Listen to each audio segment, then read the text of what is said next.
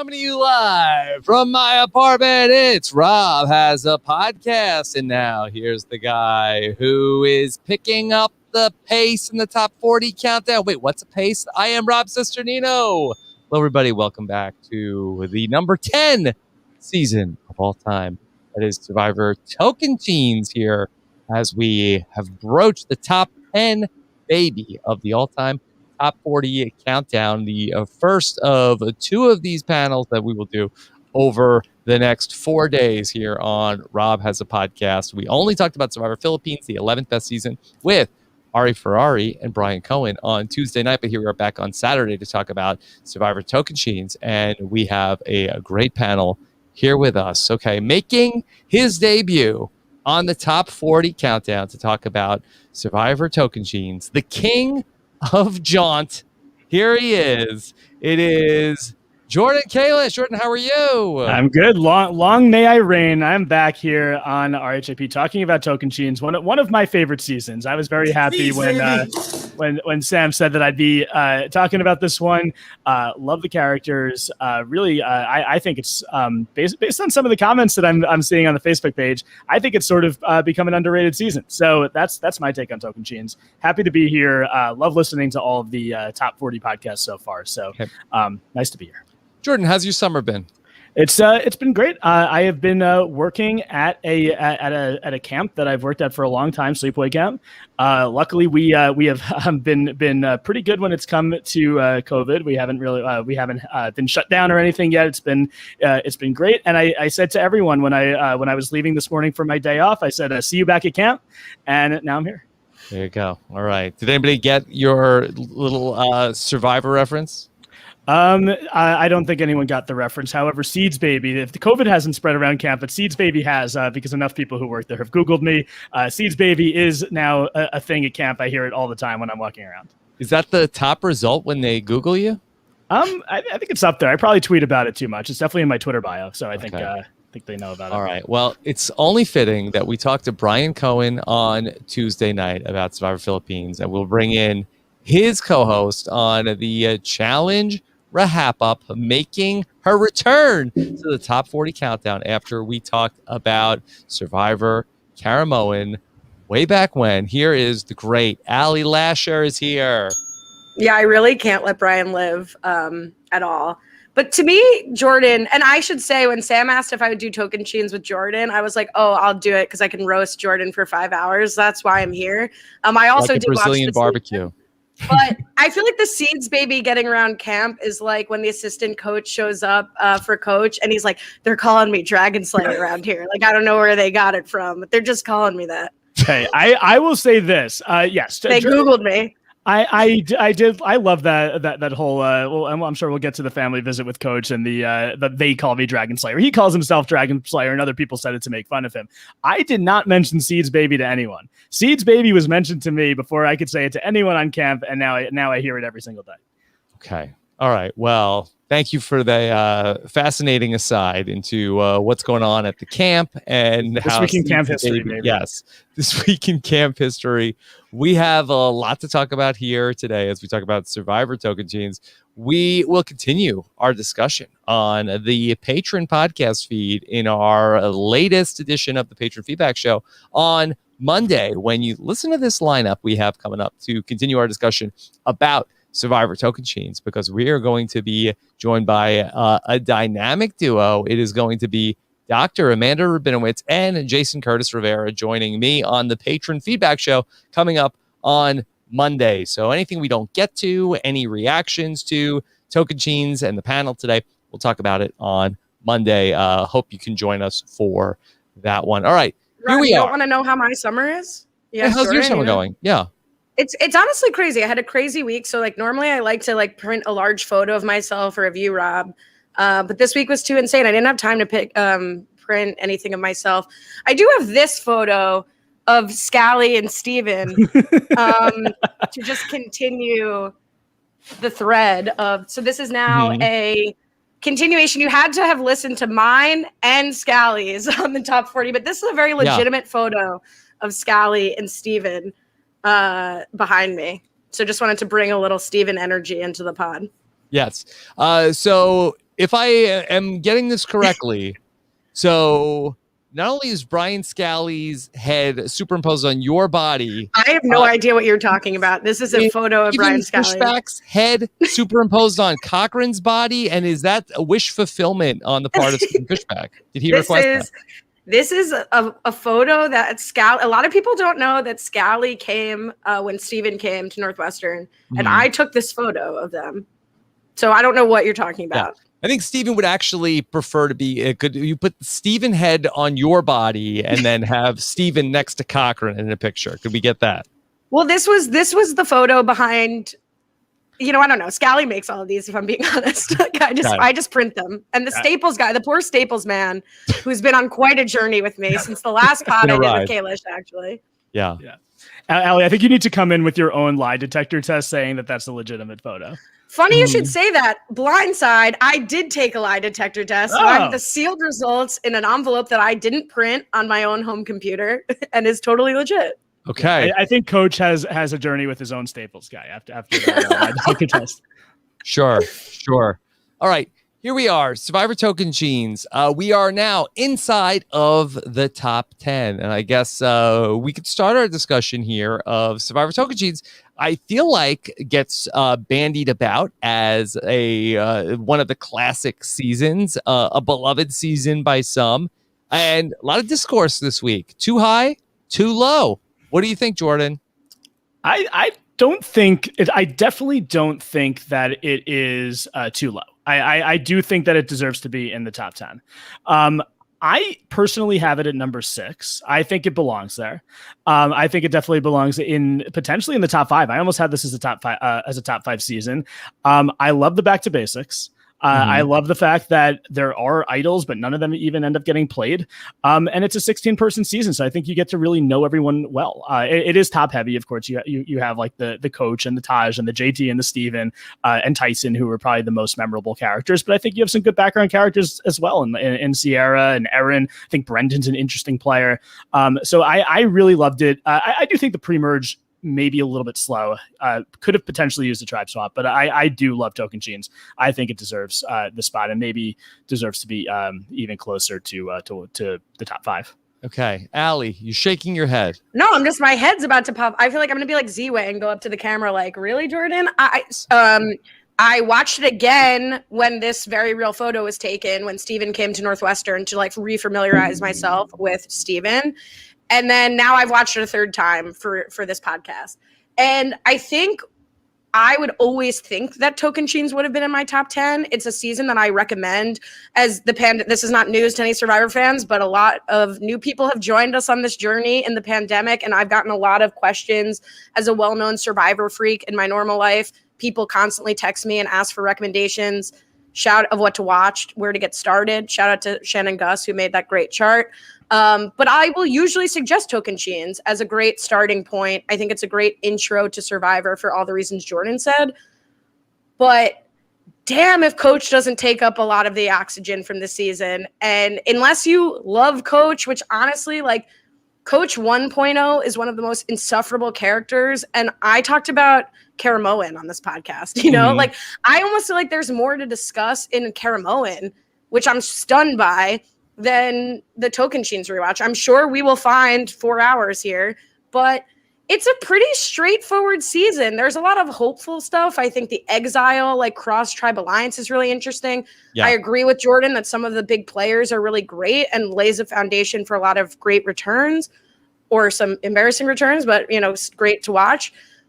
But at the end of the day, it's like a coronation of JT. And I feel like that's not really what I think of Tocantins as, but watching it with a critical eye was like, oh, people just give JT the win here, person after person after person. It's like everyone gives up their game to JT, and then he wins. So it's sort of like, it's enjoyable. It's good Survivor, but I feel like it maybe drops to between 10 and 15 for me, 10 and 17.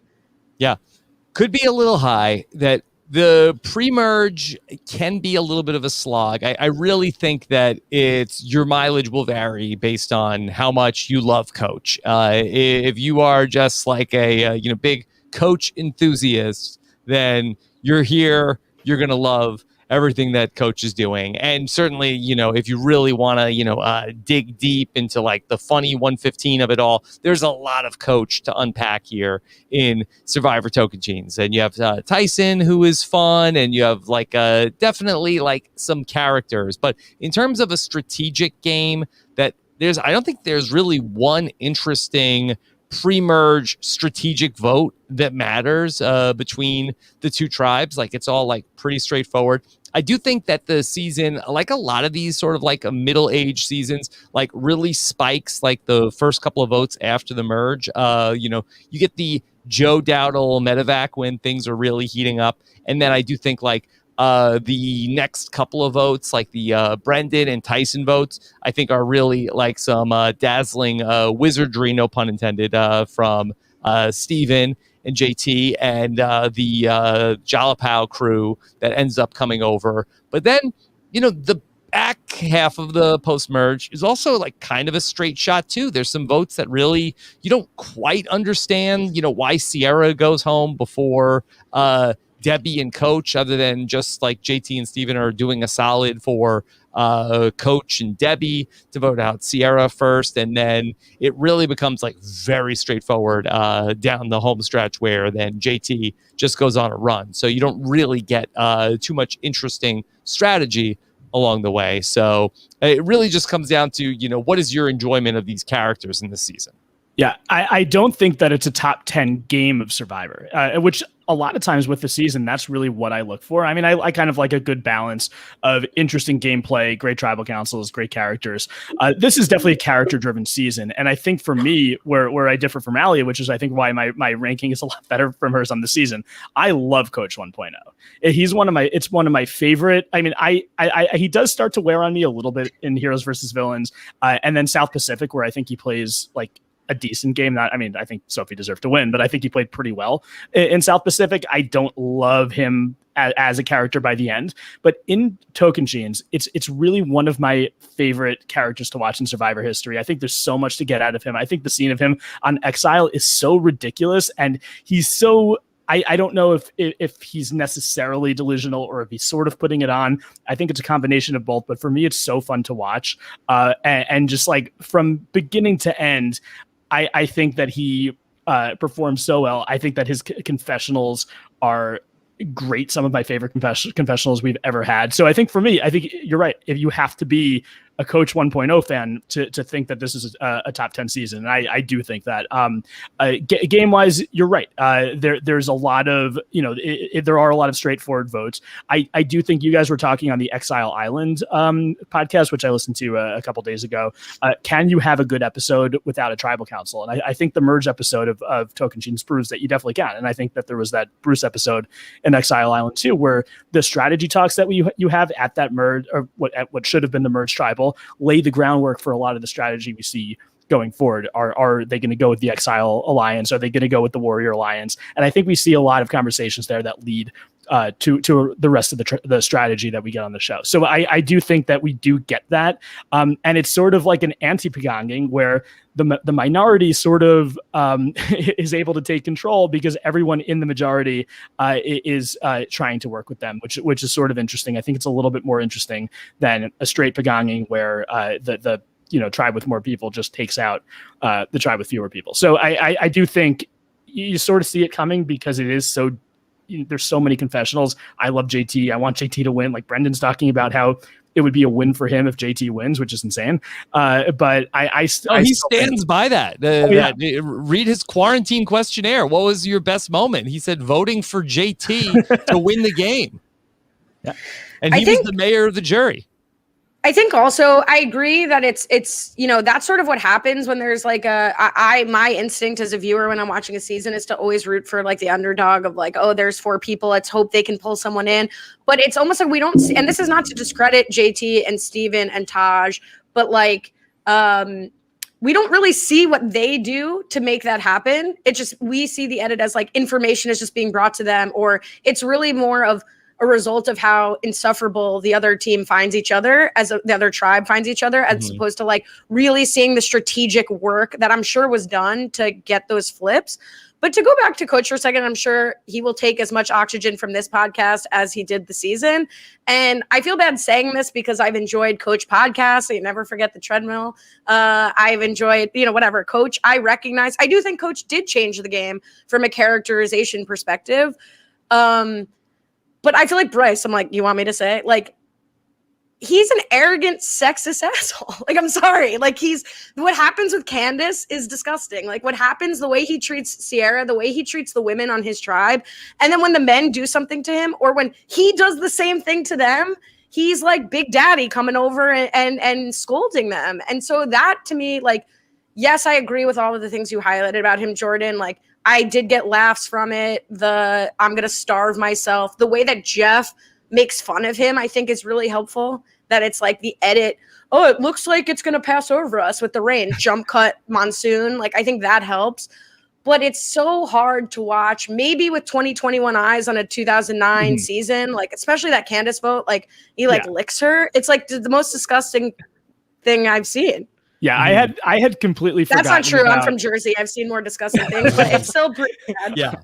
Yeah, I had forgotten about everything that had gone down with the Candace vote, and of course now looking at that, and I mean, I was probably 2009. I was 19 watching that. I wasn't looking at things with as much of a critical eye as I would now. I was 18. I'm the youngest person on this podcast. I just want everyone to know. Okay, go ahead. Yeah, so I mean, I don't think I was even thinking about how bad that looks in that episode. I think I probably am focusing more on the highlights, and also the fact that the show doesn't really take him seriously. He takes himself very seriously, but the show, with the editing tricks like you were talking about with the weather and with everything else, they don't treat him as a serious contender. I don't think anyone ever thinks that Coach is going to win the game.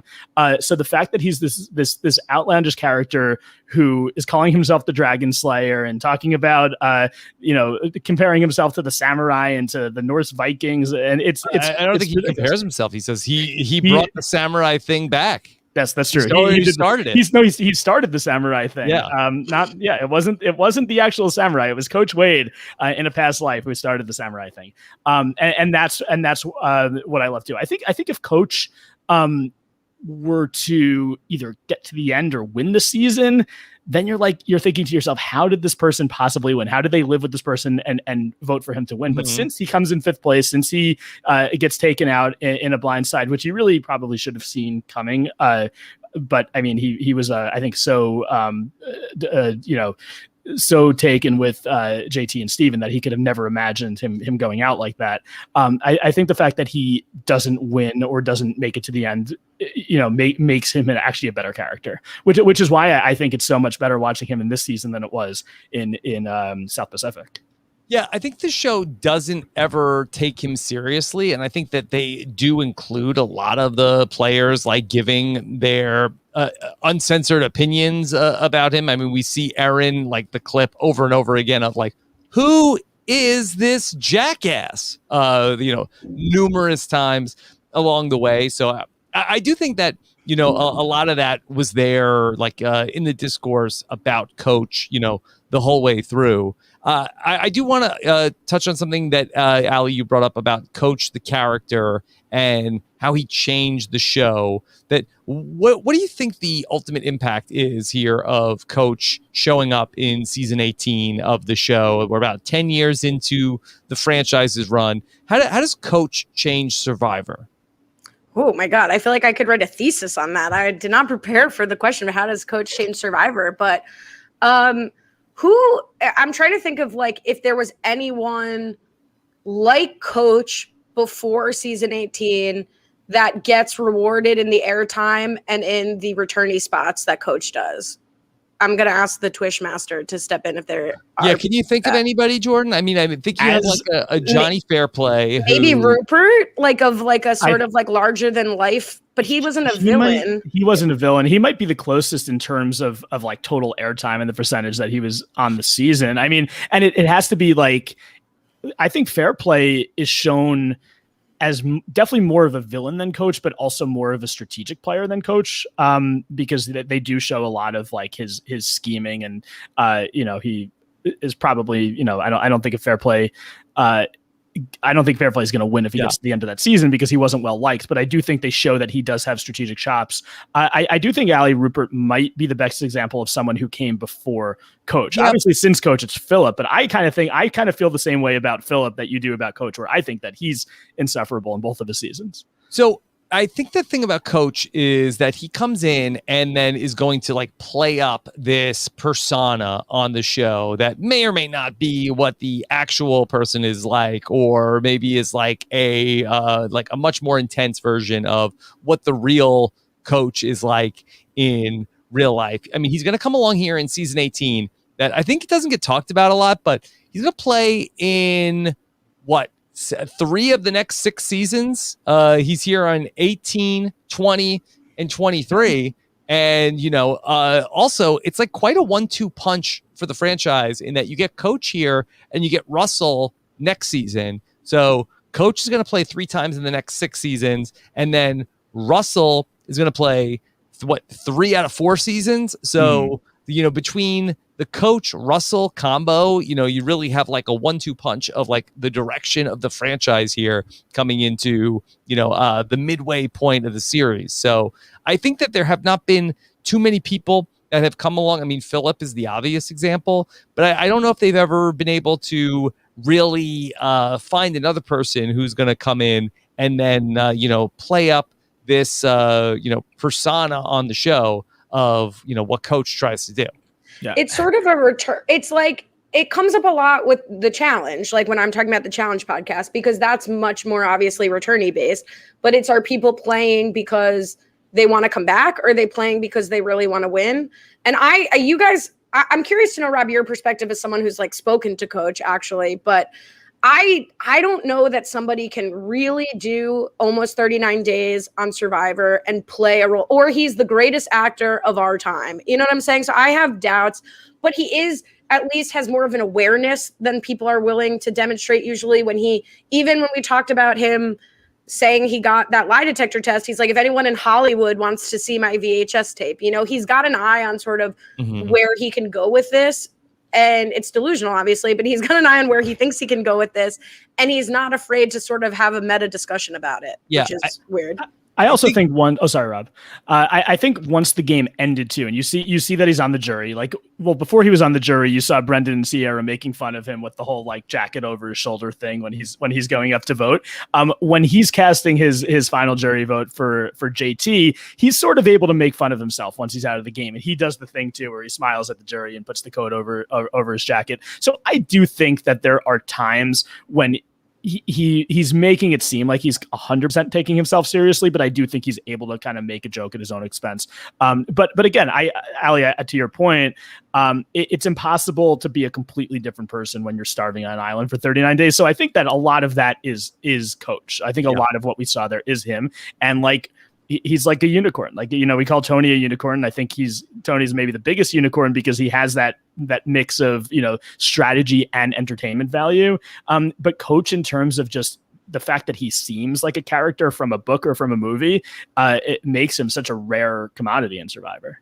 Yeah, I think this is who he is, but he also knows what parts to really play up. I think that, he could be like, oh, they're going to love this. Okay, I'm going to give them I know what they're looking for. But he's also the same person who, if you've ever read the Dalton Ross's oral history of the Dragons, where seemingly everybody there thought that, Coach really felt like that the Dragons were going to be a rock band that was going to go on tour. And then when they weren't able to do stuff at the Tribal Council, he seemed legitimately upset. He was going to walk off the show because that they this was going to be their big break. And he was very upset about that. So I think that sort of he knows it's shtick, but also I think also really buys the shtick.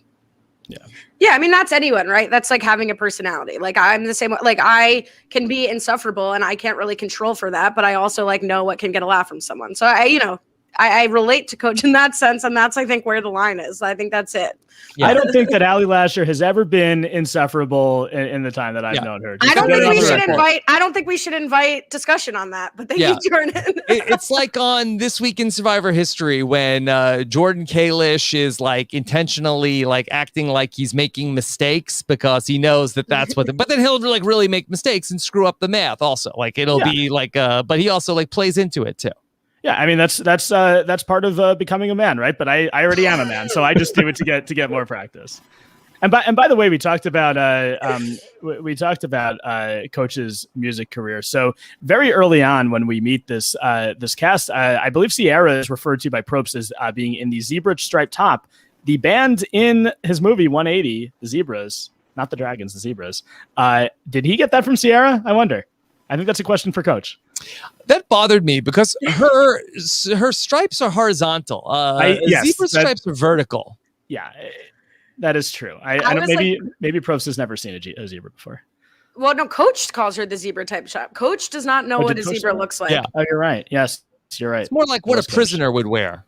Jeff has seen a zebra. I don't think Coach knows what a zebra is. That's true. Jeff yes. Jeff black and white. It was black and gray. What zebras has he been looking at? Take Coach to a zoo. Stat.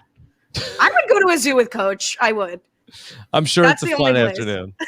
Yeah. A lot of JT and Steven and their relationship along the way. Ali, how interesting is the JT and Steven bromance all these years later? Interesting enough where I did cry at the day 39 breakfast. I didn't weep. I cried less than JT did at the reunion, but more than none. I thought that was really touching. I think their friendship is like why I came to Survivor or stayed with. I came to Survivor because my grandma had me watch it at 7. But I stayed with Survivor because, you want to see people. At the end of the day, they're two white dudes, but they are from different parts of the country. They had false assumptions of each other. They both misjudged each other based on religion. I don't know what makes Steven look so religious, but we don't have to get into that. No. But they both, I think like that at the end of the day is the heart of Survivor, that two people from different worlds can come together and work together. And that's really, really cool to see. The thing I am most excited to talk about here, and this is really jumping ahead, but we joke that we are striving to break the record of the shortest one of these. So maybe we just wrap up after this. But I think Steven gets a lot of shit for like not cutting JT, or he's in the conversation of like, you have this pair, it's like Wendell and Dom, and you go too far and then you're going to lose to the person you're going to lose to the whole time. And I even said this to Steven when I met him, which is the source of our fake feud that he doesn't remember, but with hence the fake, is like, you're watching and it's like, these friends aren't real. Like, you're 39-day friends. Like, who cares? Like, you don't even really know them. And Steven got like upset about it. And I can now, watching it again, understand why. Like, A, I do believe they had a really amazing relationship. And B, there was no time for Steven to cut JT. So I don't know if we'll dig into that episode by episode, but I kind of think Steven's hands were tied and he did everything right. And JT won out. I'd agree with that. And we see Steven talk at the Final Four talking about cutting JT, but he wins the 5, the 4, the 3. And it's not like, look, obviously JT was good at challenges. He was good in the pre-merge. He was good in the reward challenge, but the reward challenges. But before the Final 5 immunity, he had never won immunity. It's not like they could have, assumed that he was going to win 3 in a row. So yeah. I do think that Steven would have been fine cutting JT before the end. It would have obviously been the right move because he loses 7-0. So yeah, I think it's I think there are cases where we see players go to the end with someone who's obviously going to beat them, and they had the opportunity to take them out. And this season, I agree with you, Ali. I don't think I think there were opportunities, obviously, in any of the votes before the Final 5, but I don't think it would have been a good idea for Steven to do that because you have a guy who trusts him implicitly. Why cut him at the Final 6 or before that when you're then going to probably make yourself the next target? What an amazing line. Oh, go ahead, Rob. Sorry. No, you go ahead. I was just saying, what an amazing line when he's like, someone always goes on a run. Let's make that you. Like, Yeah, what that an happens. amazing line. I was going to reference that. So that at the Tyson vote, that he's like, we I'm got to getting vote on chills. Tyson. Tyson's going to go on a run. That somebody always goes on a run. We could make that be you. And it's a great, compelling case to JT. It's amazing. Why, could you argue perhaps that's maybe a flaw in the plan was to not keep around a person that could potentially beat JT down the stretch? I was thinking that, but if you look at that vote, when Tyson goes, who would have been left if you have JT gone? And I think this situation, although it did not feel precarious at all, because I think JT ends up winning, so they're never actually at risk, the Jalapao 3. But if you upset the apple cart there and you leave Tyson in and you take JT out, nothing is stopping Debbie, Coach, and you can't Tyson, take JT out there, who are so close. Or not even JT, but if you leave Tyson in, right? If you leave those people in who have a stronger alliance than you do, once they get rid of the riffraff, the people they hate, you're relying on Aaron. It's just like there's a lot of balls in the air. I think are unreliable. And I think when they take Tyson out, I mean the other there was that sort of like very close Timbira core, which was Tyson, Debbie, and Coach. If you take Coach out, I feel like that's the worst thing you could possibly do, because I think if you take Coach out, I think Timbira then is able to gel together, because I think Coach is the one that Sierra doesn't like, that Erin doesn't like, that people are going to get mad at. And then if you take Debbie out, honestly, Debbie was I think a pretty popular player, but she also got into it at certain times with Erin and with Sierra, and it made it hard for those two players on former Timbira to work with her as well. I think Tyson is the one that everyone, except probably Sierra, really got along with, really gelled with, because of how humorous of a guy he is. But I do think that you had to take Tyson out there. He just won the first two immunities. You don't know if he's able to go on a run then and potentially win out. I think it's sort of unfortunate that he wins that merge immunity that ends up meaning nothing, because if it was just the final 9 that he won, maybe they're like, oh, you know what, JT could win immunities, Steven could win immunities, Debbie could maybe win immunities. I don't know if he's looked at as much of a threat at the final 9. So it sort of sucks for him that he won a useless one. Just to go back to the idea of like, when could you stop JT coming down the stretch, that I didn't remember how close Erin came to beating him in the puzzle. And that would have been a very interesting scenario if Erin won the final 4 immunity, if they would have taken the shot at JT there at the final 4. Well, you have Steven and Taj having that conversation that's not necessary to have yet. And you see both very smart, very strategic players sort of floating the idea of what happens if, like, do we take JT? And both of them are like, but I could never do that. No, I could never do that either. And I feel like that conversation would have been the foundation, if Aaron had won immunity, for them to be like, all right, but like, actually, we do have to do that. They're both sort of sussing each other out on it. And the other thing that's really fun to watch with Steven here and in these conversations, these strategic moves, is to know that he lands next to you as like a Survivor know-it-all. To see, really, I think he's such a talented narrator in this season, and he really gets the game in a way that JT doesn't or can't articulate. And it's like, wow, I don't think he should have won this season, but he's right where he should be next to you, talking about Survivor every week. Yeah, Steven does do a very good job all the way through this season. I was actually a little more impressed with, that we all remember in Survivor Cambodia with the slingshot and hitting the wrong target. And I feel like that he has more mishaps in the challenges in Survivor Cambodia, but I actually thought that Steven performs pretty well in the challenges here in Survivor Tocantins, including I was gobsmacked. I was gooped when Steven hits the winning shot in basketball in the second episode. Yeah, good for Steven. And Steven, until JT goes on his run, I believe he won just as many individual challenges. Actually, no, I think he won more individual challenges than JT did before the final 5. So yeah, Steven did perform well. He was able to convert the math symbols, which I still don't get how that challenge works, to numbers to win that. He wins touchy subjects, and it was like, sorry, I asked. Okay, yeah, he wins touchy subjects, which shows to win that challenge, you need to be playing a really good both strategic and social game, because it's obviously they're going to take out the people who aren't gelling socially with the rest of the group. So yeah, I also thought the whole pre-merge, I was way more impressed by Steven in the pre-merge than I was with JT. I feel like he was sort of the core of Jalapao along with Taj. And JT was sort of the third there. JT and, you always talk about JT and Steven as the duo from this season, but until really, they start taking out like, Brendan and Tyson, it's really more Steven and Taj. Yeah.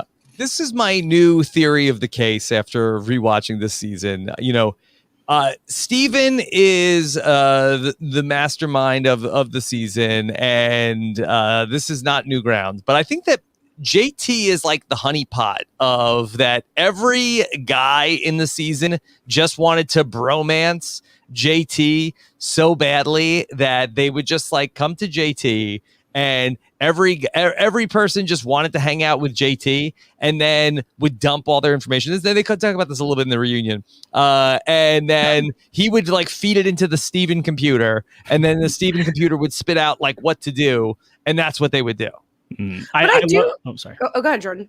I love that JT almost has like his office, which is the fishing, like the kind of the creek next to the water where he's always fishing. And there's so many scenes of different people: Tyson, JT, Steven, Taj coming up to him. Aaron goes up to him there, and it's always the same scene of him fishing, them giving him information. So I think you're right there, Rob. People were obviously so taken by him, and were almost willing to throw their game to him.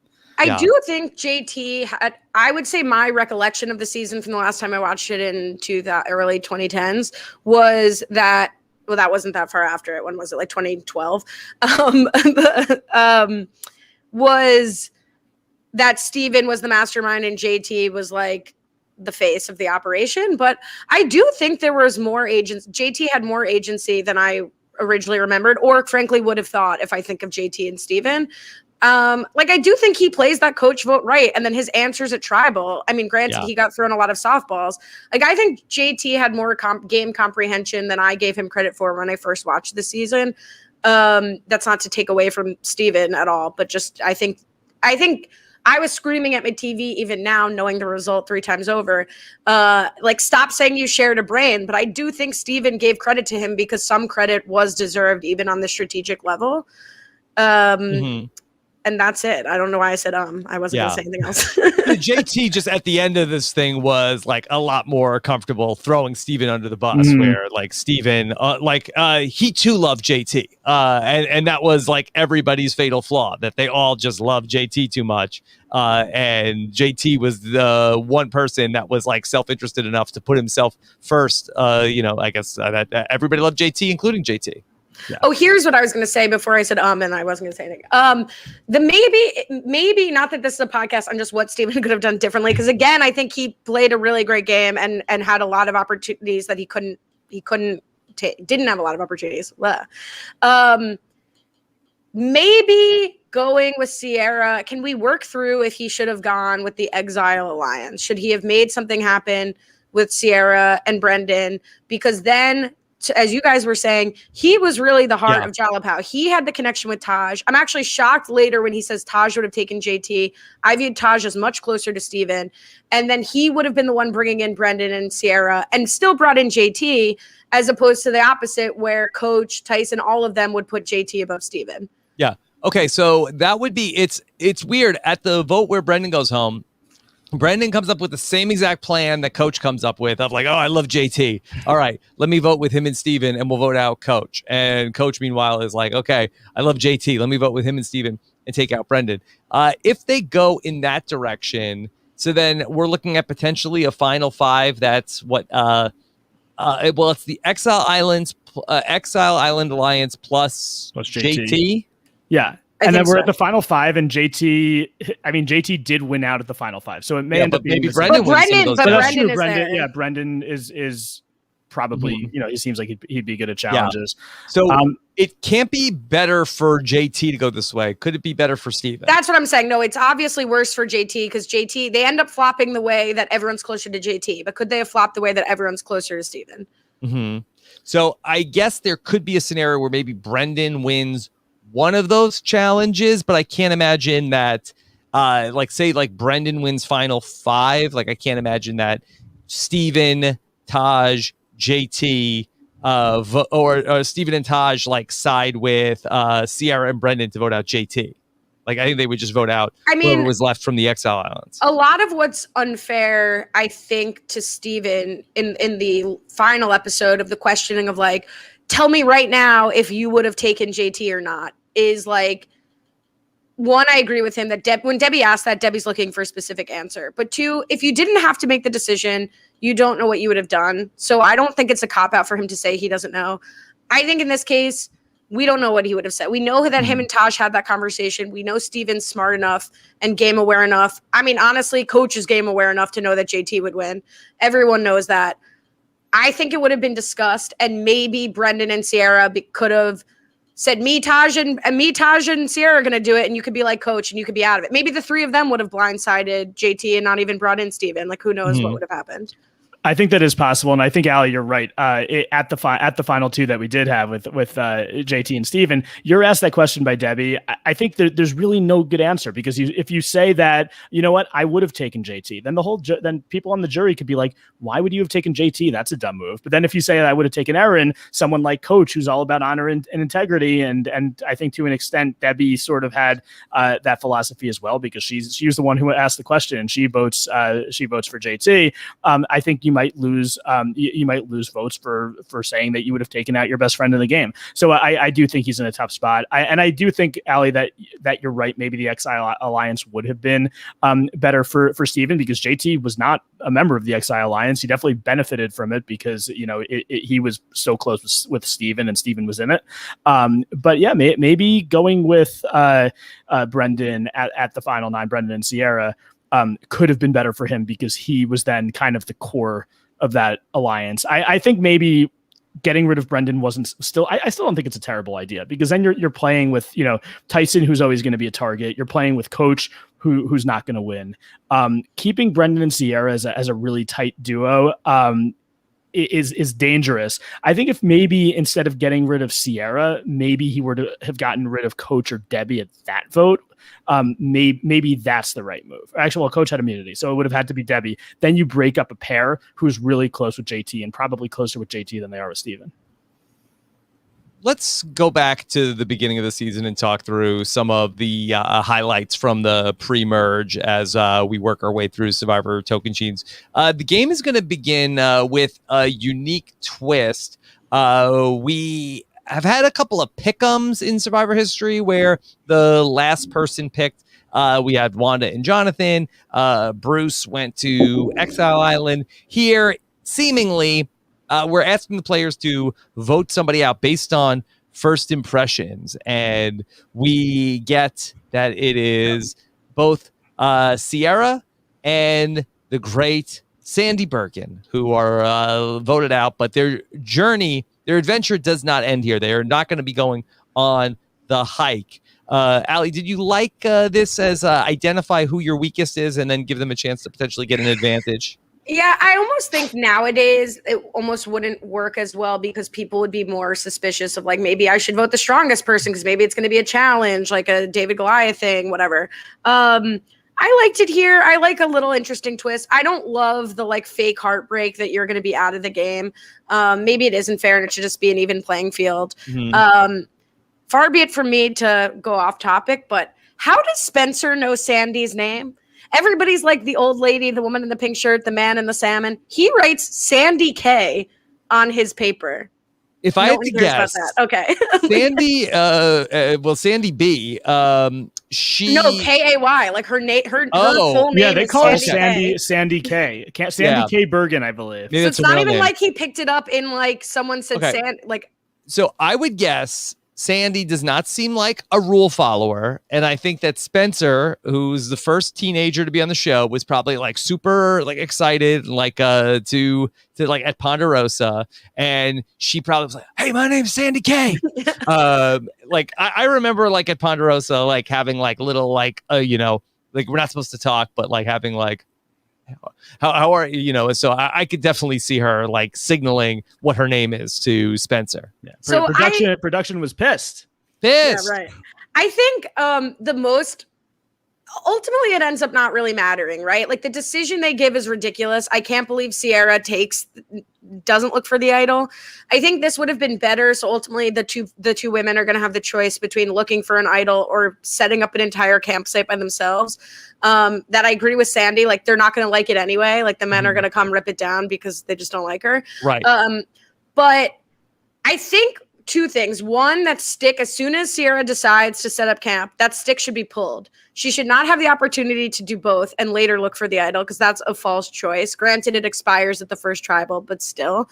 The other thing I don't love about it is the probe show of it all, where Jeff is like scolding them because they're like, ooh, a helicopter. And he's like, don't be excited. This is a social game and you're an outcast. Yeah. They're excited to still be in the game. Like, I mean, this is only 4 years after Palau where they saw two people not get picked and actually taken out of the game. So I think that's why they were happy. I don't think it's because they were, they didn't have to make the hike.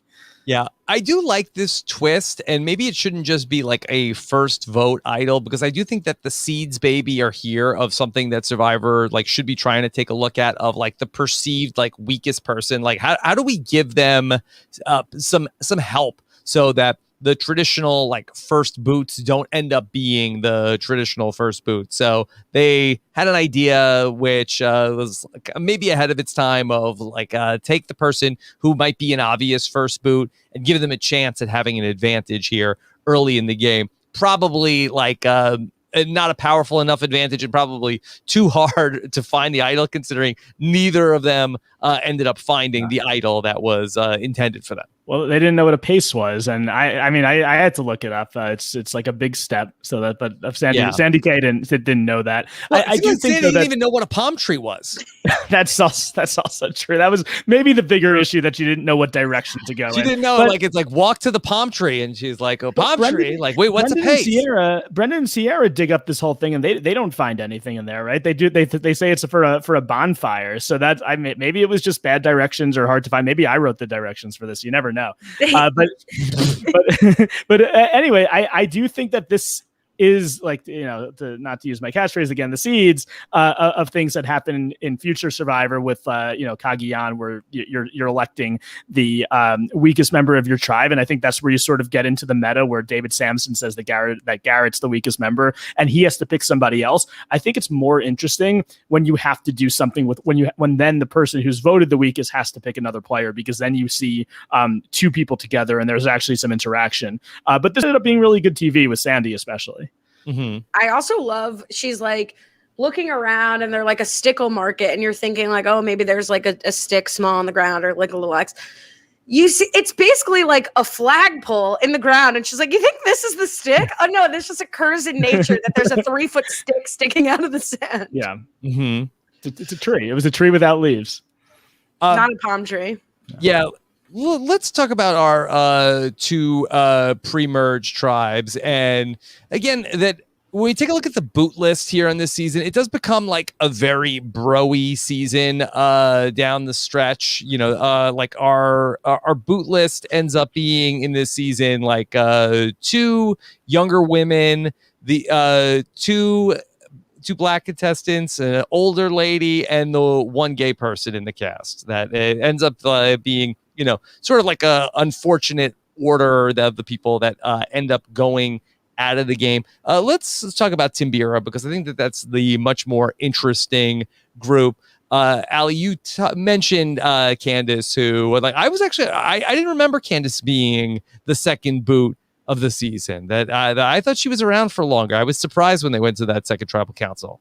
Same here. I think she's a really memorable contestant for only having been on 2 episodes. I think it's like a crime she hasn't been back. I think and this is what we were talking about before. One of the reasons I dislike Coach also is that, yes, he's got these like good confessionals, quirkiness, whatever, but it affects other people's ability to play the game. Yeah. And like, he self-diagnosed, he's an oncologist. Like, oh, everyone's a cancer. Everyone who like steps to him is a cancer for the tribe. Yeah. And so like in those early days, like, yeah, why not vote out someone if Coach is pounding his chest and stumping so hard to get rid of them? But Candace was athletic. She was smart. She was strategic. I do not understand for the life of me why they would vote her out so early on in a tribe where like you would want strength, you would normally value that.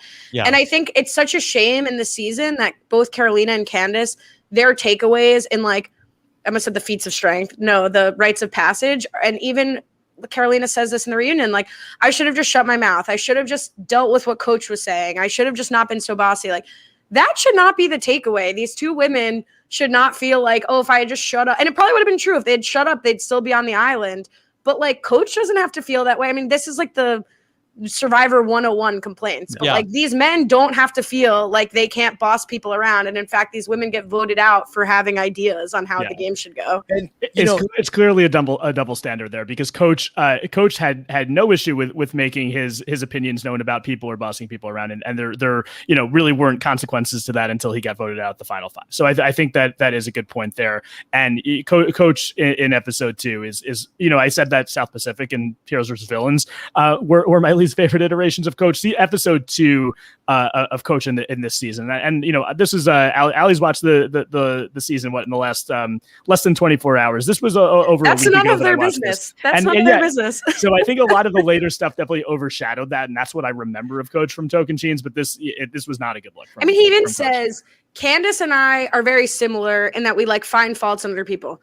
I do it because I'm a coach. She does it because it's her nature. Yeah. I mean, come on, bro. No, that was an insane quote. No, not you. Sorry. Like, come on. I don't mean like Kalish. No, I know what you meant. I know what you meant. It's so irritating. And Candace didn't do a quarantine questionnaire, did she? A lot of Tocantins. There were a lot. I didn't see one from Candace. Yeah, but if they ever do like a first boot, second boot season, I would love to see Candace again. Yeah. And Candace talks about this in a confessional. She says that coach doesn't live up to what he preaches. I mean, everything that he complains about with Candace is something that he's doing as well. So it's definitely true that that coach gets away with it potentially because of who he is compared to who Candace is coming into the game. Yeah, coach is not going to stand for like anybody being like insubordinate to his leadership. I mean, we're going to see this also quite a bit in Survivor South Pacific. I mean, coach handles it a lot differently, like when it comes from Brendan versus like when it comes from Candace. Candace like immediately has to go from the tribe. We're going to see this a lot with like Christine and Stacy in Survivor South Pacific. Kudos to Sophie for like being able to like clock this from coach, and instead of like trying to subvert him, that she's going to basically go deep undercover for 39 days and ultimately like figuring out like how to hack to the working with coach and make it work for her in a couple of seasons. But coach is not going to be able to get along with a young woman who's going to like have disagreements of opinions with it's about how to cook the rice or how to do anything in the shelter. It's like that person has to go. That's like a test for the tribe.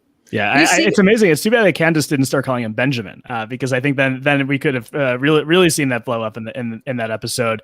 But yeah, I mean, coach needs to be the dominant person, and with Brendan, you're right. I mean, when he talks about Brendan, he doesn't like Brendan. He doesn't like that he's challenging his leadership, but he refers to him as like a noble adversary in like a mythical type way, where Candace is just someone who has to go. When there's someone like Sierra's on the tribe who's sick. There's Erin on the tribe who's the only person who's really aligned with Candace.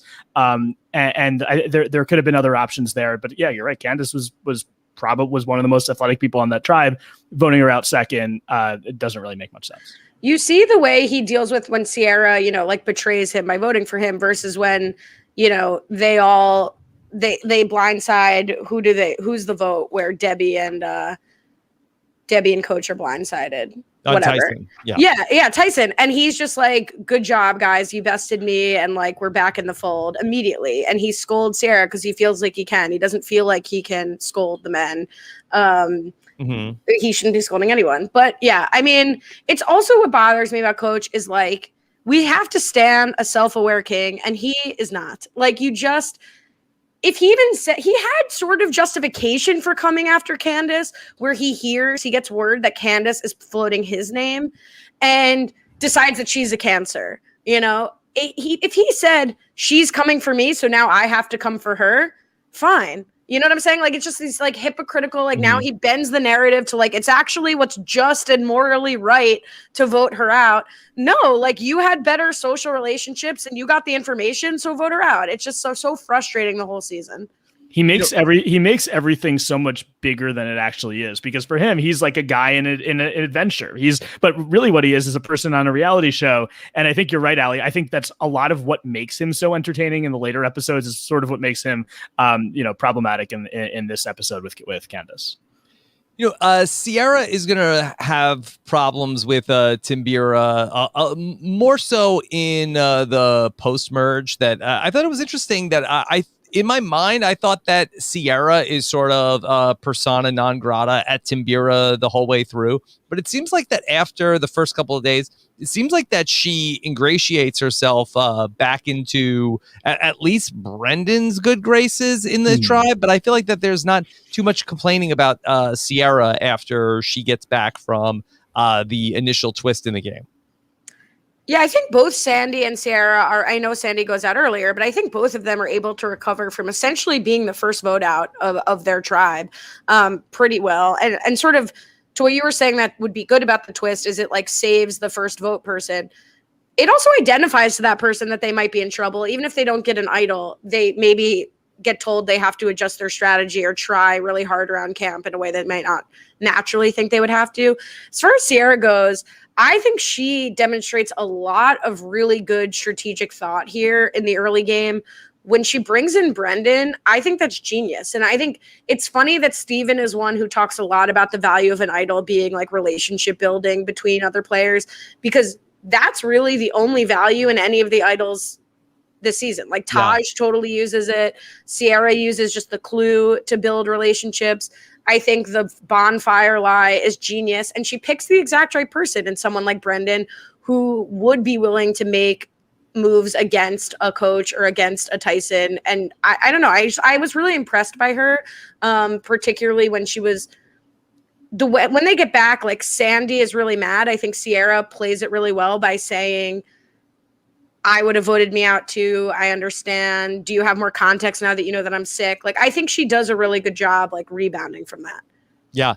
And I don't remember if I watched the recap episode. Did either of you watch that along the way? Yeah, I don't think I've ever seen it. And I'm not sure if it was in the recap episode or if it was in the main episodes, but Sierra has like some good conversation with Coach, and then talks about how that, he teaches women athletes, students, and, was comparing her to one of his students and the case that she was making about getting a second chance. And I think that she does a good job of, getting back into the good graces, because after Candace, it's going to be, they're going to talk about Erin is going to be the next person to go. And it's only because Jerry seemingly gets sick that it ends up being Jerry booted. And Ali, Coach is very upset about Erin when she realizes that it's going to be, she'll be safe and Jerry has to go home. She had an evil sneer. Which is crazy, because the true evil is Coach and Tyson going to Jerry and being like, act strong, look alive, so you don't get voted out, when this man is within an inch of his life. Like, he needs to go. He can't move. That man is backed up. Yeah. So I think that's like more that was the problem. Trying to make somebody, didn't the beans made it was the sick? Beans. And as I heard from Sandy, those are farting beans. Yeah, he would have been. Yeah, he would have been. Ask Nick and Austin Bruce about that. Yeah, Beans doing a lot of contestants in this era of Survivor. They don't give him beans anymore. That's why they just give him rice. Too many problems. Yeah, but that conversation. Go ahead. Sorry. No, Beans baby. Was there more? No, I was not going to say Beans baby, but there's the hashtag. But I was actually, I like Jerry. So Jerry Sims was my winner pick for the season all the way back when Tocantins aired.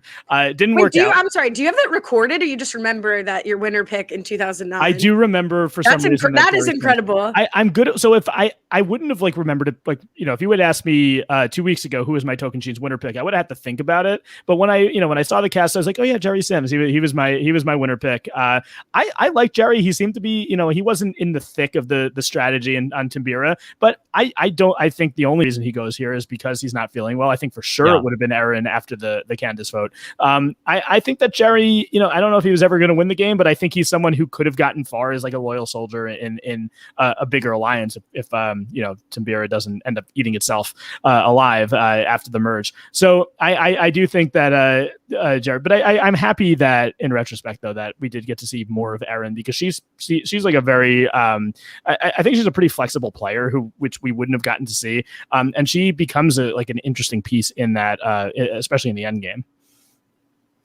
It would have been interesting to see what would have happened had Jerry stuck around. Like, he strikes me as like a serious person. Like, he's in the military. Like, I don't think that he's going to go along for like all of the nonsense with Coach. Like, I don't think he's going to be part of like this big fractured group that is Timbira. So I think it would have been really interesting to see like it's a very like gossipy bunch. And when Steven and JT come over, they're like, oh, did you hear about Brendan? Did you hear about Coach? Like, I just don't see Jerry fitting into any of that.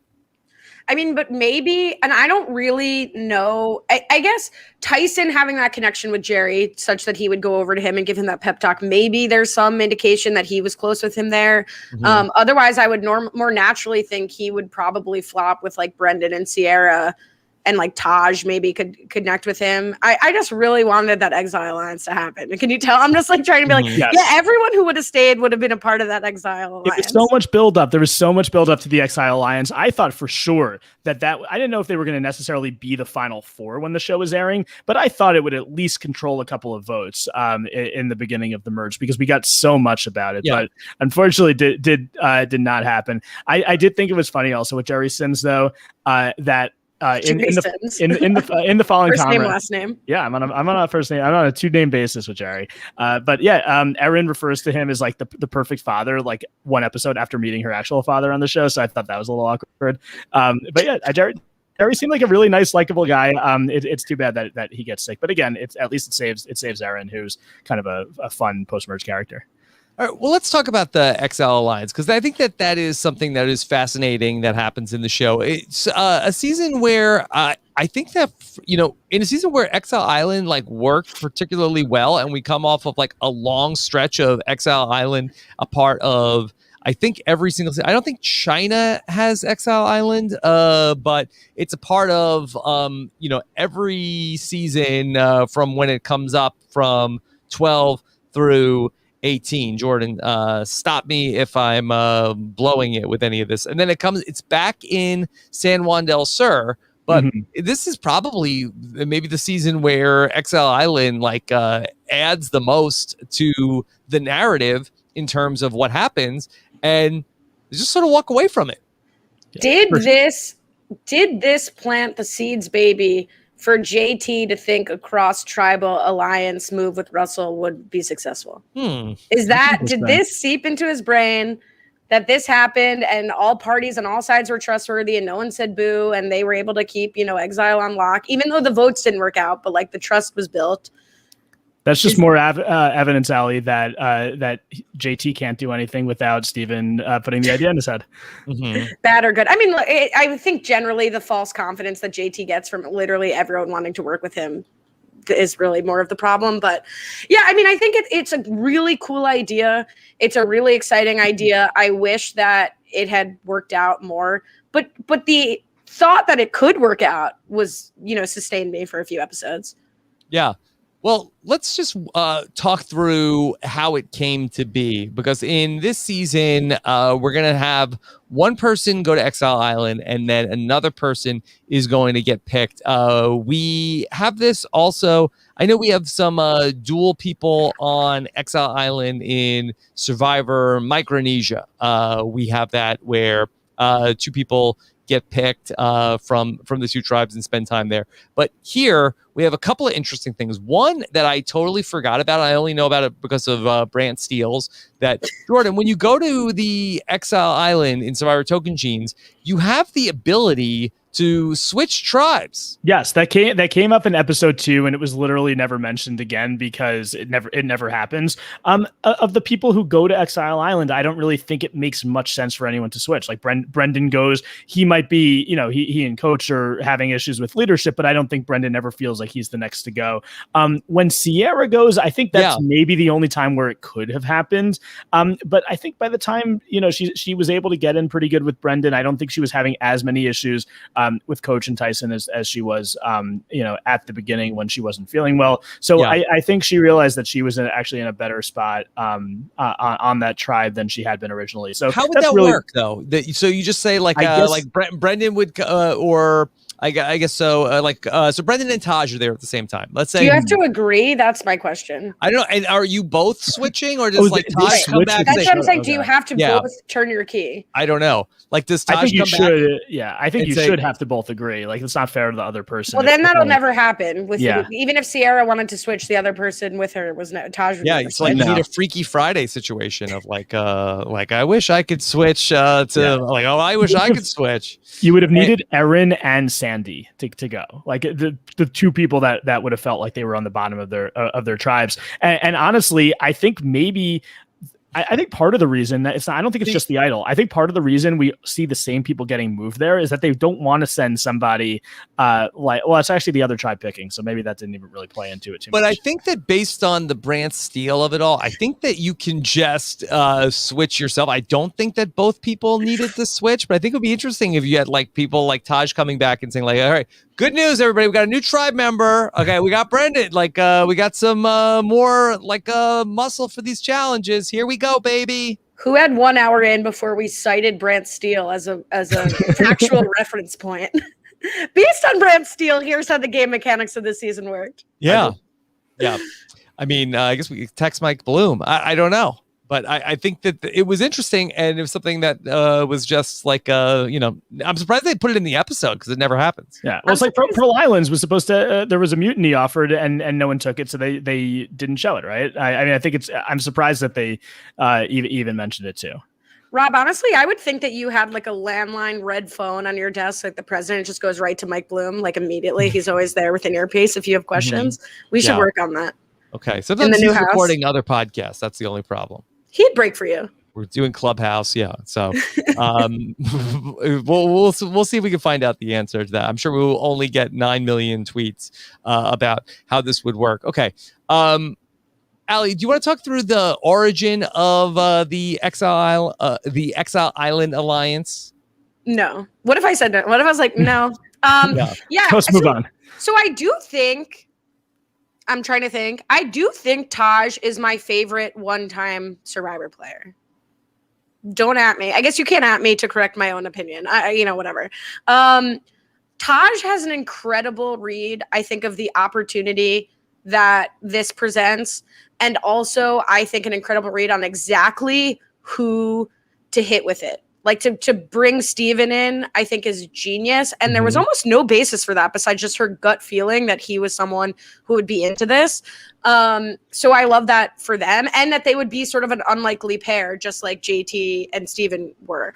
So the origin is, I'm like, I have 15 pages of notes that I'm not using. The origin is that Taj and Brendan, the two perfect people, I think, to go to Exile to make this work. I think Coach would have been too like loyalty focused, blah, blah, blah. Tyson would have just been like being a ham and making jokes. So I think like two people who want to make something work. So they propose, I have Sierra in my pocket. I can get Steven, and the four of us will continue to meet up. And what is so frustrating about the origin of this is that Brendan had one job. He had one job. Talk to Sierra. Who else are you talking to? Who else is Sierra has no other friends. Talk to Sierra. He cannot even accomplish that. So Taj ends up having to come back and explain it to her. So it's really just Taj's alliance, and Brendan, if anything, was a disadvantage, unhelpful.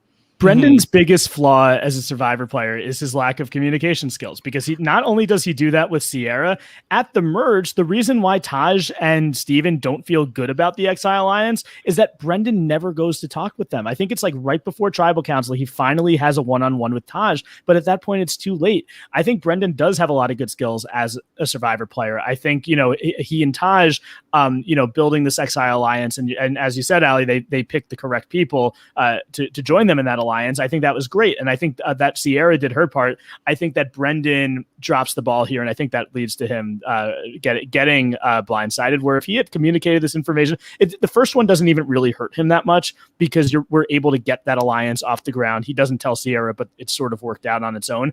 But he makes the same mistake again. He doesn't check in with his allies, which is a mistake that we see a lot of people make on Survivor, and they don't feel good about it anymore. I don't know if you heard, he's a businessman and entrepreneur. And as a businessman and entrepreneur, which he says every single effing episode, I did look at his LinkedIn. He has started a lot of businesses. I think he is like a very successful person. He's an extremely successful businessman and entrepreneur. And as a businessman and entrepreneur who started many businesses and taken a lot of entrepreneurial opportunities, he should be able to communicate.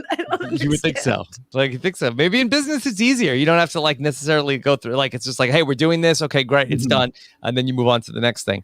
But at least respect to Brendan for actually being a successful business person and entrepreneur, and not just being a person who says that they are. Third time he mentioned it, I googled it because I was like, I have to check in on this. In the business world, Sierra could have texted him from Exiles, did you know about this Exile Alliance? He could have reacted to the iMessage, and then we would have been good. If there 2009 would have been.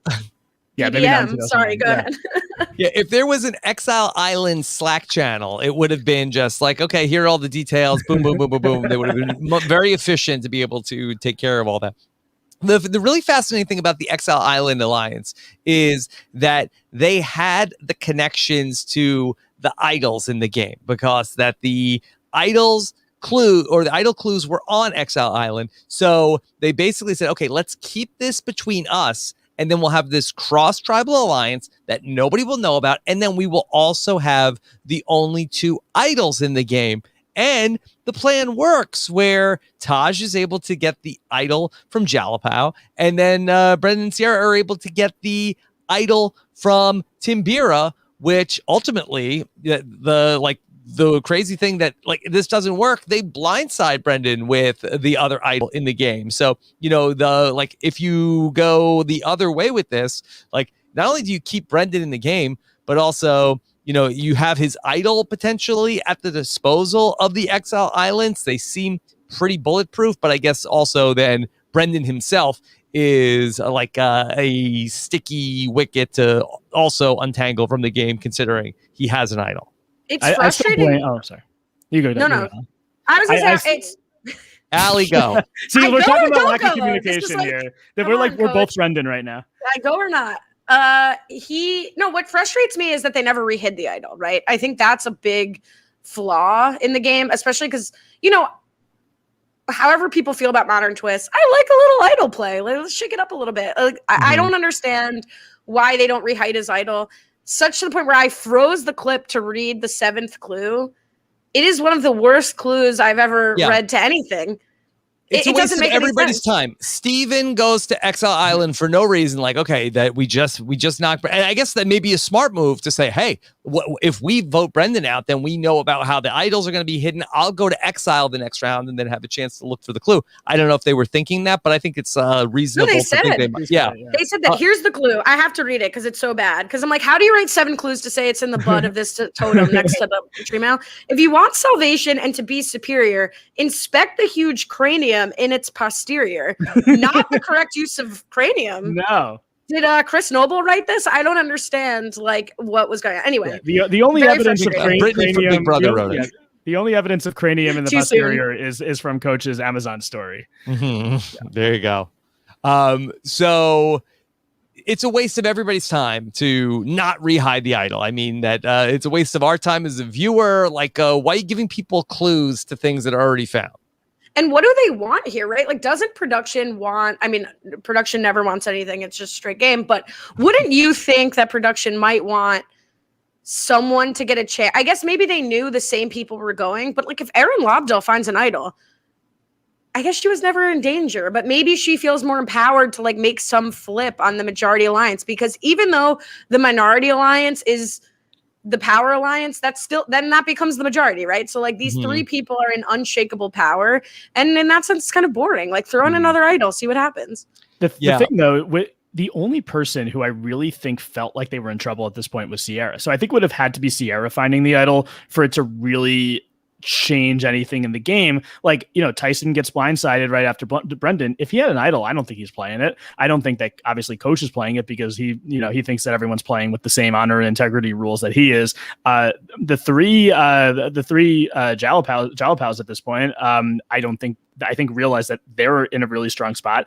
I think Sierra would have had to find it for it to be interesting. So I don't know how much it changes the game, but I do agree that when that idol goes out at the first vote after the merge, it could have been rehidden. And I know I said I like the back to basics. You know, no idols were even played on the season. Right. Only 2 were in existence, except unless you count like the day 1 idols that weren't found. I still think we could have. I think there's a happy medium where we could have maybe had that one. So hidden. I just don't think it changes much. I wonder if the mechanism is that if there are no idols in the game, they would rehide an idol. But considering that there was still the idol that Steven and JT had in the game, then they weren't going to have there be a second idol to be rehidden in the game. Taj's idol that Steven and JT had. Yes. Taj's idol that Steven and JT had. You know, I'd like to talk a little bit about Taj, who we find out on the show she is the wife of Eddie George, but Taj also she's lower thirded as former pop star. Does Taj ever tell the other players about her background being in the group SWV? Well, no one even told Jeff. He misidentifies her in the photo. That was. I thought there was a couple moments in the finale where that they put up a photo of Taj, and then Jeff that says she's the wrong person in the picture first. And it was very clear who Taj was in that picture. By the way, it was a photo of Taj. It wasn't ambiguous. And there were 2 people who both had weird glasses, and one of them was Taj, but like one was Taj, and the other 2 were very. Not Taj. Also then in the reunion says, people love Taj. You know, I didn't think people would like Taj when we were out there, but people are like, why on earth would you think people wouldn't like Taj? What is it that you think that people wouldn't like? No, Taj was one of the best characters on this season, and I think she did play a really solid game as well. I was extremely impressed with her in the pre-merge, everything with all the Exile Alliance stuff. She gave great confessionals. I do think that maybe there was more. I mean, again, like we were saying the same thing with Steven. When could he have turned on JT? When could Taj have turned on JT? It's still the same thing with him winning those immunities down the stretch. I do think that she is clearly an above average player. She talks about the game. She clearly knows the strategy of the game, and it's kind of crazy to me that she hasn't been brought back. A rave. She's above average. No, I agree. I agree with what you're saying. I don't know. I agree with you that she obviously didn't have the time or the opportunity to cut JT, but what was her long-term plan, right? Because at least Steven's worst case is he's final 2 with JT and loses in the final, but he gets there. And even then, maybe he's like, I could make my case. We'll see. Taj's best case scenario in all configurations was losing in 3rd place. Like neither of those guys were going to take her. I don't know if she thought I could convince Steven to take me over JT, but even he's her plan. But she's a strong, but like you might as well take JT to maintain your quote honor, because Taj could beat you too. It's different than Erin. So even not to keep going back to the Exile Alliance, but Taj should have been extremely motivated to go with the Exile Alliance, because at least Brendan might have taken her. If you can, I don't know how that would have played out, but at least it was an opportunity. Yeah. And she knows Brendan a lot better than Steven does at this point too. Sure. So I agree with you there, Ali. I think that maybe going all the way back to that vote, that could have been a way for her to take more control of the game. But I don't think, look, a final 3. The problem is a final 3 with JT, Steven, and Taj. Maybe Steven does take Taj, and I think there's a chance that Taj does potentially win in that configuration. I think it would be a good battle between the 2 of them. But then you also have to think who's going to have the best chance by far of winning that final immunity over Taj and Steven, and it's most likely JT. But you never know. I mean, anything could happen in these final threes. Like Danielle DiLorenzo beat Terry Dietz in a final three challenge, which you never would have guessed. So I do think that going with JT and Steven wasn't terrible for her, especially since she was so close with Steven in the pre-merge and throughout the game. But yeah, I do think this Exile Alliance could have been very beneficial for her and almost as beneficial for Steven. Sounded like Jordan said this Exile Alliance. This Exile different podcast. Different podcast. Yeah, and by the way, Ali, in that picture behind you, I really like Scally's glasses. By the way, excuse me. I really like Scally's glasses. Oh wait, is that Steven or Scally? I can't tell. I don't know who's in that picture. You're like Joe and I can't tell the difference between Joe and Brendan for the first half of the season, so maybe that's what you're doing. But yeah, okay. Is being on the island when Steven realized he looked okay with a beard? Because it's very funny to see him. I know. I'm sorry. This is also off topic, but like when he sees himself in the mirror at the finale at the bungalow retreat with JT, and he's like, "Whoa, a beard." And you expect him to show up clean shaven, I feel like, to the reunion. And now I've never seen him without the Scally style scruff. Interesting. Was this a Tocantins special? I don't know. Maybe we'll be able to find out sometime this week as we're watching both of Steven's seasons. Maybe he'll give us the oral history of his look. Steven, I know you're an hour and a half into this podcast, so if you could just let us know, you can text me directly. It's fine. One last thing on Taj, as we're talking about her in the beginning here, that it's a frustrating thing about the season. Taj is all over the pre-merge, and then she comes back around the family visit. And it's just like we lose Taj for like 4 or 5 episodes. Like she's barely in the show. True. I mean, it's when you watch in 12 hours, you don't miss her as much because you just saw her like 45 minutes prior. Yeah. But I think, and I'm not saying it's her, it's her fault. Like, it's just like that. Okay, here's somebody who's like an important person in the show, and the show's like, don't worry about her for a while. I do think it's part of how like step-by-step textbook the season goes. Like they're making the obvious votes.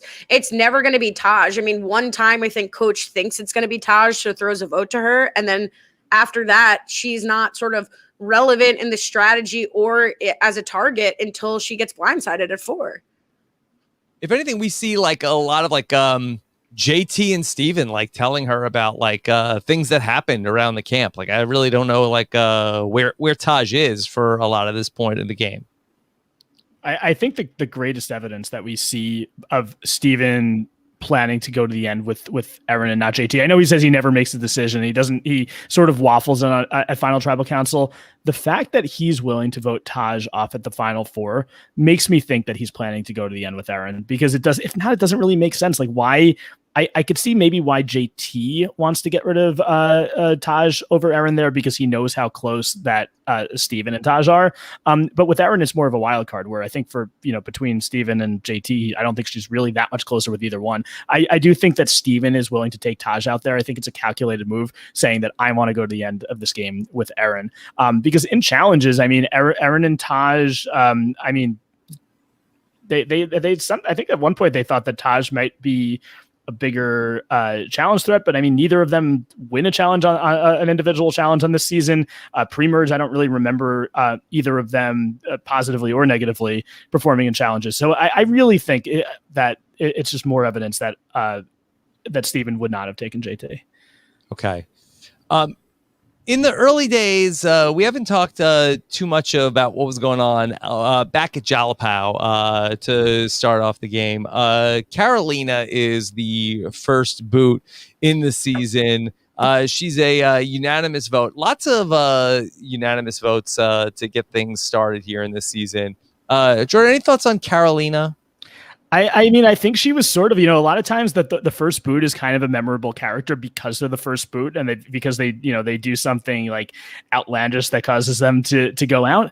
I kind of feel like she was sort of kind of a boring character. I mean, clearly she didn't get along with the people on her tribe. And I think if it's like there had to have been a reason that Sandy didn't go out first. And I think that Sandy just maybe had more of a personality, and that she sort of. I think Karolina has a personality. Well, yeah, I just didn't get much of an impression of Karolina, and I don't know. I think she's one of the more forgettable first boots. Well, Ooh, scathing. yeah, Jordan. Never loved you. Yeah, she will probably go on to have her much more memorable Survivor moment coming up in Survivor Redemption Island when David Murphy proposes to her at the live reunion. Shut the front door. Mm-hmm. Yeah. I think the narrative they tried to make is that Karolina was like falling behind a bit in the challenge, and Sandy, I mean, to go back to did this twist in the beginning work, voting Sandy out? Maybe it did, because expectations were so low that Sandy cleared them with flying colors. And so just like making an effort beyond what was expected of her was enough to impress the tribe. But I think more realistically, it was they didn't want to hear a woman bossing them around about how to make the shelter. And I know Kirsten's been comparing people to Marcel the Shell on the Great Love Island podcast, but no one sounds more like Marcel the Shell than Karolina. If you guys are Marcel the Shell fans, if not, Google it and listen to the comparison. It's spot on. Mm-hmm. Yeah, Sandy was a big contributor at the early challenges, so that Sandy was bringing a lot to the table. And speaking of Sandy, a great character. I think that she brings so much to these first 4 episodes, Jordan. I agree. Sandy is so much fun. I feel like in a lot of seasons, there's this. Sandy's she's not even that old, but like there's always like for Survivor, she's one of the older players. Like these older, 53. Women. Okay, 53, not that old. They're these women who are like the older women on the tribe that are, kind of out there a lot of times from the South, and they bring so much to the season. I love when we have like the Reams on these shows. I love when you have even like Wendy in Nicaragua was fun for that one episode that we got her. She's sort of in that boat, but I think she's definitely one of the more entertaining versions of that character, and I'm really happy that she's able to survive for 4 episodes. I'm pissed. Yeah. I said this before we got on, but Sandy walks a Reem could fly. Watching Sandy was like, I'm not trying to go against the great Josh Wigler and say we should have Edge of Extinction, but my God, can you imagine Sandy on the Edge of Extinction? Like chef's kiss, would love to see it. I would be happy to have Edge of Extinction if only Sandy were on it the full time. Yeah. I love that she refers to Steven in the intro. What does she call him? Like he seems like that he's gonna be a geek. That he's gonna be easy to manipulate. Sandy has some cult takes along the way, specifically about Sydney, about how she's manipulating all the men out there. And I think that Sandy says that what does Sandy say? That she's gonna take her pants off. Is that what?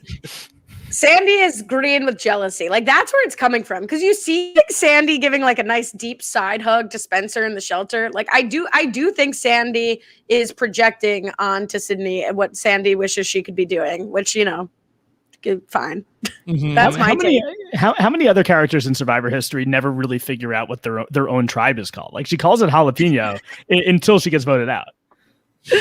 Oh boy. Yeah. I mean, Sydney is funny because she also did a quarantine questionnaire. Yeah. And she's one of the many who were told like binge watch Micronesia, Parvati before. So it's like, I feel like I have been saying a lot of the women's reflections. I wish they didn't feel like they shouldn't have been themselves. They shouldn't have been bossy or they shouldn't have been assertive.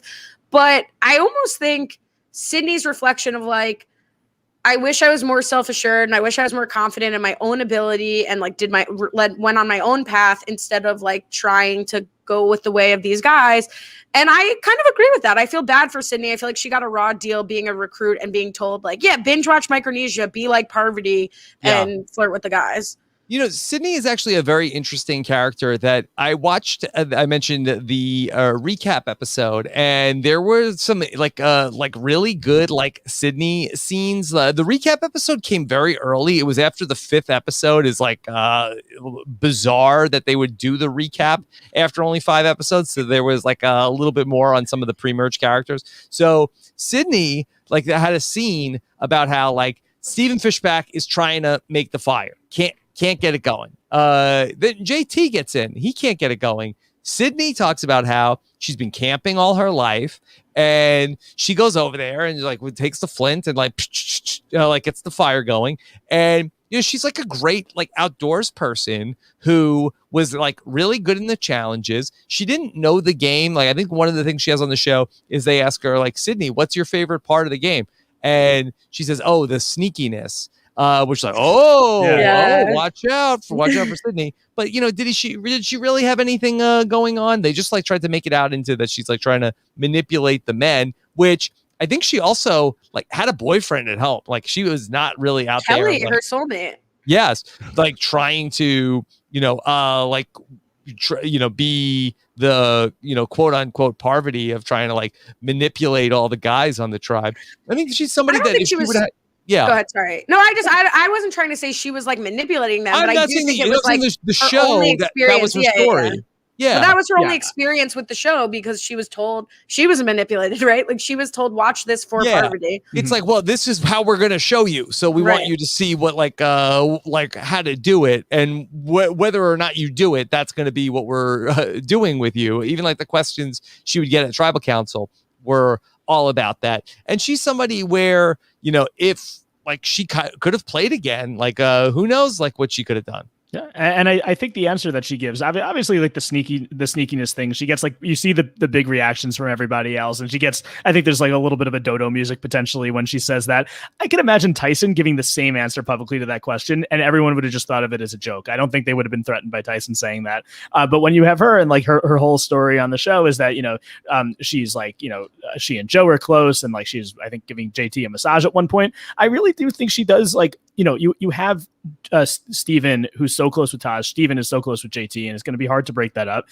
But like I think JT legitimately considers voting out Taj instead of her at that last tribal council before the merge. She could have potentially been a merge player. And if Jalapao wins that last immunity before the merge, like she gets there, and who knows what happens. I mean, I think she's someone who's not going to be looked at as a big threat right off the bat. She might go far in the game. It's also another reality TV trope, unfortunately, across many of the shows that we all watch and talk about, that the flirtationship, the flirtmance, the showmance, whatever, is defined by the man being interested in her. So like Joe also does a lot of work to be like, oh, you're good with me. Like you're super hot. You're good with me. Like, and makes this sort of one-sided relationship happen because we're getting his confessional saying that it's a thing. Mm-hmm. And by the way, Joe completely forgets about Sydney when he goes to Exile Island with Aaron. I think that was really Joe's character on the show. Is that he was just willing to flirt with any of the young women that he was with. And then his leg. We'll get to Joe. Will we? I feel like we sort of we wrapped it up. Yeah, and honestly, the finale episode, I caught this in the beginning of the finale when they do the recap. They're like, we merged with six Timbira and 3 Jalapao. They completely erased Joe from the fact that he actually did make the merge. That's Kalish math. Yeah. Joe's story plays like a zombie movie where like somebody gets bit and it's like, oh, it's fine. It's nothing. It's like, boy, you don't look so good, Joe. Like, no, I'm going to be fine. I'm going to be good. And then you just see him like fading over a couple episodes until finally, he's got to go. You guys are not the right people to ask this because you're also Survivor fans, spoiler alert, but I fell recently and got a huge cut on my knee and like didn't bother to like get stitches when I probably needed to. And solely because of the amount of people whose knees have like exploded. I feel like Penner comes to mind, Joe.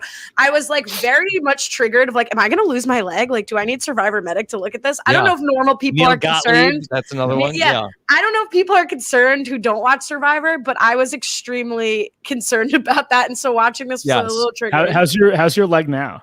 I mean, I think the bone is safe. When they were like, the infection could spread to your bone, I was like... Later on, I've watched so much Survivor this year. I've seen everybody that gets medevaced. We'll FaceTime. You show it to me. I'll be able to tell you, like, oh, no, you'll be fine. If a medic looks at it, don't let him. If a medic looks at it, I won't be on this podcast anymore. They'll take you right off. That's what happened to Joe. Poor Joe. I want to talk about Spencer also, who is the history-making Survivor contestant of the first teenager to ever compete in the show. He's 18 here in season 18. We know Jeff wants to get 16-year-olds to be on the show. I don't know if anybody is ever younger than Spencer, Jordan. Is Julia maybe the youngest now? I mean, they're both 18. I don't know who has the record. And Will Wall also. Will Wall also. Will Wall was still in high school. So I think Spencer's 19, right? 19. Yeah. Oh, that's right. So he's a grandpa compared to the youth who have been on there. At least he's a college student. Yerger, he's at UF. He's at UF. But I was impressed by Spencer in the first couple episodes. I mean, he only played a couple episodes, but I did actually with Kiva and Chester when they were looking back at Tocantins. I believe we watched the first 2 episodes, and I really think that he clearly knew the game. I mean, he comes in as a super fan. But it's so hard for someone that young to really like bond with people that are in their 20s, 30s, and like 50s. If you're talking about Sandy, so I do think he comes in with a disadvantage there of being so young. He's someone who like I can't imagine we're gonna get Spencer back on Survivor because like there are so many more memorable people that have played. But I do really think that he's someone that if they did bring him back could do very well because he'll be.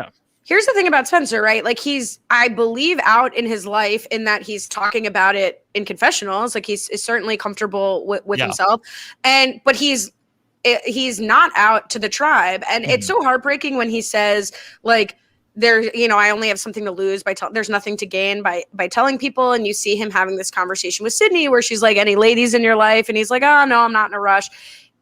It's impossible to bond in a real way if you're not able to live your authentic life. And so it's like, we can't even imagine, maybe Spencer's game would have been the same exact way if he were out to his tribe. I have to imagine that he could have, that was somewhat of a barrier to building genuine, authentic social relationships with his tribe. And I think it's crazy bananas that Jeff doesn't ask him about it because at the reunion. No, I'm not saying like out him to the tribe, but he's vocal about it on the show, right? So everybody on the tribe now knows about it, and I think it's strange unless Spencer said I don't want to discuss it. So maybe that's the case, and I don't know about it. Did they ask him a question? Yeah, it was some random question. It was about being a super fan and a teenager. It was like the like very, very basic question. And if it was, if he wanted to talk about it, it's clearly something they should have talked about. I don't know if like in 2009 Survivor's maybe trying to avoid the subject, but you're right. I mean, if he did say, it's not what I want to be focused on in the reunion, which is possible. Then they made the right move. I don't know if we'll ever know the answer to that question. But I just think it's like, he was super young. He's hiding this big part of his life. He feels probably wary of his tribe, even if it's just subconscious that they might not accept him if it comes out. Even like with someone like Taj, where people, I think my natural reaction when she first talks about Eddie, her husband, is like, you fool, like don't tell people you've got this rich husband and you don't need this money. But it's really hard to play an authentic game when some huge important person in your life you have to hide, or you don't want people to know you're a baseball player or whatever else. So I think that is a huge problem with Spencer's game, that if he played today, even at the age he was, who knows how it would have shaken out. I also think Spencer's on the wrong tribe. I think on Timbira, I think Spencer does pretty well. Like I could see Coach taking him under his wing, like a Cochran type thing. I could see him getting along with Tyson. I could see him getting, I could see him maybe Debbie. He could remind Debbie of one of his students or something. I really don't think he goes pre-merge if he's on Timbira. Yeah, I mean, who's to say? And we don't know what Spencer would have done in a different season. But this is something that came up in the Millennials versus Gen X podcast, where Brett, when it was talking to Zeke, where Brett said, look, I'm, in my real life, people know, but I got to this tribe and it was between, Paul and Chris and Ken. It was like, it didn't seem like it was the right crowd, that he didn't know how it was going to be received. And then when you're there with like, JT and Joe, I don't know if Spencer was like, I'm not feeling comfortable to talk about this. Steven, an extremely religious looking person. Yeah. So I'm never getting over that. I'm sorry. And the thing is, from Spencer's point of view, that's a JT quote from the finale. Why he didn't think he could curse around Steven because he thought Steven looks like a very religious person. Yeah, but anyway, from Spencer's perspective, when he talks about that, how bringing up something that's different from the rest of the tribe, it's like it's unfortunate, but he's right. I mean, I don't know for sure if Jalapao would have, if they would have looked at him badly because he was gay, but you never know. Like, you don't know what people are thinking. So like bringing up something about yourself that's different that the rest of the tribe doesn't know, like from a strategic point of view, I mean, it's also, it's his decision. If he wants to talk about it, he should talk about it. If not, he doesn't have to. So I think that it shows the fact that he knows the game, but it's unfortunate that this is something that could hurt you in a game like Survivor. Not to mention JT is also like very hard on him about his performances in the challenges and how he's not contributing enough. So I think that Spencer was in like a very non-tenable position. Yeah, not everyone's a lacrosse player, JT. Yeah, it seems like that based on like what Ali said about how he knew Sandy's name. I think that Sandy might have been his closest ally in this group. That would have been a great final too. Yikes. Would have been a very different season. Yeah, there was that hug. They did sleep together. That embrace is just burned into my memory for some reason.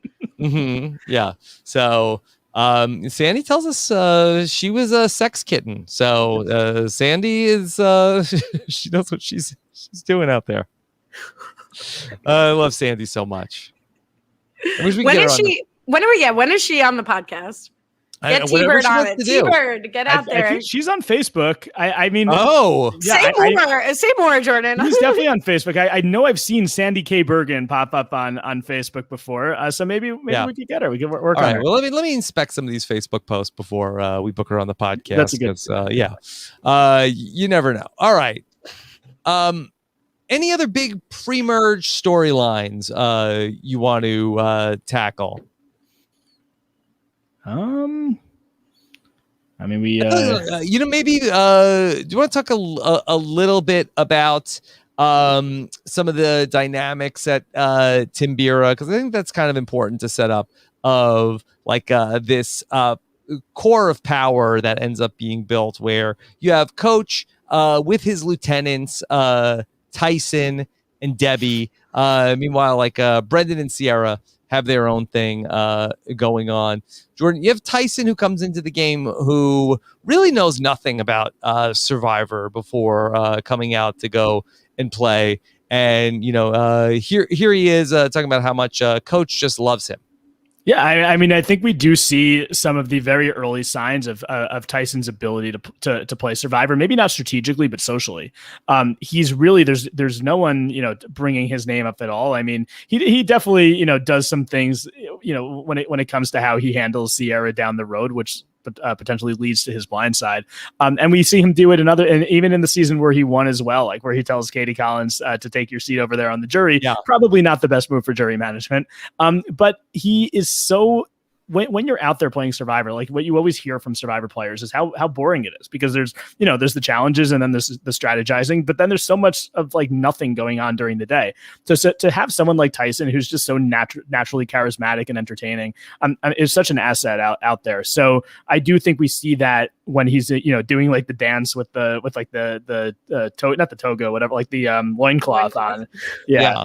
So I really think that he is, it's clearly not his best game of Survivor, but he establishes himself as a big character early on, and he's in with Debbie, he's in with Coach, and no one's really coming after him until he's blindsided by certain members of his tribe plus the Jalapaos. I think the thing with Tyson is like anything can fly if it's funny. And Tyson does such an incredible job at making really mean things very funny, to the point where even like the victims of it are sometimes like, yeah, you got me, like it's just like he's so. And I think, in listening to him on podcasts now and in getting older and having kids, like he's still really, really funny without necessarily being as mean or as like vindictive or as attacky. I don't think it's like his best like looking season in that sense. I think a lot of the stuff he does with Sierra is like a little bit over the line, but he just like pulls it off. It's kind of unbelievable in a way that I can't relate to, because I don't pull off being mean. I'm just mean, and it's like offensive to people. Yeah. But agreed. Yeah. So like I give Tyson a lot of credit for being a ham, being a performer, being someone who disarms people despite being a physical threat.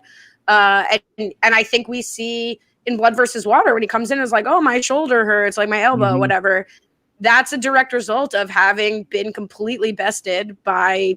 The only reason he's voted out is because he's a physical threat, right? I mean, everybody likes him besides Sierra. It's literally the first time he can be voted out post merge. He's gone, and I think Ali, that was a great correction by him. Not that everyone has to who was a physical threat has to come back and embellish an injury, but it was kind of genius that he thought of that.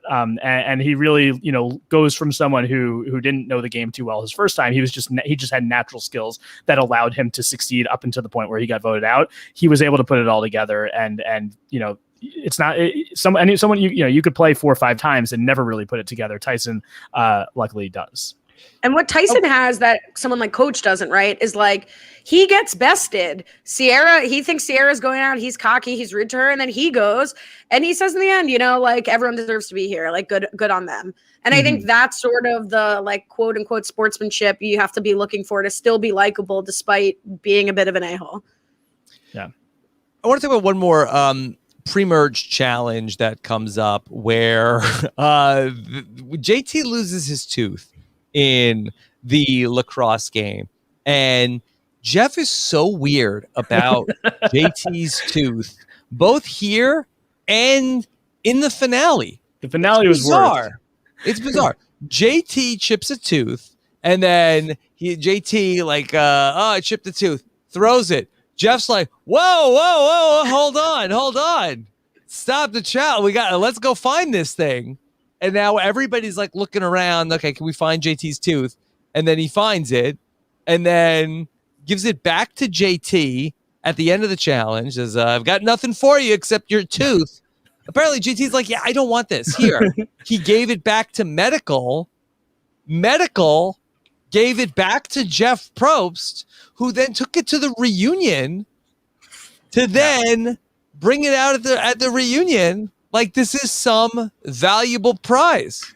I'm waiting for it to be auctioned off. You want a piece of Survivor history? You can have JT's torch, JT's tooth.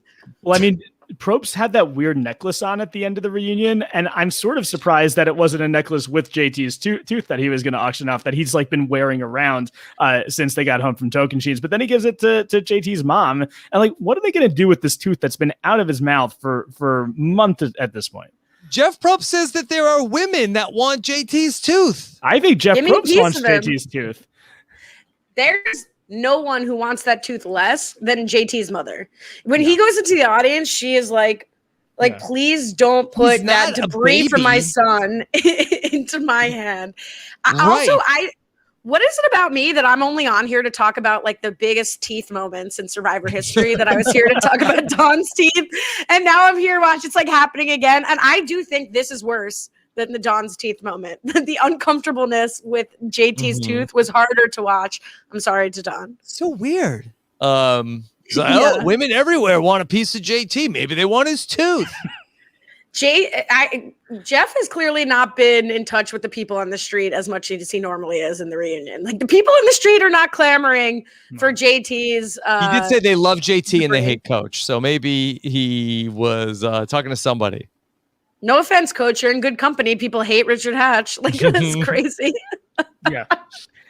I thought overall it was a really good reunion special, though. I think a lot of them, it was only 30 minutes. It was some of the older seasons. It's the full hour, and which I think sometimes gets a little too long. They literally do get to everybody. And I think that, the tooth thing is weird. It's memorable, but weird. I do think they ask a lot of the questions we kind of wanted to ask, except for maybe some of the stuff we would have liked to hear Spencer talk about. But I really did think it was a good reunion, and it's pretty fresh in my mind because I literally just watched it before we recorded. It's a spirited reunion with a group of people that seems to genuinely like each other, as opposed to some of the other seasons that are on either side of Survivor Tocantins numerically. Okay. Can I say one more pre-merge thing? And I know we've talked about Exile and the dynamics of Exile, but I do think it's interesting in the way that Timbira goes to so many tribals early on. The dynamic of Taj having been away for most of the tribe dynamic, tribe socialization time, and then she's not coming back and going to vote. Because if you go to vote, then you're building some social relationships, you're building some connection.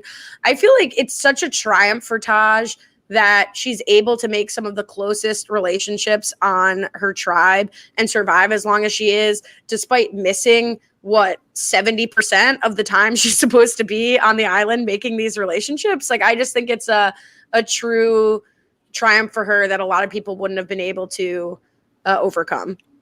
Yeah. She does a really good job. Just to go back to Taj in terms of her being a one-time player, I do wonder if how many times she was asked back and how much she wanted to play again. Because I have to think that they would have invited her, but she talks about how like she had bug bites everywhere along the way. I mean, I know that she's had other things going on professionally, like Survivor doing it once, like we saw with Lisa Welchel and Jeff Kent, like is one thing, but doing it a second time, like you really have to want to go through it again. She did seem like she was having fun out there, though. It doesn't seem like she was ever like miserable during the experience, despite the bites, and despite this was a pretty bad weather season too.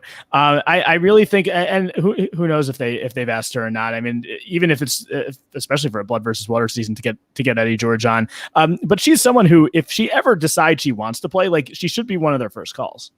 I would bet my life. Oh, I wouldn't bet my life, but I'd bet your life, both of you, that she's been asked to play again. But if there's any doubt, by the way, if I were Steven, if I would have taken JT or not, I mean, I think I just demonstrated that I do feel like that from the rumor mill, I feel like her and Eddie George must have been in the conversation for blood versus water. Like, you could never really know for sure with these rumors.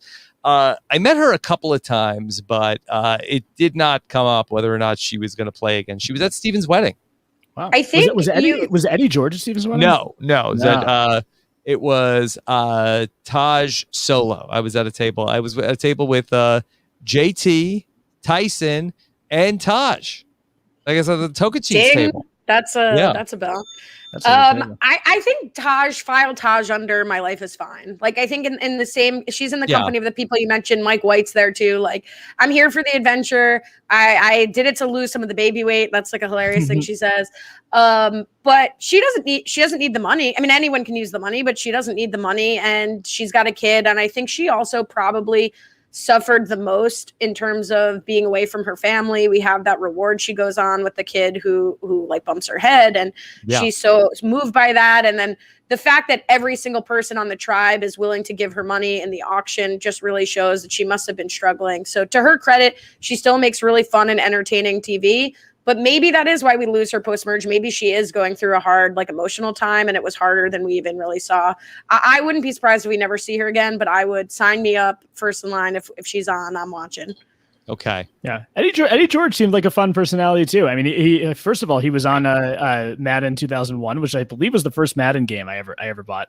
And I always liked him as a player. So it was interesting seeing him in another light. And it was cool that they, his Chiron was Taj's husband. They didn't say like Eddie George, NFL player. They made it about Taj, which I liked. Also, equally good point that Ali was talking about Taj as another thing we should bring up from the pre-merge. Equally good point when Coach votes for Jerry Sims, he writes "Pimp Daddy Jerry Sims" on the vote. I feel like that needs to be said. I don't know if it needs to be analyzed, but it needed to be said. It definitely rises to the level of bye Denver Diva. Yes, I think this could be an out list of things written on votes that aren't the person's name. What about Steven? Sorry, never again. Who was that vote for? That was for Erin voted for Steven because she promised she wouldn't vote for Sierra. And it says Steven, never again, period, sorry. All on the one parchment. The voting results in that, and we'll get to that tribal, that just baffled me, the votes that came out. I completely forgot that Steven got a rogue vote in that tribal council. Which I'm sorry when JT is saying, I never got a vote. Like, come on, sir. Yeah. Steven also never got a vote. He got one vote that said never again on it. It's like when people say that they were the only person in the game to vote in the majority on each vote, yet their allies voted the other way in a vote split that they were part of. Like that, I feel like people have done that before too. It's annoying. Yeah. All right. Just a little bit of a tease for what's ahead here. So we're gonna stop down for just a moment. We're gonna take a quick break. When we come back, the post-merge of Survivor Tocantins is ahead, plus your feedback questions, the survey for this week. So a lot more fun coming your way. We will be back in just a moment right after this. All right, and we're back to talk about the merge of Survivor Tocantins here on the 10th best season of all time here with Jordan Kalish and Ali Lasher. All right, merge time, and everybody's excited to eat. We find out Taj gets excited for anything that starts with an F. Hey, I mean, can't disagree with that logic. All right, here we are at the merge. One big happy family, and Timbira has the numbers. It's going to be interesting because I don't think that we had seen yet, Jordan, in Survivor history, a group come in at the merge and then dismantle the majority yet, right?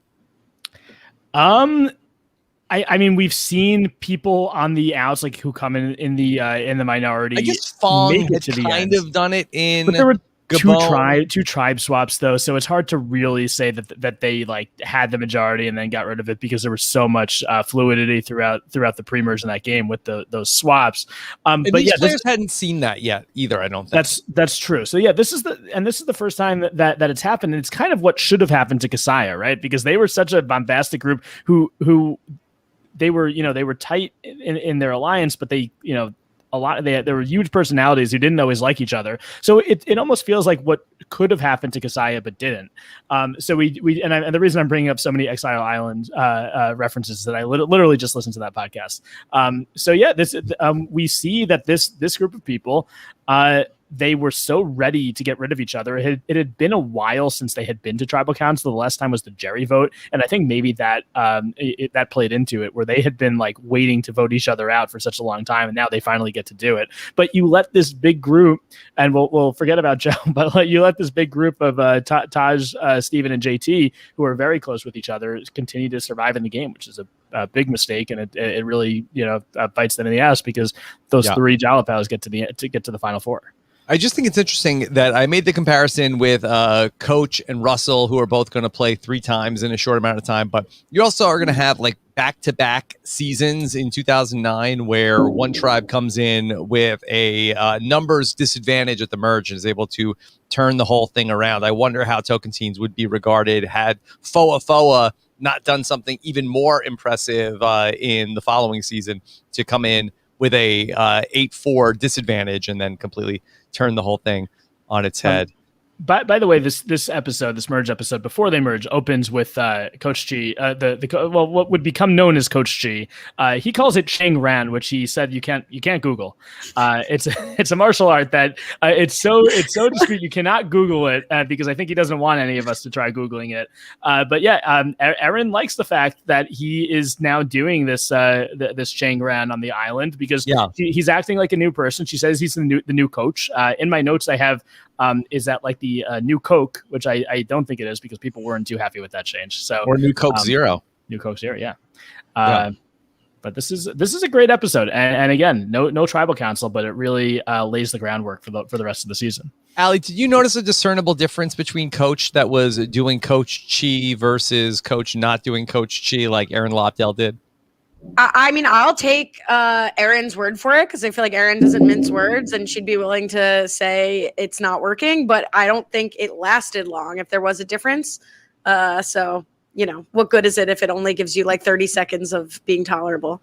Yeah. By the way, I miss Erin. I used to have like some really fun podcasts with her, like way back when, like in the early days of Rob as a podcast. I think she's sort of like, I don't fallen out of the Survivor watching regular podcast circuit.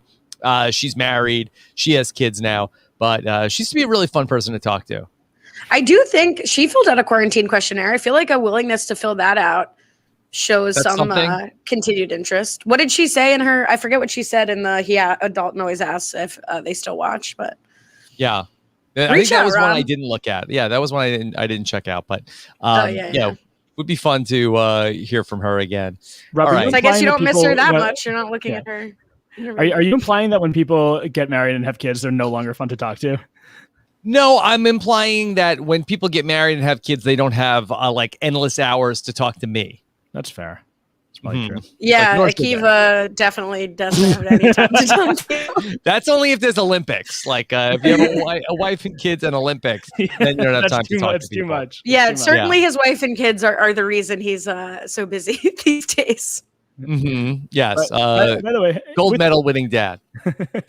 with this Tocantins merge, we get the tribe name Forza, which I really like as a tribe name. But I would have much preferred Steven's idea where he wanted to name the tribe Dingus. Yeah, what was that about? Was this Steven doing one of those like Eric wanting to name the Micronesia tribe Dabu? Like, was this like an inside joke with his friends, or is Dingus really a word in Portuguese? I forgot what he said it meant. But I think that this is just Fishback having fun and trying to name the tribe Dingus. Yeah. Well, someone 5 seconds before he suggested Dingus referred to him as an alpha male. Was it Coach? That was like the greatest juxtaposition of all time. I'm here with this alpha male, Steven. I think we should call the tribe Dingus. Yeah. Steven is the proto Zach Rance, trying to bring Dingus to CBS reality TV like 5 years before Zach Rance would. I couldn't place it. I was like, why immediately is Fruit Loop Dingus coming to my head? And I'm so glad you filled in those gaps for me, Rob. Thank you. Yeah. I don't think about Zach Rance enough. Nobody should. So, all right. We have this fractured group of Timbira, and we see that like Timbira does not even like attempt to like pretend to be like a united front. Like they're very much like going through the motions in this very dysfunctional marriage, and we're both sides are sort of like courting the Jalapao group. That's where it loses me, right? Like make it hard for me. Make it seem like it's on the fence of whether or not they're going to be able to flip the majority. No, I'm saying, but it wasn't. It wasn't like Steven and JT and Taj doing this unbelievably like strategic work. It was just like, I hate these freaks on this other side. So a little less exciting. I do think that Steven, Taj, and JT did do a good job of like fanning the flames and continuing to have these people plot against each other. But you're right. I mean, they do it on their own. They didn't really. It's almost like in Brains Beauty Brawn, where you have like Spencer, Cass, and Tasha swap to their new tribe, and everyone's coming to them. Like they went from being such a small minority to now being the core of all the conversations that are going on. So I thought that was not necessarily bad play by Timbira, because it might have just been an untenable situation where like Brendan and Coach may have never been able to work together. Yeah. But at a certain point where you have like this group of three, it's not even a group of like one or two. It's a group of three strong allies from the other tribe. You have to eventually, like when you still have the majority, turn on them and get rid of a Steven or a JT or a Taj. If you're the Timbira people, they were just never able to do it, even though it was talked about. Yeah. I think it would have been interesting. Jordan. Oh, sorry. Go ahead. I think you're right in that. Go on. Like in that you're right in that it was untenable, in that both sides of the alliance had the exact same idea. I think you said that before, Rob. So like clearly if Coach and Tyson and Debbie didn't try to flip, they would have been ousted by the fact that Brendan and Sierra also tried to flip. So like all sides were flipping. So if you weren't flipping, then it was a bad move. But the fact that like I don't want to discredit Taj and JT and Steven because they were clearly did the right thing. They got to the end, whatever. But Coach saying like, oh yeah, I trusted JT because he's a good old boy. Like that's clearly has nothing to do with anything strategic that JT is actually doing. Mm-hmm. Yeah. Like being from the South is not a strategic move. But Allie, he has honor and integrity, and that's Coach's strategy. Yeah. Well, if it makes you feel any better, Allie, that one of the ways to be that clear, I feel great. Yeah. JT ends up getting duped where he sees Russell Hantz. And I think he says like those same exact words about Russell Hantz. He's like, I can tell by looking at him, he's a good old boy and I can trust him. So he sort of lives by the sword, dies by the sword, JT. Yeah, well, it's not JT's fault that Coach like sees like a white Southern man and is like, that's a guy I can trust. But I don't know how much it didn't excite me when I was watching it. It didn't feel like strategic moves. But fishing, and we've seen this especially in older school Survivor, like providing for the tribe and being somebody that can succeed in the outdoors, a la Ozzy, is a strategy, and JT had that in spades.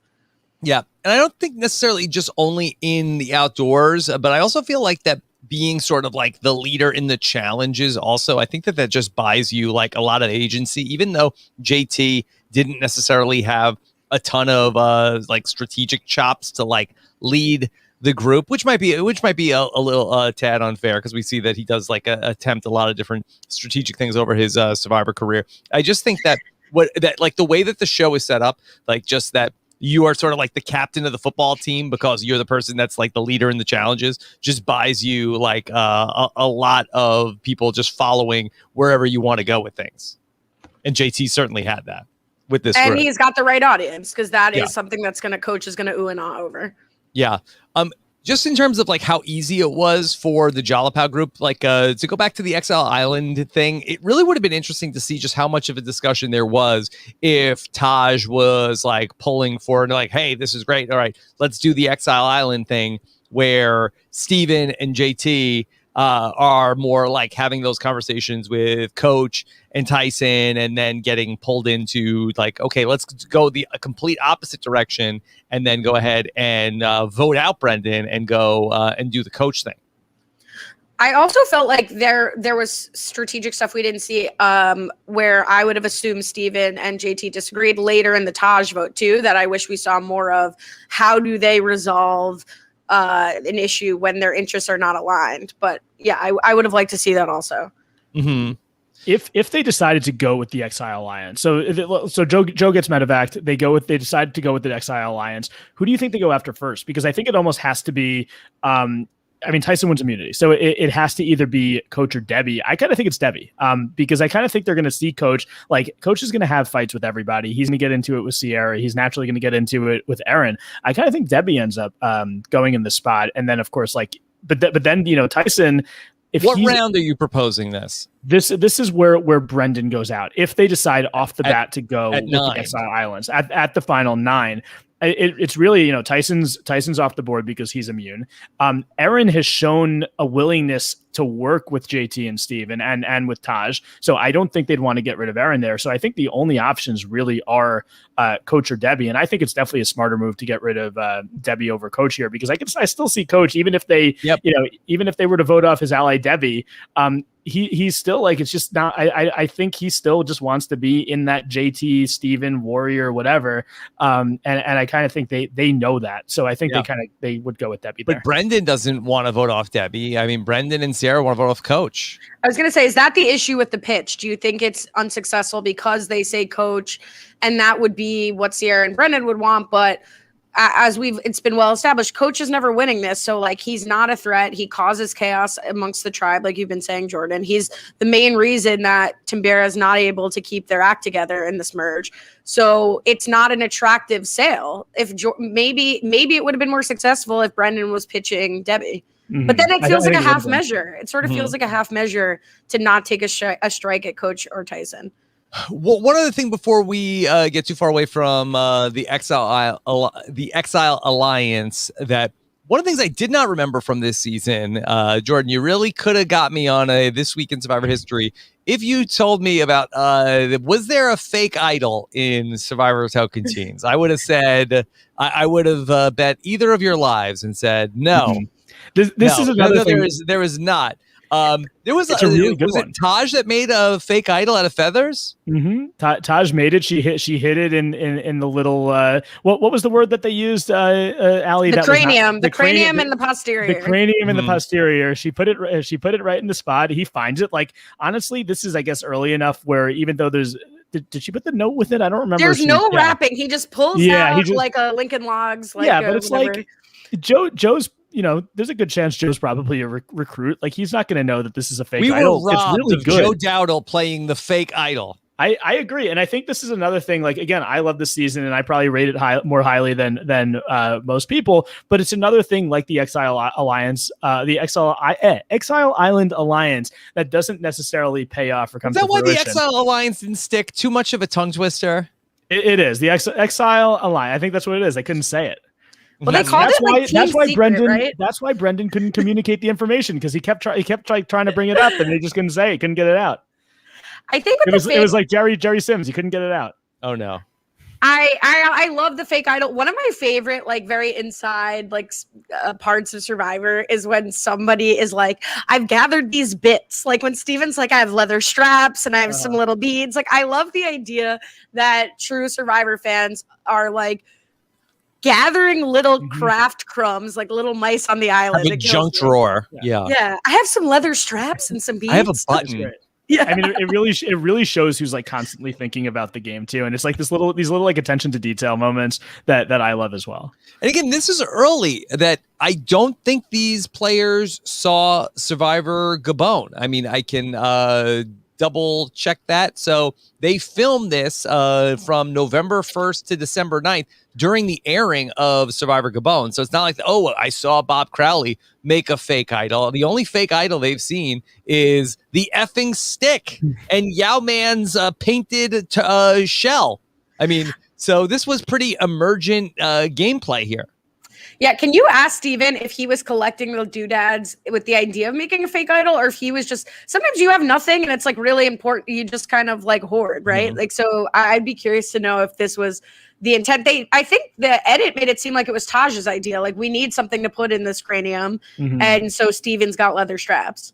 Yeah, I think it does. It is more Taj than Steven here. I also wish it was used, because if it was used, then we could have sent it to Ghost Island.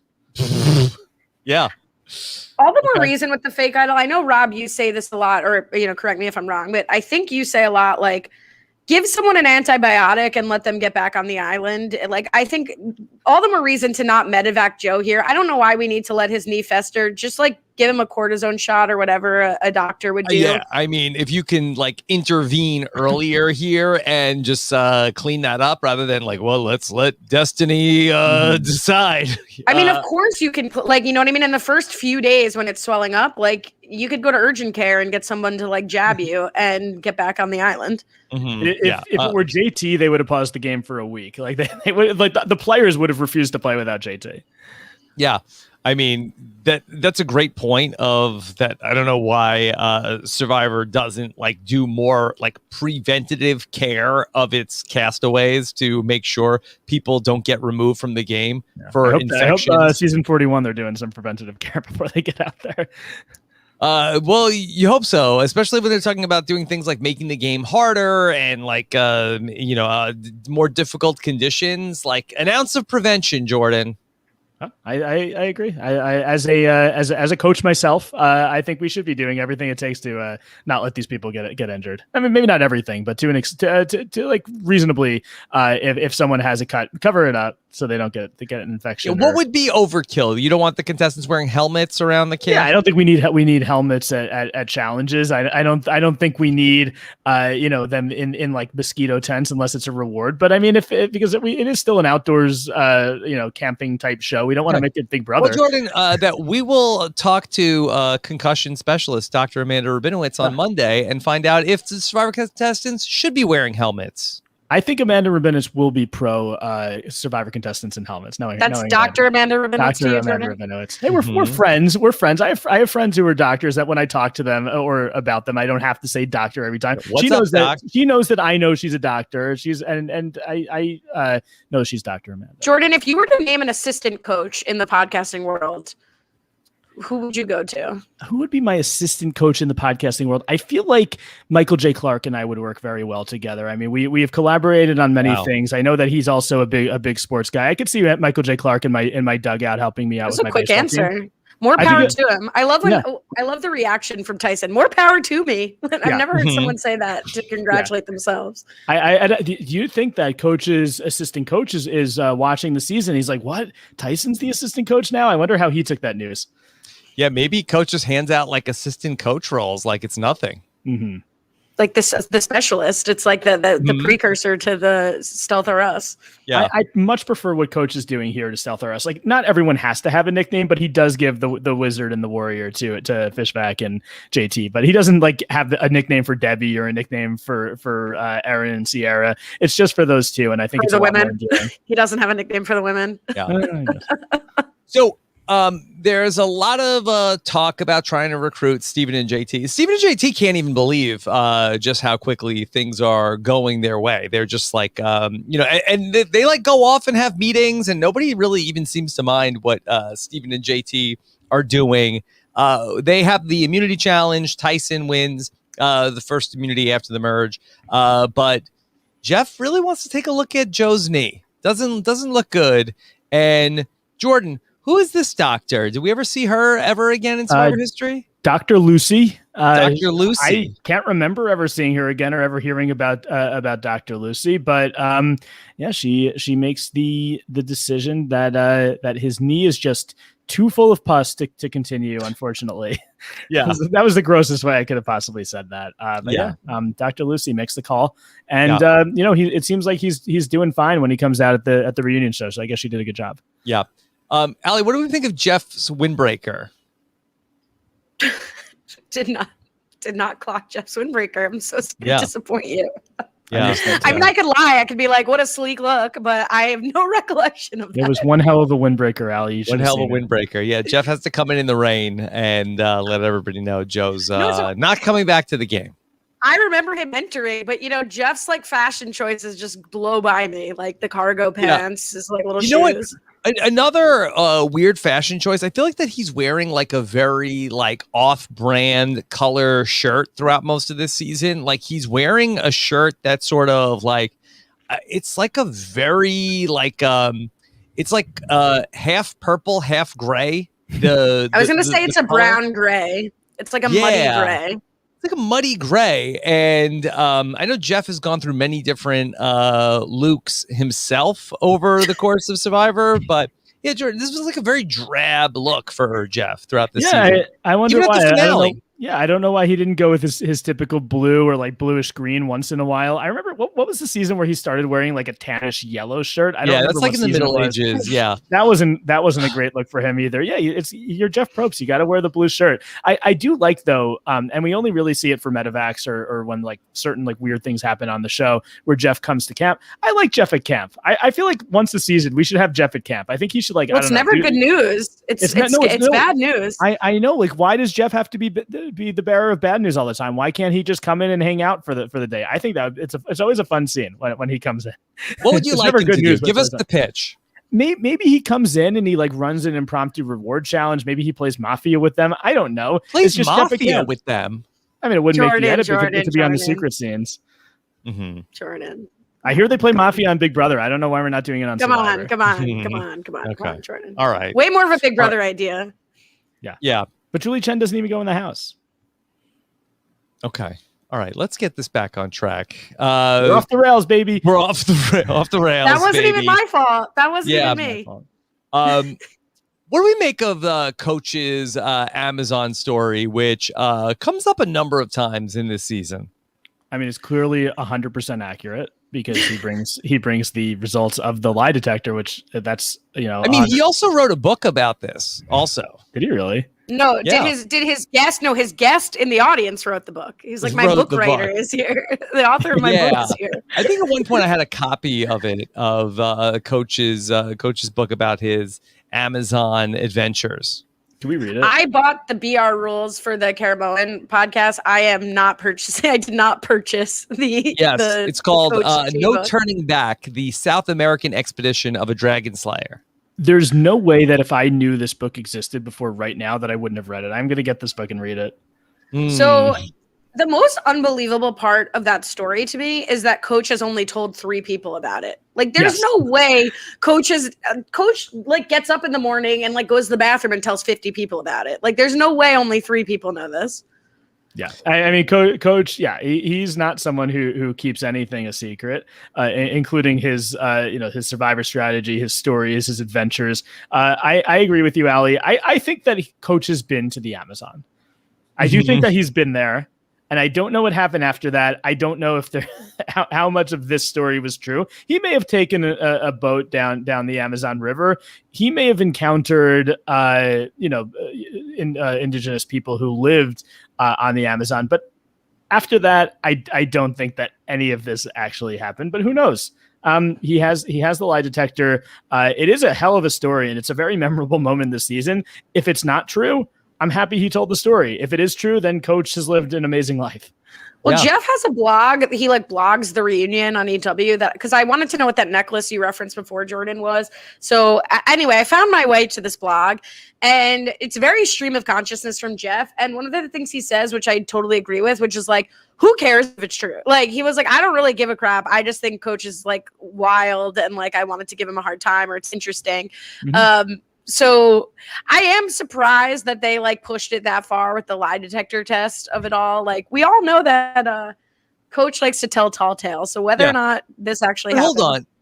The lie detector test that Jeff offers at the reunion, was that was the guy there with the lie detector that was going to hook him up in the commercial break? Or was this going to be another CBS hour of entertainment? All right, next Wednesday, we will be back, or I think they were on Thursday at that time. But we will be back with the Coach Lie Detector special. Be there, 8 p.m. That's must-see TV. And is Coach a fool for turning it down? Here's what this reminds me. It reminds me of the show Catfish, where there's plenty of opportunities for Coach to potentially prove that what happened actually happened. He could have taken the official lie detector test, but no, he brings his own lie detector test. He could have told a lot of people after this happened. No, he's only told 3 people. It's like when the person who is catfishing on that show won't get on a FaceTime. They'll only text. Why are they only texting? And they'll have some sort of excuse for it, like Coach did at this. So I think that potentially catfishing us. He's catfishing Amazon, not someone who's getting kidnapped by ass eating people. Okay. Look, those of us who slum it over at MTV are no strangers to lie detectors being rolled out during a reunion show that has happened. How do they do that? How do they make it work? They roll out a lie detector test and strap them in right there. I think what was supposed to happen here is he was supposed to take it in advance of the reunion and declined, right? Because Jeff said in the blog, what a huge risk. And I was genuinely surprised because I also thought bullshit. They knew he was going to do this. Jeff claims he was genuinely surprised, and it could have been a disaster because there was no time allotted to it. So it wasn't that they allotted time during the reunion if he said yes to the test. But then Jeff gives him credit. It was Coach handled it perfectly well and fitted in through time. Thank God. I can't tell. Does Jeff like Coach? I think he's grateful to Coach. For sure. But does he like him personally? But as on a personal level or as a producer of the show? Well, I mean, I don't think that Jeff Probst has ever had dinner with Coach and invites him to his house or anything like that. But as far as hey, we want you back many times to play on the show. So I think that he likes him on that level. If Coach is in the neighborhood and reaches out to Jeff and says want to have dinner, does he ghost him or does he say oh, things are really crazy, when are you going to be in town, with no intention of going? I suspect I would think that Coach does not have that phone number that I think that Boston Rob does. I think Coach does not. Okay. Does he say yes to a Boston Rob dinner invite? I'm in the neighborhood. Potentially. I think Boston Rob says no at that point. I think no. I think Jeff would say no. A polite no. Yeah. He responds a day later. Sorry, I just saw this. Oh, I missed you. Mm-hmm. Yeah. So I don't think that Coach is there. I don't think that him and Jeff are hanging out. But I think even Jeff at the peak of Coach's time, you think he never had a way to contact Jeff. What about an email address? Personal email? Maybe email. Okay. All right. Yeah. Okay. All right. We come back on the next show after Joe is gone, and we get Coach's story. We got a reward challenge. I happen to be watching this episode where it's Coach. I'm sorry. It's Brendan, JT. I'm sorry, Brendan, Debbie, and JT. They go on a reward, and I was watching this, and then my younger son came in the room while they were going on the reward, and he said, "Dad, they look like they're having a blast." That's something that was. I was like, I wish we got so. the impression. I wish we got the Anthony impression, but still very cute. They're having a blast on that reward. Your Anthony impression is the same impression I do for my mom, in that it doesn't sound like either of them, but the energy is right. Yeah. That just tickled me, the way that you said that. Okay. All right. Me. So, by the way, sorry, one more thing about this Amazon story that I have to mention. One of my favorite things every time I watch it. This. Yes. Yeah, I mean, well, look, as a coach, Coach 1.0 stan here, I love Brendan's reaction to the story, where like everyone kind of goes silent, and then he's like, "How much does it cost to fly a helicopter into the Amazon?" Oh yeah, the military comped him. He called in a favor. That was great. Mm-hmm. Yeah. He called the specialist. Yeah. Don't be a party pooper, Brendan. Yes, and come on. Coach is giving you gold. Don't pick apart the details. All right. So JT has won over Brendan, too. I mean, JT is really hitting the jackpot with all these guys that he just spends a little bit of time with them, and they all want to work with him. So you've met JT as you name dropped at Steven's wedding. Yep. Do you get it? Like, is he that magnetic, or you're like not really? You don't get it. He's not listening 2.5. Oh, I thought I was gonna have to convince you to talk shit. I mean, it's just like I don't like meet JT, and I'm like, oh my god, like want to hang out with JT all the time. Is it awkward for you because it's like you're meeting your best friend's best friend? Is that? I mean, like Chester and Akiva. It's like his camp friend. It's not awkward for me because I know that I am like, it's not even a competition of that. If me and JT were drowning, I guess I love that. I mean, I don't know if Steven's be like the lifeguard you would want, but no, I don't even think Steven makes any bones about it. Like, you could ask him, like, who do you like better, Rob or JT? Like, he'll say JT instantly. You put in more hours with him. Allie, but you didn't ask me what should the answer be. I'm just telling you. Like, are you worried? Are you worried that Steven would try to save you, but then he'd actually accidentally save the wrong person? No, I'm not. I'm not too worried about that. But no, I mean, Steven and JT went through like I've known Steven for a long time, and we've spent probably more time talking in the last 10 years than Steven and JT have. But they went through something together that I'll never have spent like 39 days under dire conditions with Steven. Never say never, but also.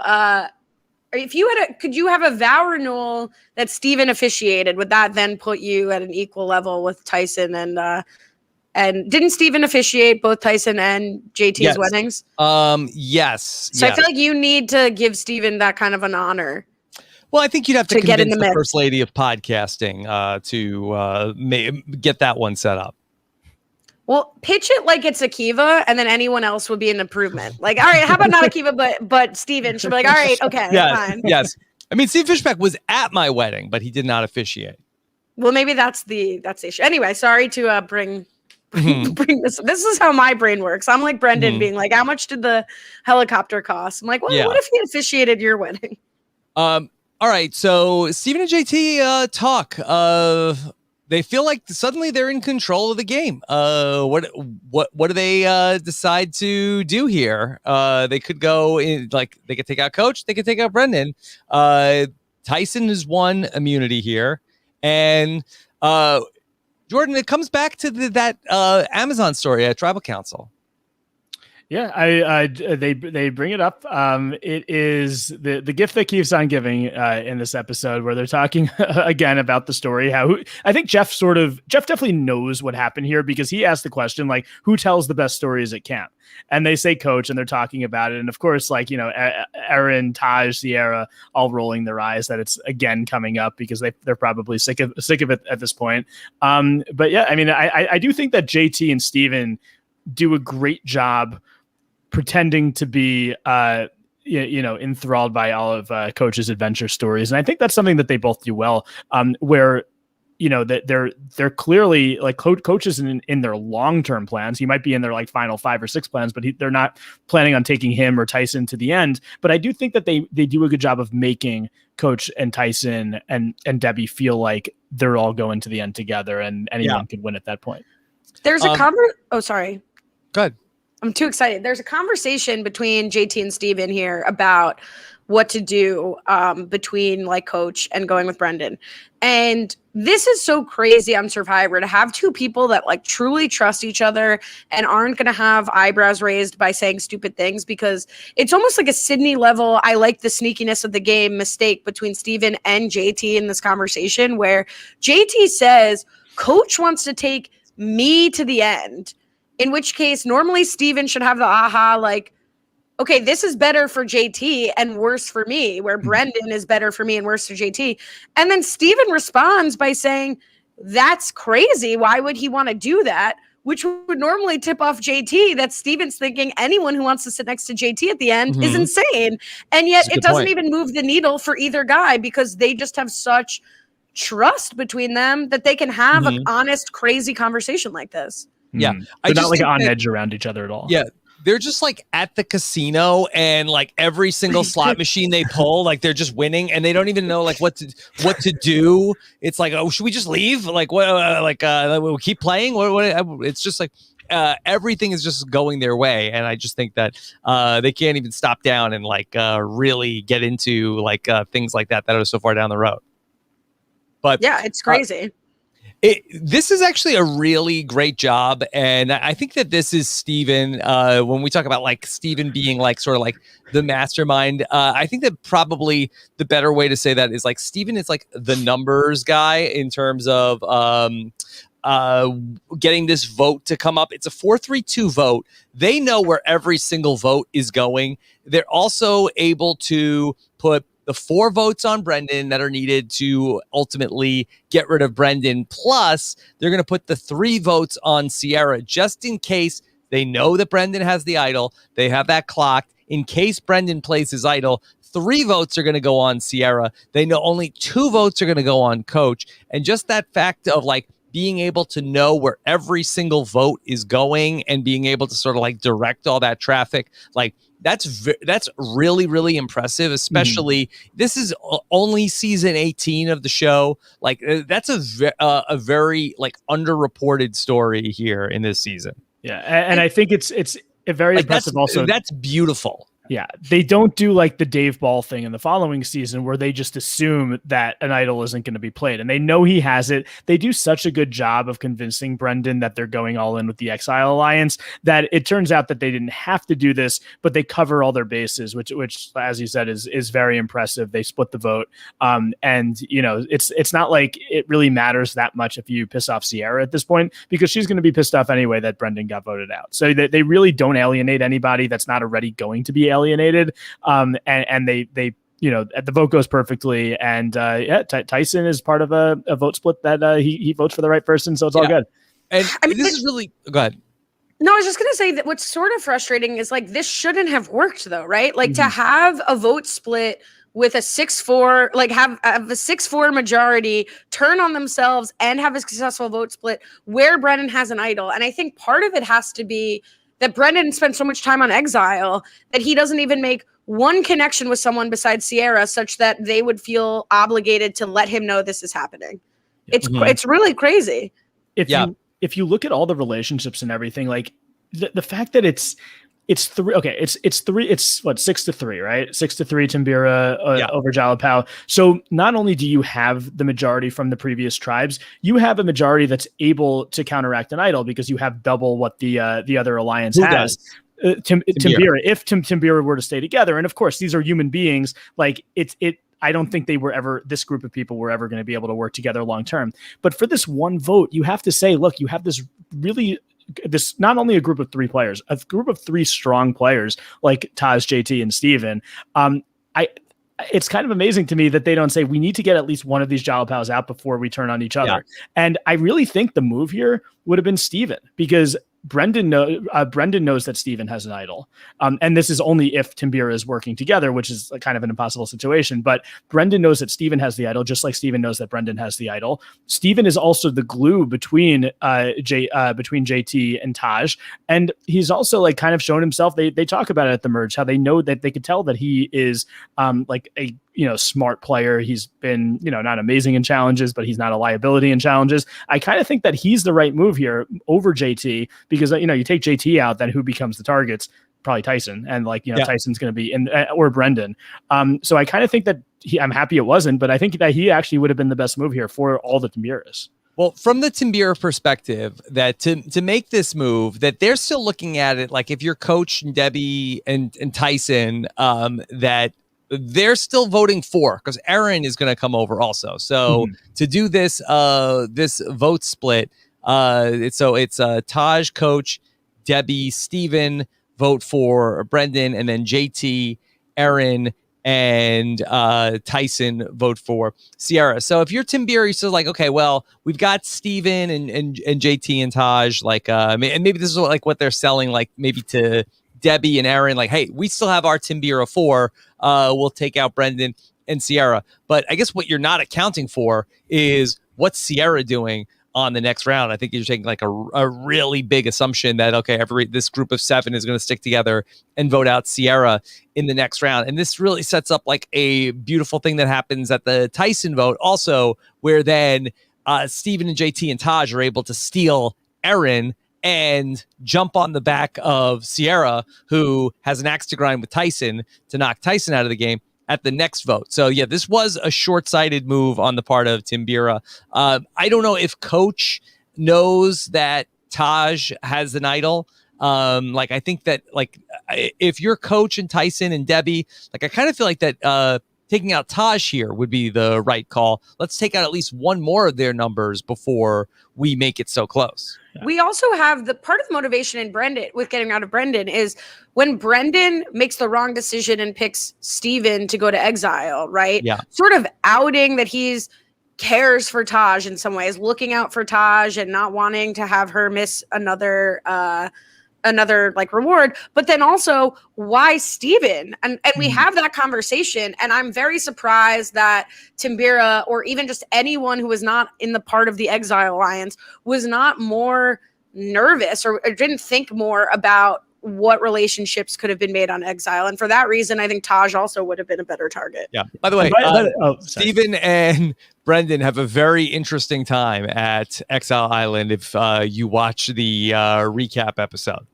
I think I need to get on this recap episode. Could you have given us a tip, Rob, to watch the recap? You knew we were going to skip it. You know what? I was like, I had the episodes on, and then the next one just came on, and then it was like, it's wild that the whole recap episode is like, new footage coming up, don't go anywhere, new scenes. Like, it's like they must have gotten the note, like, nobody likes the recap episode. There's no new footage. It's just old stuff. It's like, no, it's not old stuff. It's all new stuff. Like, it's just like new and more. And when we come back, more new stuff. You need Matt Hoffman to come do 10 minutes at the end of the recap, because we previously on Survivor Tocantins. So sorry, Brendan and Steven had an interesting time. Yeah, I'll leave it at that. Okay. Yeah. I love like this whole conversation we're having about what could have or should have happened at the Brendan vote. I think this is why the exile twist works so well in this season, because when you're sending 2 people from opposite tribes, and it's not just 2 people randomly, it's one person who chooses the other person. It's going to get in the heads of the other players. Is there some sort of alliance being formed there? Tyson clocks it in the pre-merge, and I really think that I think this might be, not just because of one of my favorite, I guess, sequences in Survivor, where we have Coach go to Exile towards the end of the season, but the pre-merge iteration of Exile and Tocantins is maybe my favorite Exile that we get in the history of Survivor. And it's because people are making a choice of who to bring there. It's 2 people together. There's the whole mechanism of one person getting the clue, and do they share the information? And yes, they end up always sharing the information, but maybe other players wouldn't, and that could lead to some drama. I think it was very well done here. Ali, do you like when Steven votes for Brendan and says that this is my wizard lightning shooting you back home? Kapow. Yeah, I guess he took the POW from Jalapao that was left and put it towards Brendan. And of course, this is also, of course, the Dragon Slayer vote where Coach is dubbed Coach at the height of his powers. Dragon. Yeah. I liked, however, there could have potentially been a whole another Coach nickname, because in the same confessional where he first calls himself the Dragon Slayer, he calls himself the Orchestrator, which doesn't catch on as much, and I think it's because he's like a orchestra conductor that he's probably made that up. But no, Dragon Slayer is the one that sticks. That tracks. Yeah. So yeah, I it's like so dumb, but it's so much fun, and he maintains the Dragon Slayer nickname. The conductor is good. I like the conductor. I think it's definitely better than the orchestrator, but still Dragon What about Slayer. the maestro? I think he does call himself the maestro. Ben, in, not Bob. Episode 1. I do like I think JT at the merge is like, you're a symphony instructor. I like symphony instructor. Yeah. Okay. Brendan is gone. Coach is really feeling it. Very good. But really wants to lay into Sierra. This is where we get into like a little bit of a rut here with like browbeating Sierra for being in the game at this point. And we see for doing the same exact thing that Coach and Tyson and Debbie did to Brendan and Sierra. Like they both did the same thing. It's not enough that Brendan is gone. We really want to like get into it with Sierra about like how could you vote it? You voted for me, really? She's like, yeah, it didn't work. What are you gonna do? Well, like, I know I'm next. One of the biggest things with Tyson that I think we've like talked around, not Tyson, I'm sorry, with Coach, like he never recovers from the fact that Brendan is appointed the leader. And like, it's in the subtext all the time of like, well, you know, it's something I would love to do, but if you want to do it, and if you get voted out, I'm happy to step into the role, but you can do it. And then like every episode we get a confessional about how like, well, he's technically the leader, but I think I'm a great leader, but he's really the leader. So now on the heels of slaying this guy who for weeks has been like the white whale, the guy that you've hated because he's the leader and you should be, now he's on such a power trip that he has to just rub everyone's face in it because he's the self-declared successor to the throne. And it's so frustrating. As you said, Kalish, and we've been talking about it the whole time, like he's a huge hypocrite. And later JT and Steven do it to him in the next vote with Debbie, and he's fine with it. So it's just, he's like punching down, right? Not to say that Sierra is beneath him, but he's in a power position. She's down to just an individual. She's the one who got sucker punched, and he's just enjoying himself punching down. It's not cute. Yeah, it's and when he tells Sierra that the honorable thing to be would be to fall on her sword like a samurai warrior. As a coach, if you're losing, is the honorable thing to do would be to just give up.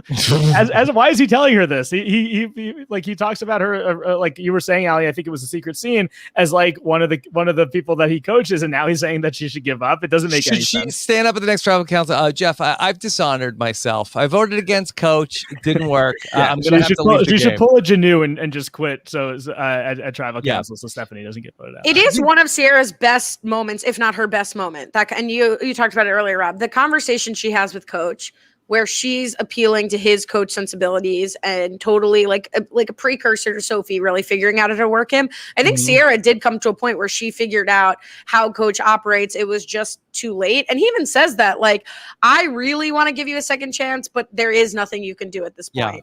Let me ask the both of you, do you feel like that Sierra has a satisfying arc in the season? She does outlast Tyson, but she doesn't really have agency in the ouster of Tyson. It's more that like the Jalapao group figure out, okay, she's voting for Tyson tonight. Let's also vote for Tyson and let's take him out of the game. She's not clued in on the plan, so she gets to come back to camp and then sort of be there. But then she gets to like sort of stand up to Coach and Debbie, but then she gets voted out.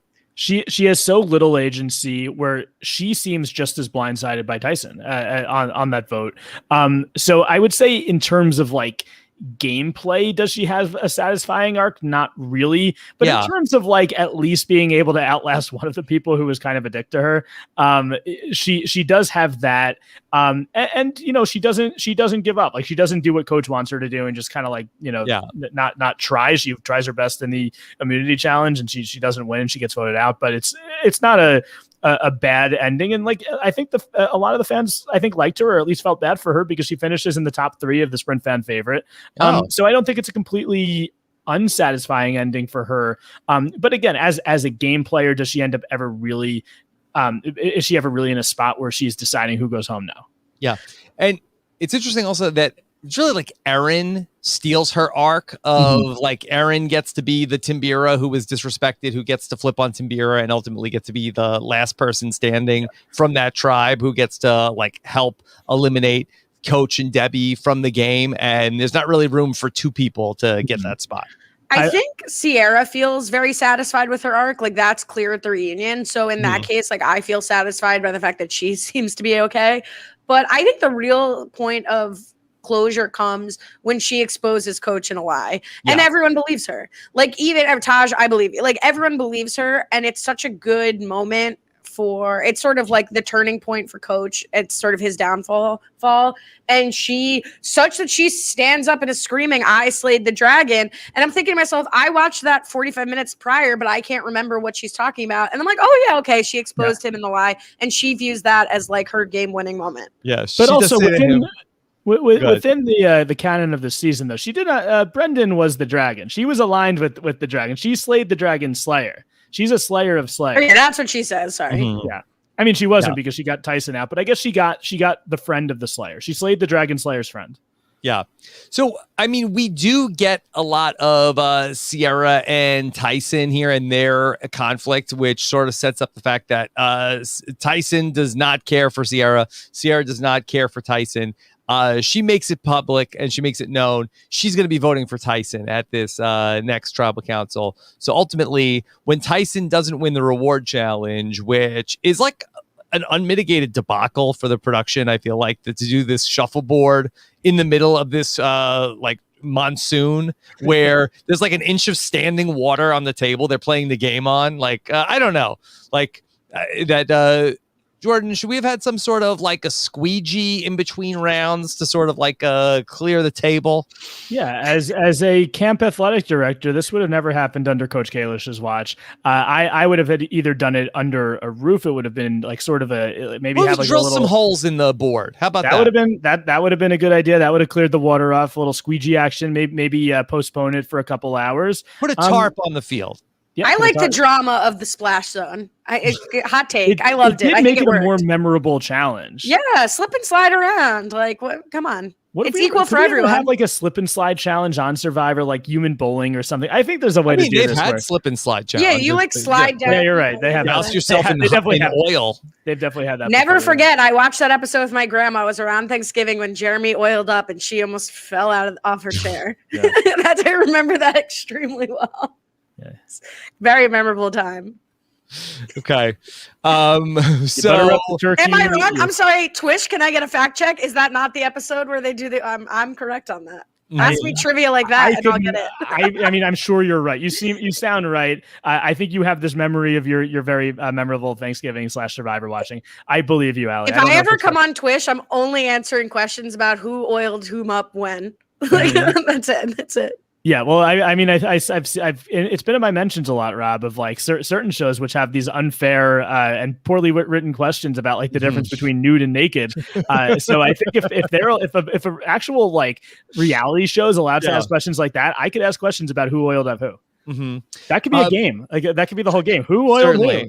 Certainly. We talked about Steven goes to exile after Brendan is out on the search for the idol. He only gets the seventh clue.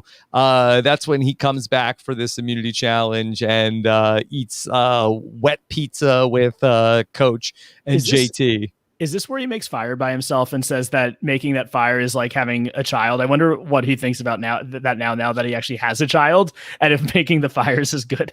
Mm-hmm. I like Steven has so many funny lines here too. Like in Tyson's funny in like a biting way. Steven is just funny when he's like, "Oh, thank God I have no food and bleak surroundings." Like there were a lot of laughs I got off of Steven this season. He's an incredible character here. I really think it's like I love Steven partly because like he's part of our HAP and he's on Know It Alls, but he's really a really great, I think, Survivor character, and I think he plays a really good game too. yeah. I think I'm like I'm preaching to the choir here in the RHAP universe, but like we think of him now more as like a podcaster and a Survivor know-it-all, but he's so much fun on this season. Mm-hmm. Everybody goes on the reward into the town that Allie mentioned. This is this actually this isn't the one where they go and visit the family. They go to like watch the people do like karate dancing. There were a lot of the sort of like cultural rewards where it's like I guess I can't say it's like more than usual, but it felt more than usual that a lot of the rewards were centered around Brazilian culture. And I really, again, it's like not a hot take to be like, I hate that they keep going back to Fiji, but I do think you lose some of these fun elements of Survivor where they get to experience something in the country that they're in, and that's significant to the country that they're in. So it was fun to see a couple examples of that this season. Yeah. And what I liked about that reward too were I think it's the 3 Jalapaos, right? It's Steven, JT, and Taj who go to the village and eat with the family. Yeah, like, it's in the next episode, I think. Yeah, we see a lot of and it's been talked about on the top 40 before, where some of these rewards where they're being immersed with the culture of where they are. It's almost it feels like it's like these outsiders coming into this place and like everything is they either talk about it kind of like it's weird or different. They're embracing the culture here, where it's almost more like they're appreciating it more than like it's like cultural appropriation, and they're sitting down with this family and really enjoying their food, and Taj is like holding the baby and it reminds her of her son. So I think it was really well done. I don't know if it was son or daughter, but Taj's baby, she's crying in the confessional. I think it was really well done where they're appreciating the culture as opposed to like ripping it off or fetishizing it. So I think that was nice. Okay. All right, Tyson doesn't win immunity here, and we see Erin being the first to mention, like, all right, Tyson didn't win immunity. And it looks like that Erin and Taj seem to have developed a relationship. They're talking about maybe this should be the point to take Tyson out. Yeah, there's just no reason, and I think even when Sierra does go out, there's no reason to take Sierra out here. There's no reason to ever take Sierra out. Her whole tribe hates her. If you're up there, you're oh my god, I'm like Jalapeno. Sandy over here. Jalapeno. Your Jalapao tribe is going to vote for you to the extent that any of them are on the jury. Sierra's not going to win an immunity challenge. So there is just absolutely and she wants to vote with you anyway. So there's just no reason to take her out. I was so happy when they started talking about it. Not that I wanted Tyson to go, but finally someone's making like a smart game move and not just being like, oh, the best have to be at the end. Bullshit. Yeah. JT seems hesitant. He wants to vote out Sierra. He's throwing the B word around. Like, JT, you just met her. Whoa, like, why? What did Sierra do to get these other people have been around Sierra for 3 weeks? Like, okay, maybe they don't like her. What's JT's beef? It's real Chester energy. It's not even like Brendan and Sierra voted for him or one of his allies. They voted for Coach. Who cares? Like, he should love the fact that these Timbiras aren't getting along. Yeah, it's underreported story. JT hated Sierra. I guess because, even the way he explains the reason he has a relationship with Steven is like he worked really hard. He carried more than his weight. Like he was always up working at the camp. So I feel like that's JT's biggest priority, and what JT is going to decide whether or not he likes you on is like how hard you're working at camp. I like when he talks about the fact that Steven carried 3 melons on the opening trek, and he only carried 1 melon. Which, P.S., the effort exerted, like the effort required to carry a watermelon is more than you'd make up by eating the watermelon. That was so frustrating in the beginning. Yeah. But we can't go back. That was before the break. Yeah. Timbira may have gotten all the beans and rice, but Jalapao got all the melons. We're in a post-break world now. Yeah. Okay. We go to the tribal council, and it is funny at that tribal council that Jeff asked Tyson something about like he loves people in the tribe, and then Jeff calls and Tyson names every single person in the tribe that he loves except for Sierra. Yeah. Which is rude, but very smart gameplay. Because I was worried as Tyson started saying it. I was like, he's doing a Jervis. Like he's doing the like 1, 2, 3, 4 in order. Yes. But so great game move. That's where like Tyson's arrogance and sense of humor really worked out from a strategic perspective. I love that he includes, first of all, Jeff. And he also includes Brendan, who's on the Great jury management. I'm surprised he didn't call out, all the camera people, the producer. Yeah. And ultimately, Tyson is going to get blindsided. So are Coach and Debbie going to be very blindsided about all of this. Tyson goes out here at the final 8. But these 2 votes back to back, the Brendan vote and the Tyson vote, I think that this is the apex of Survivor Tocantins right here. Yeah, I agree with that. I think the Brendan vote, and I think what's so great about the Brendan vote, and I'm sorry to go back to it, we got 2 episodes of them strategizing about it because we got the whole Joe thing which leads to that. I think Joe, there's a potential that Joe could have gone there anyway, because he was sort of the odd man out, where he wasn't in anyone's plans. He wasn't in the Jalapao 3. He wasn't in the Timbira plans. I think it was going to be Joe Brendan or Brendan Joe in either direction. But we get 2 episodes of them planning this vote, and it finally comes to fruition where you see which side the Jalapaos went with. They went with the Warrior Alliance and not the Exile Alliance. And then here with Tyson, it's just a really good move. I mean, it's a guy who, I love Tyson. I think he's a really fun and funny character. I think that he has a lot of, obviously he goes on to win. He's a really great Survivor player, but he sort of gets his comeuppance here because he was very cocky. He had no thought that he could possibly go home here. And people who were playing a better game than Tyson in Tocantins took him out. Yeah. And then you get the perfect spin from Coach at the top of the next episode. Thank you so much for not telling me so that I didn't get put in that position. Yeah. Mm-hmm. I mean, I wish I could live my life in the spin zone that Coach operates in. I'd be a much happier person. I think he convinces himself that actually is what happens. Like, I don't think that he's just believes. Yeah. Because other people, it. Other people have come back from tribal, and you go to the people who, if you voted in the minority, you go to the other people and you've been like, oh, that's okay. I'll still work with you. It's fine. But you do it sort of for self-preservation. He actually does it like to feed his own ego, which is so interesting to me. I mean, they do throw Coach and Debbie the bone here and vote out Sierra next. So it's not like a total betrayal where then they're going to just knock out Debbie and Coach right away. Like, they're going to give them at least the satisfaction of outlasting Sierra in the game. So they're able to sort of keep them at bay a little bit by playing into that. Yeah. I really do think the remaining Timbiras, it's 4-3 here. I really think, and again, it's we're talking about people that don't like each other, so it's so hard to say this, but strategically, the 4 former Timbiras really should have taken out a Jalapao here to at least have some control. And you don't have to like each other to work together. Kasai approved that. But again, we're this is where I think Steven, JT, and Taj did such a good job. Yeah.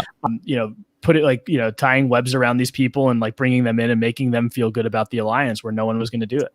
Yeah. I mean, I agree, but I disagree in that I do think a lot of I think Exile should have ended here, because when we talked about the reward already, but this is the episode where Steven wins and picks JT and Taj to go with him, leaving the 4 remaining, my brain just broke. Timbira. Okay, I was like, I want to say Timbira, and that's correct. So I'm sorry. 3 hours in, I'm realizing is my complete limit, and I'm out to lunch now. But so he's leaving the 4 people there, which should be a game losing move. But he leaves, but he gets to send Aaron to exile. So there's only 3 of them. And yes, as we've discussed, they're so dysfunctional, they can't get their act together. But that should be the stupidest decision in the world, that Steven takes the 3 of them on reward. Absolutely. Yeah. For sure. And honestly, I think you're right, Ali, that even if the 4 of them were left alone, I don't think it would have mattered in this situation. But you're right. I mean, I think you kind of have to bring Coach with you, just because, Coach will, just to make him feel even safer. Maybe you bring Erin with you because she's the one person who's been voting with you since the merge, but she's not from your original tribe. Coach and Erin might have been smart picks there. But the thing is, though, the person did.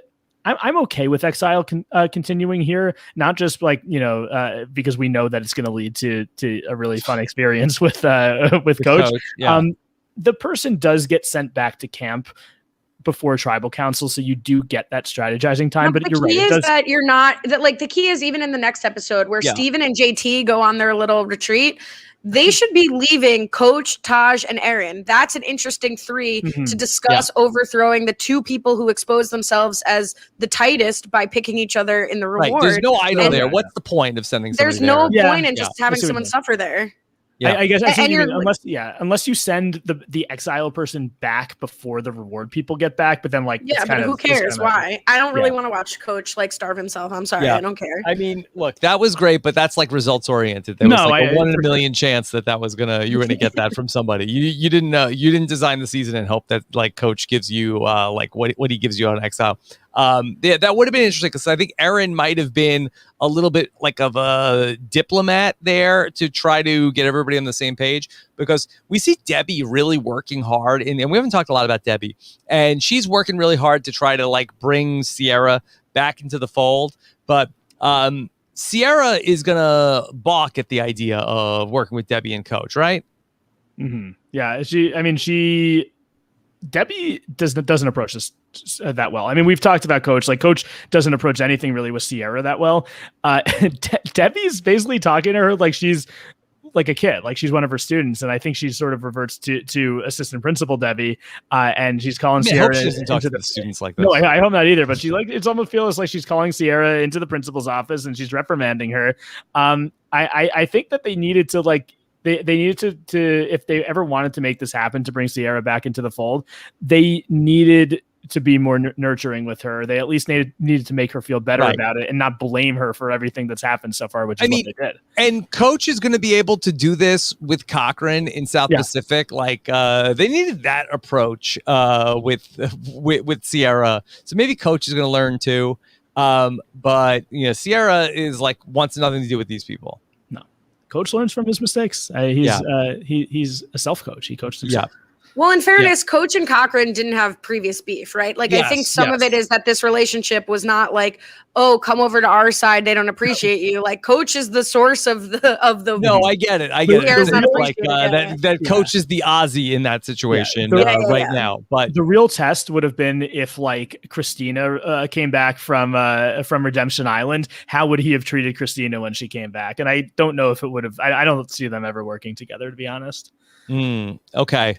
So ultimately, we're gonna get to this. Is this the immunity that Coach wins at the final 7? Yeah, I think so. Right. This is the one immunity that Coach gets. Yeah. Okay. Yeah. Well, this is. Sorry. Go ahead. Yeah, that he gets it's grappling hooks followed by then a table maze. Yes, he wins the table maze. Episode 11, they both went bananas. Mm-hmm. Johnny. Do you think there's any world where Coach would have been taken out over Sierra if he didn't win immunity? Because this is the same time where Coach gets caught in the lie, bussing Sierra to JT and Steven, and really he's the one who tried to lead the charge against them. Yeah. I don't know, but I love it when Sierra is calling him out and she's like, okay, Coach, I will walk out of the game right now if you say that you didn't try to get me to do. And he's like, bye-bye. Allie, I do think there is a chance of that happening. I mean, I kind of think I remember thinking that once Coach did win immunity, that again, and I know I said it for earlier as well, I think the vote should have been Debbie to break the two of them up. Why are you voting for Sierra when you have this tight duo in the game? So yeah, Sierra is of all the people in the game, she's the least person the person who should have been voted out the least, because it makes no sense. But that's also she's the only one really without allies. So that's kind of what happens. I do think part of it is that JT wouldn't mind having Coach at the end. I think he thinks he beats him, and he thinks Coach probably actually would bring JT to the end. So there's really no motivation to even take a shot at Coach before he ends up sort of having to. But my favorite part is at Tribal, when Coach was like, I was going to ask for your apology, which I think he thinks saying I was going to apologize. But what he actually said was, I was going to ask you to apologize, which is so much more Coach.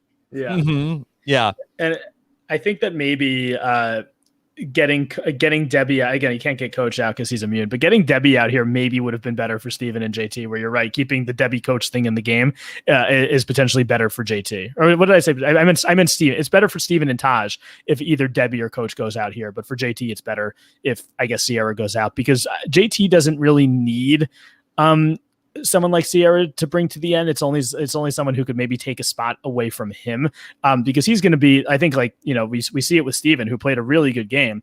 JT still beats him 7-0. I don't think JT really needs people like this in the game who are going to be easy goats. Everyone else kind of does. Yeah. It's a wild vote here where Sierra ultimately is going to get 4 votes from Coach, Debbie, JT, and Steven. We mentioned this a little bit, that Taj is going to cast 1 vote on Debbie, and Erin is going to cast the never again vote on Steven. It's almost like that Erin and Taj here try to make their votes disappear, which, when you look at it that way, it sort of sets up an interesting, as Steven would go on to say, a set of voting blocks here at the final 6, where you have Coach and Debbie, you have Steven and JT, and Taj and Erin, seemingly as like 3 different pairs that are in the game. The interesting wrinkle here is that Debbie is going to seemingly want to turn on Coach, who's her pair. It might be interesting if Debbie and Coach like had the foresight to try to team up with Taj and Aaron. Yeah, we get a lot of like burn votes on the challenge, and it's really frustrating. I think one of the best things Steven says in his final tribal is like, I wasn't a coward and I voted for every single person who was supposed to go home. I didn't like know about the vote and then throw it. It's pretty frustrating. I don't know that there would have been enough that these burn votes demonstrate enough of an opportunity, like enough of a crack to actually have flipped anyone. I just think it was like, sorry, my hands are tied, but I don't want to be the one sending you out. The more I think about the Sierra vote, though, the more I think maybe it was a good vote because, like you guys were saying, like it's so locked up and people don't really need goats. Like, even Steven doesn't really need a goat if he's sitting next to anyone besides JT. I think he's got a fighting chance. So maybe it is keep people who can possibly beat JT in immunity. Maybe that is actually what you need. What if, and we didn't really see this in the show, and maybe there's just too much bad blood between Debbie and Sierra, but, there's 4 women left in the game and only 3 men. And, like, what if, Sierra, Taj, Aaron, and Debbie could get together? I mean, if you're Aaron, like, I feel like that's like, okay, finally, like, now we're talking about, like, maybe a win condition here where I could potentially be the winner. I don't know if Taj is like too loyal to Steven and JT to even consider it. I think she is too loyal to Steven and JT here, and I also think that. But why not? Maybe I think Taj has a good shot to win in that group. Oh, I completely agree. I don't think it would have been a bad move. I just think that she does she look at it? Oh, there's 3 Timbira, and I'll be out in 4th place. I mean, I just think it might have been a good move for her. I just don't think it was going to happen because of, I don't necessarily think because of JT. I think because she's so loyal to Steven at this point and vice versa. And also, like, as you said, Debbie and Sierra aren't getting along. It's hard to like bring people like this together who have had these conflicts throughout the game.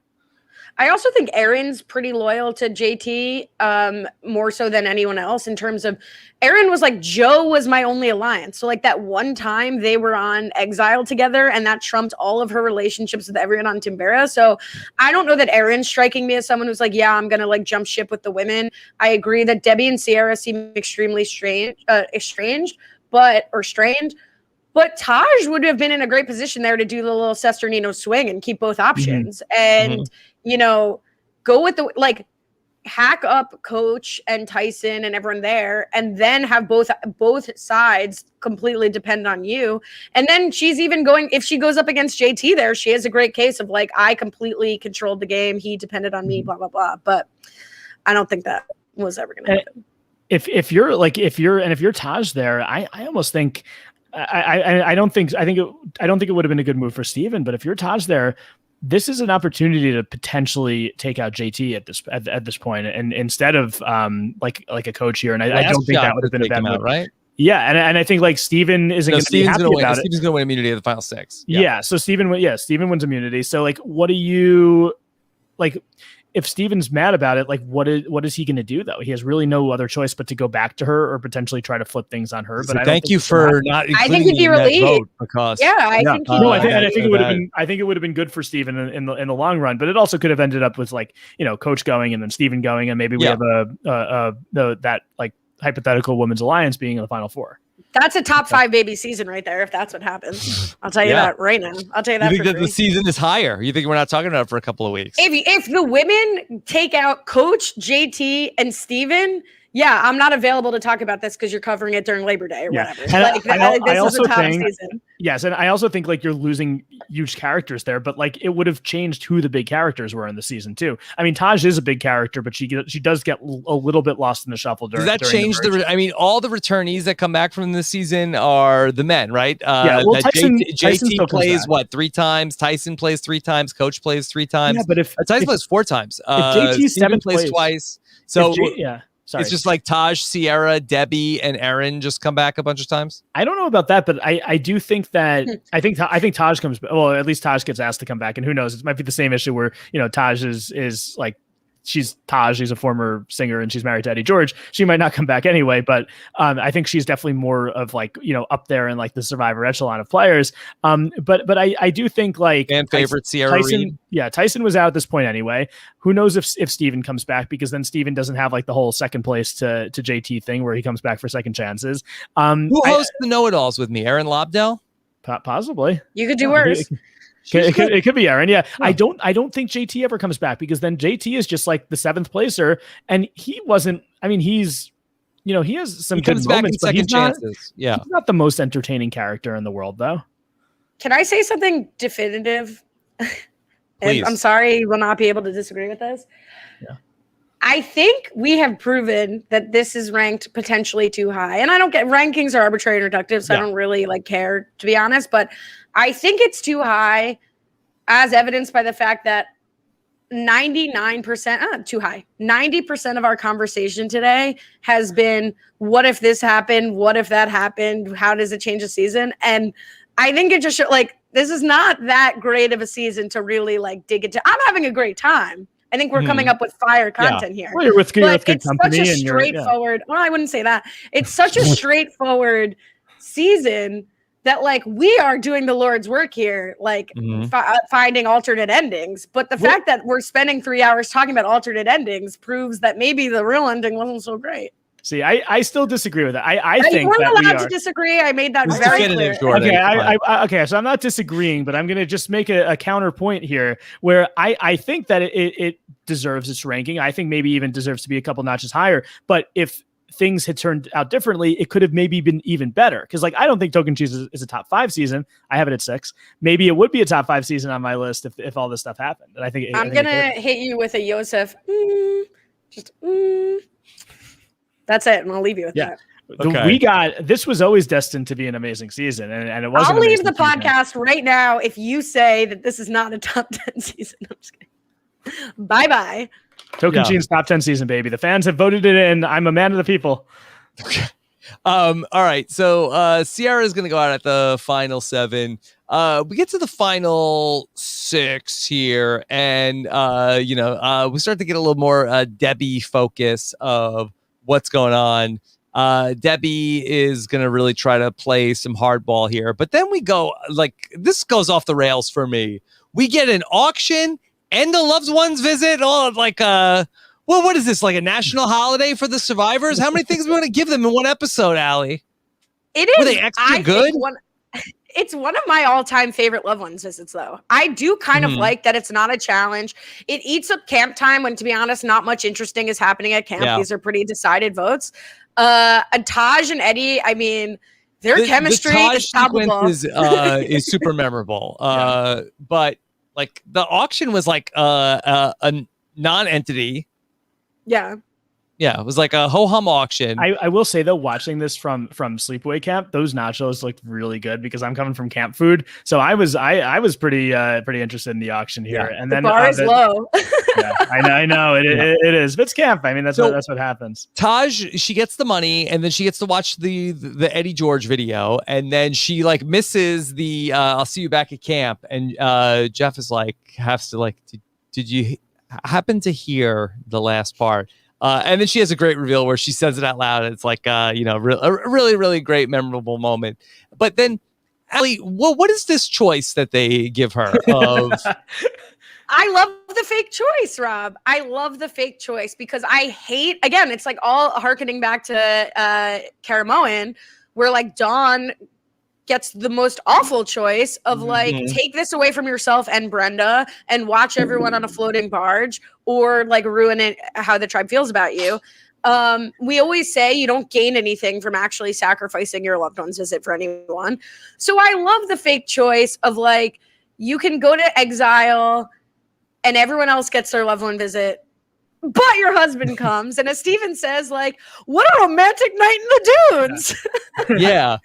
But what was the other option? It's like, or Eddie George can just come to the camp and nobody gets a loved one's visit. But they would have all got to meet Eddie George. Yeah. But would you have rather Taj had to forego her family? But why even make that a choice? It's I don't love it's so stupid. Have a little fun, Rob. Have a little fun. Aren't we just here to have fun? It would have been like in Survivor Guatemala, and I have to reference Guatemala on every podcast. If the Cindy Hall decision, if instead of like keep the car and no one else gets a car or give away the cars, it would have been like, okay, you can give away this car, but you're going to get a different color car from everybody else. Like that would have been like that. And then of course it's no option. I wonder what Cindy Hall does. Maybe she really liked the color of the car and she would have kept it anyway. You never know.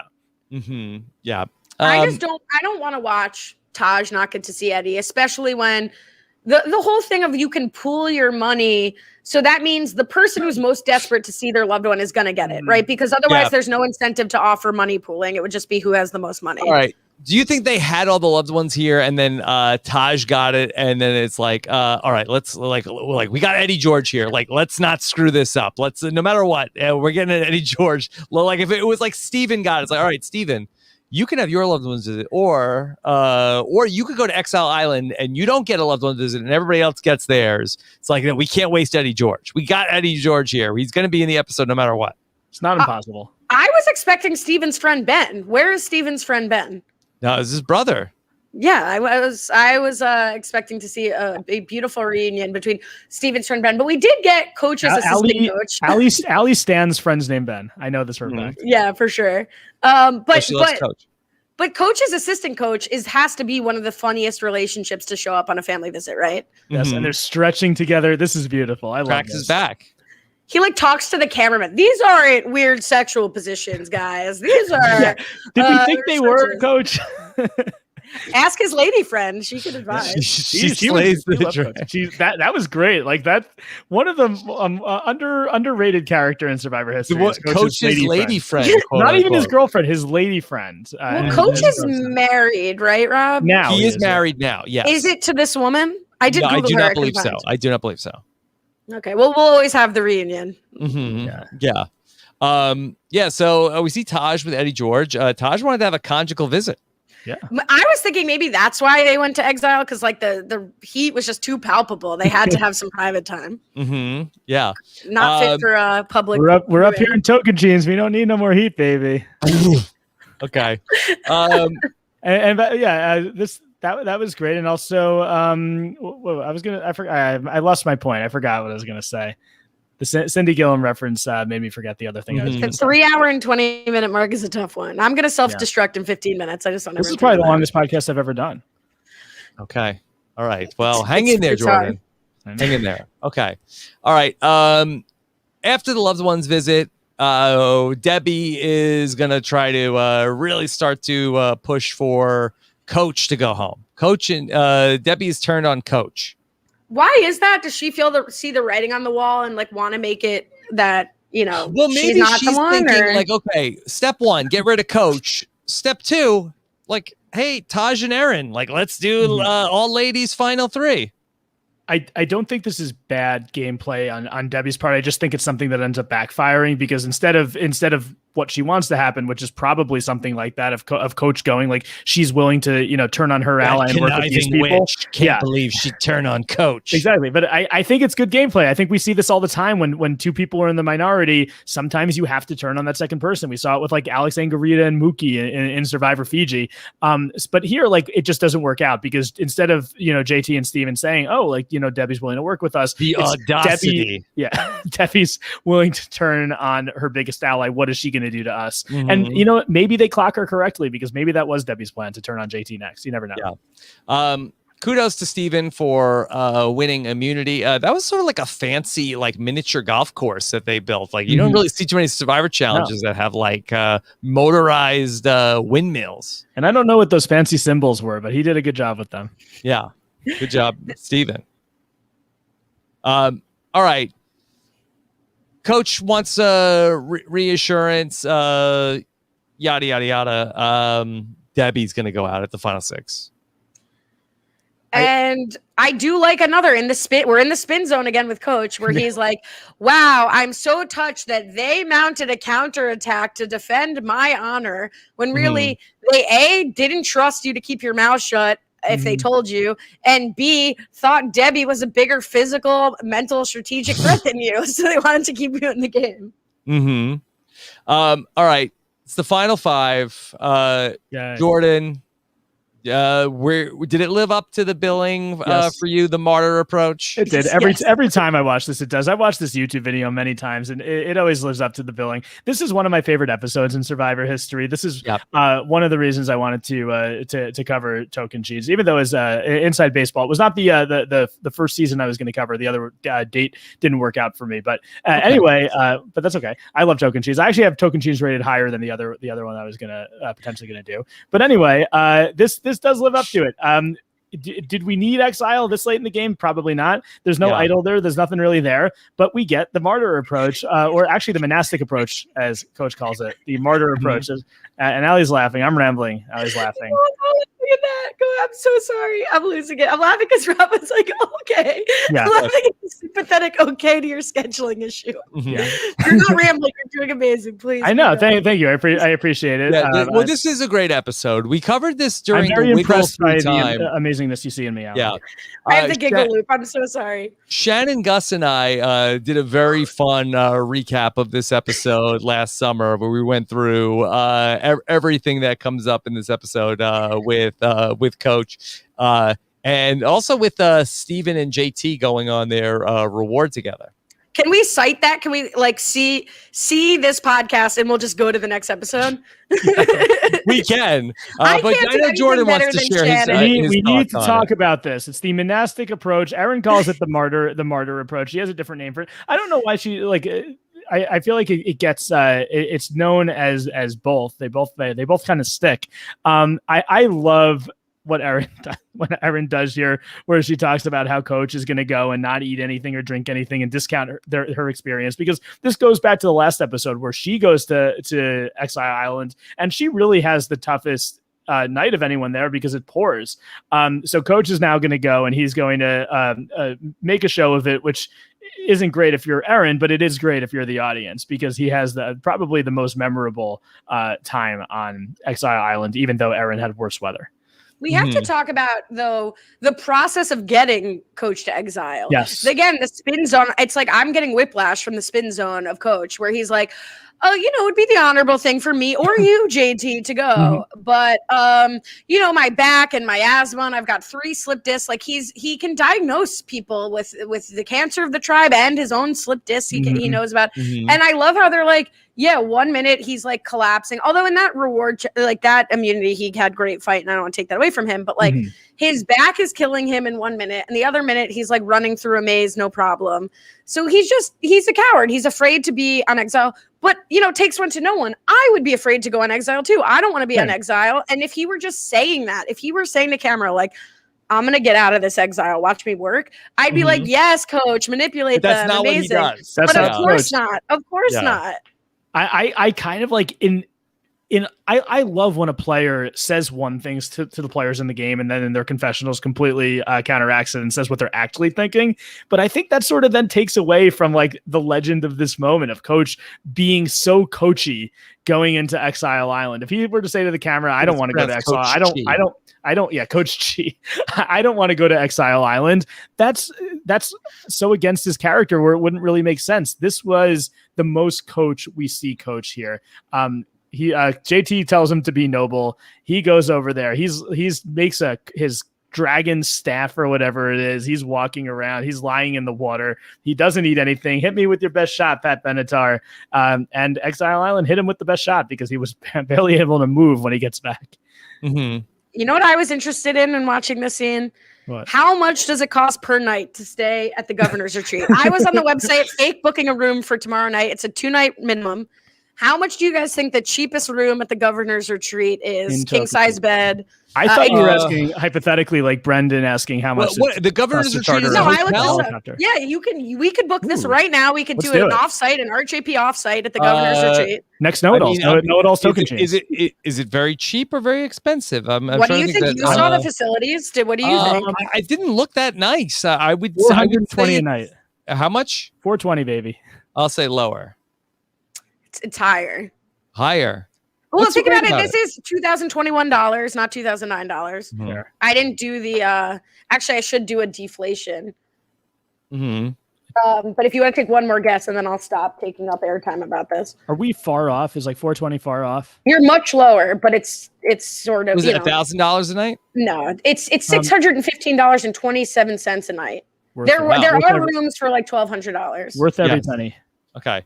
Yeah, we don't normally get the monetary dollar value of the reward challenge. Yeah. How much is it to stay at Michael Bolton's dad's house? I don't know. You got to make a deal with Michael Bolton. Is this a reference to the celebrity dating game? Yeah. Is that still on? Yeah. It actually got better. I watched a couple episodes after. I think it did get better. Mm-hmm. Yeah. So we're also going to see, JT sends Coach to Exile. He goes on reward with Steven. Seems like that they really lock down their final two here as they toast over Brazilian barbecue. Coach is going to come back and go get thrown right into the challenge, Jordan. Wait, I have more on Exile, though, before we get into this challenge, because I think the editing on this is so amazing, too. You get the rising music and like the drone. I don't know if it's a drone or probably a helicopter shot at that point. Probably of him like walking, of him walking up the dunes. You also get Coach's confessional where he calls himself unbreakable, unbending, unyielding, which I think is like the words of House Tully in Game of Thrones. It's very similar to that. Let me see. May I have a clip of that? Immeasurable, immovable. Thank you for creating me as an individual. Oh, wait, this is different. I asked that you would help me to forgive Erin as she's back in camp thinking negative thoughts about me. That is truly all time because it's so petty. It's so bad. I would like you to forgive Erin for thinking negative thoughts about me. It's amazing. It's so good. Like this whole episode. Yeah, maybe it's this one. Maybe it's this clip. Coach Wade's foundation is built on a rock. Inside here, unbreakable, unbending, unyielding, immeasurable, immovable, invincible. Great alliteration, great vocabulary. This is amazing by Coach. I don't know how he comes up with this stuff. He definitely like sits around thinking about it. He was probably on Exile for a couple hours, like planning this confessional. He talks about how he's like the Native American Indians, which he says are his ancestors. I don't know if there's any proof on that. Yeah, but he's I don't know about that. And then he's like, he's going to go into the wilderness for 48 hours and commune with the creator of the universe to become a man. But then he's like, the music stops, which is great. And he's like, well, I'm already a man, so this will make me even more of a man. Mm-hmm. So good.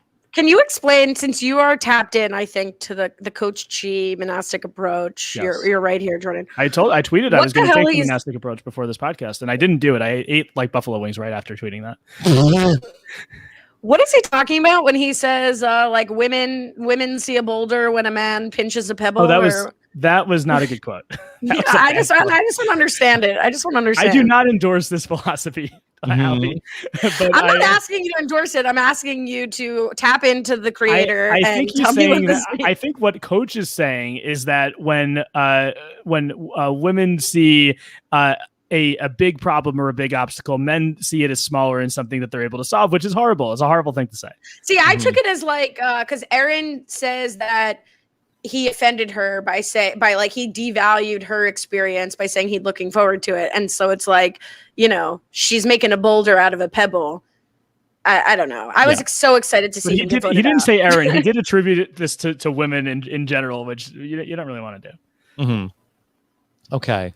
Anything else, Jordan, about Coach's vision quest? I think we've covered it. I think it's he's the last. Stuff. He says he was the last member of Timbira. Then he calls himself the last of the Mohicans, which okay. And then he also before he gets let's get to the challenge, because the challenge is amazing too. Yeah.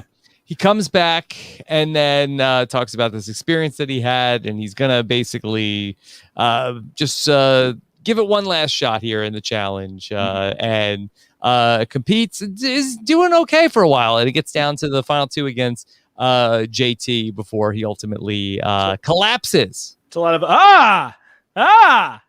Mm-hmm. He screams a lot. Yeah. I give Coach credit here. I think his performance in this is recognition that he's actually not in a great spot, even though he keeps being like, thank you for not telling me. And like, I'm a warrior and JT and I are in that. Like, I think he's recognizing a little bit where he actually stands in the game. So kudos to him. And he puts up an incredible fight. So I can't dog him for this. It is funny at the end how he's like, medical will take me out of the game if they don't let them look take a at look my at my back to put me right out of this game. Joe. If they took one look at me. What's her name? Dr. Lucy. Dr. Lucy's not taking Coach out of this game. It's gonna take the rest of the players, or at least 3 of the players, because JT decides not to vote for Coach, which I don't like. Why the jury likes this. I don't get why people are so impressed by what JT does here. But yeah, Coach. He's a lot of things. He's not a quitter. Coach is never gonna quit or give up. He does put his all into this challenge, and I think he puts his all into his whole Survivor experience. Like, it takes a lot of effort to come up with these confessionals that he says, and like all these weird delusional comparisons that he makes. It's not easy to do that, and I think he really does a great job entertaining us throughout these the episodes in the season.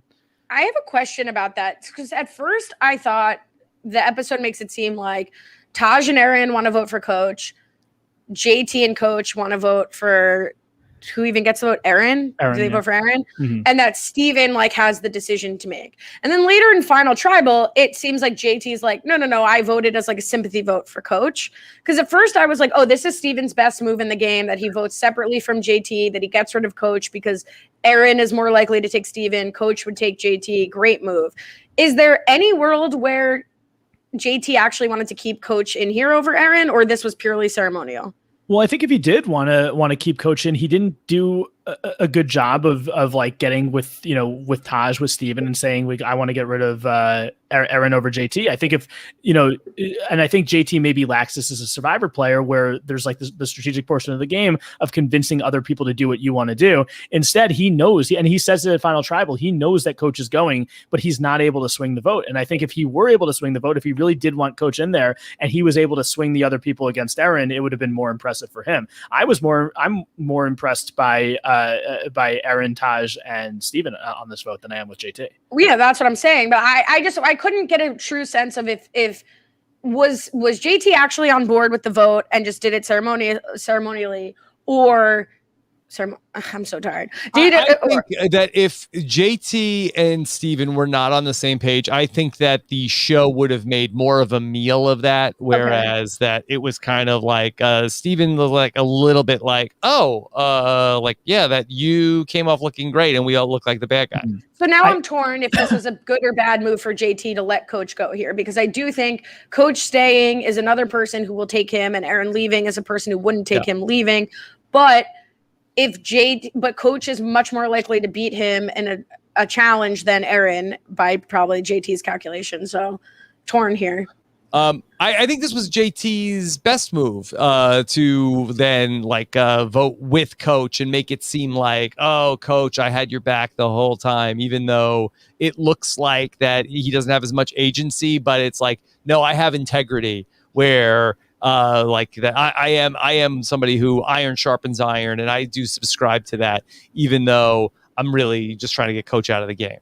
The Hinky vote for him is undoubtedly a great move. I just meant, should he have even let Coach go? Should he have tried to pull weight with Steven and be like, we should keep him? I think at that point, Aaron and Taj are so over Coach. You see them bonding over how much they can't stand him. I think Steven potentially is in a worse position to be in a 3 with Coach and JT, potentially Coach could win the final immunity and take JT to the end. So I don't think it really makes anybody else would be incentivized to want to keep Coach any further. So the juice is not worth the social capital squeeze it would take.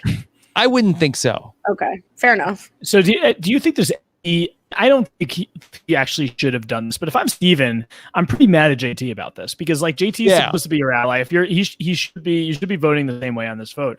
Do you think there would be any reason for Steven to say, screw this, I'm not letting JT get away with this, and actually casting his vote for Aaron and sending Aaron out? I mean, now you might be in a tough spot though, where now the final 4 of you, Taj, JT and Coach. And then at the final four, you don't know that JT is going to win immunity. Maybe, I mean, I don't think that Coach would have won this immunity here, but maybe he does.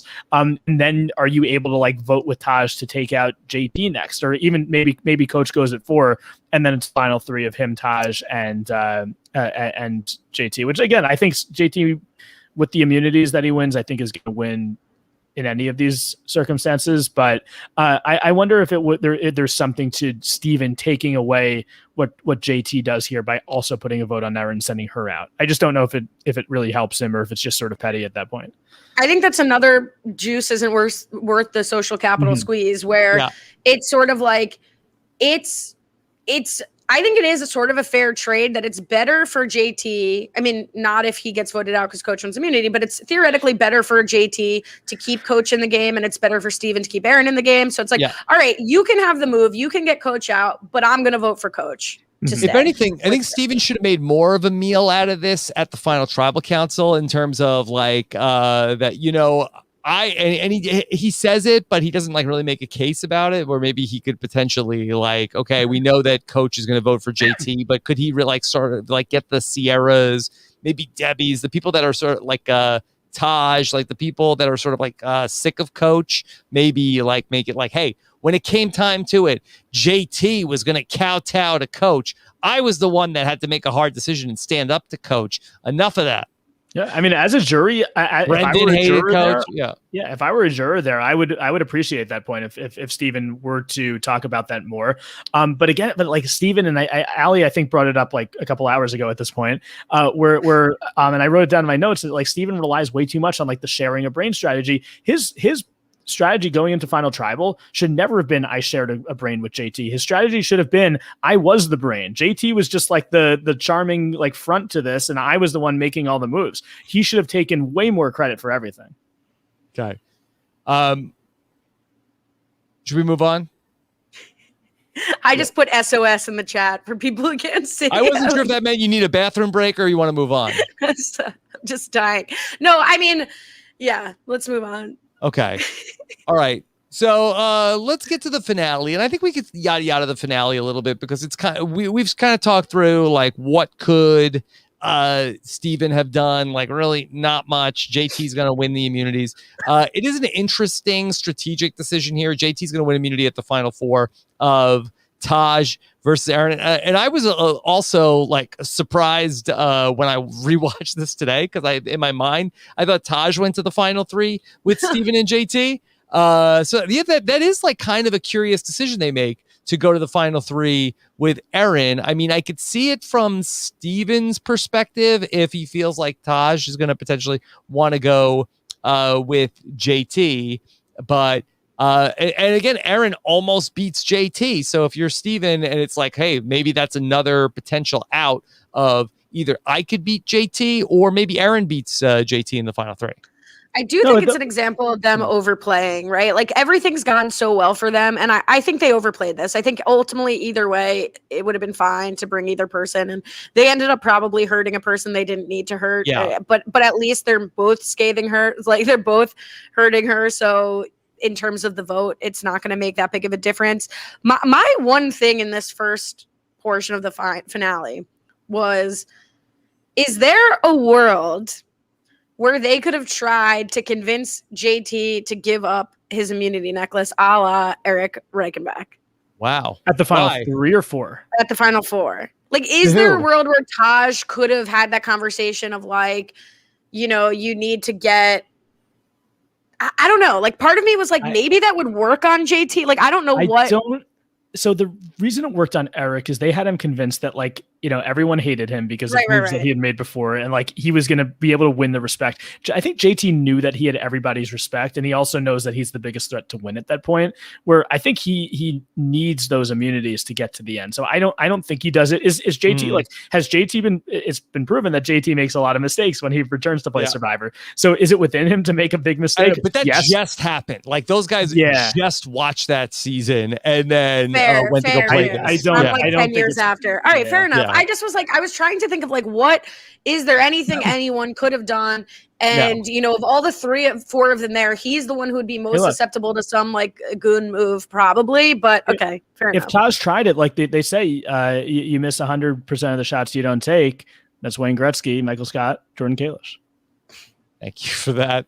I don't even know why it's killing me that you keep doing that to him. Like, oh, nice. Okay, here we are. At the final 3. Rob and I have a very complicated relationship. I'm aware, but it doesn't make it less funny. So that just with the Taj thing, at the final tribal council, she's like, makes a really good point. Like, oh, okay, so JT, you like couldn't vote out Coach, but you had no problem voting me out at the final 4. Okay, I get it. So it is a good point. Yeah, your relationship obviously meant a lot more with Coach than it did with me. Taj goes out. Erin makes it to the final 3. Ultimately, this will be a last stand for Erin. She tries to sow some discord between JT and Steven. Really, nothing comes out of it here. It does maybe like put the seeds baby in JT's mind to throw Steven under the bus when we get to the final tribal council. I do want to give credit to Erin for the pitch. Like, yes, it doesn't work. And She's feisty.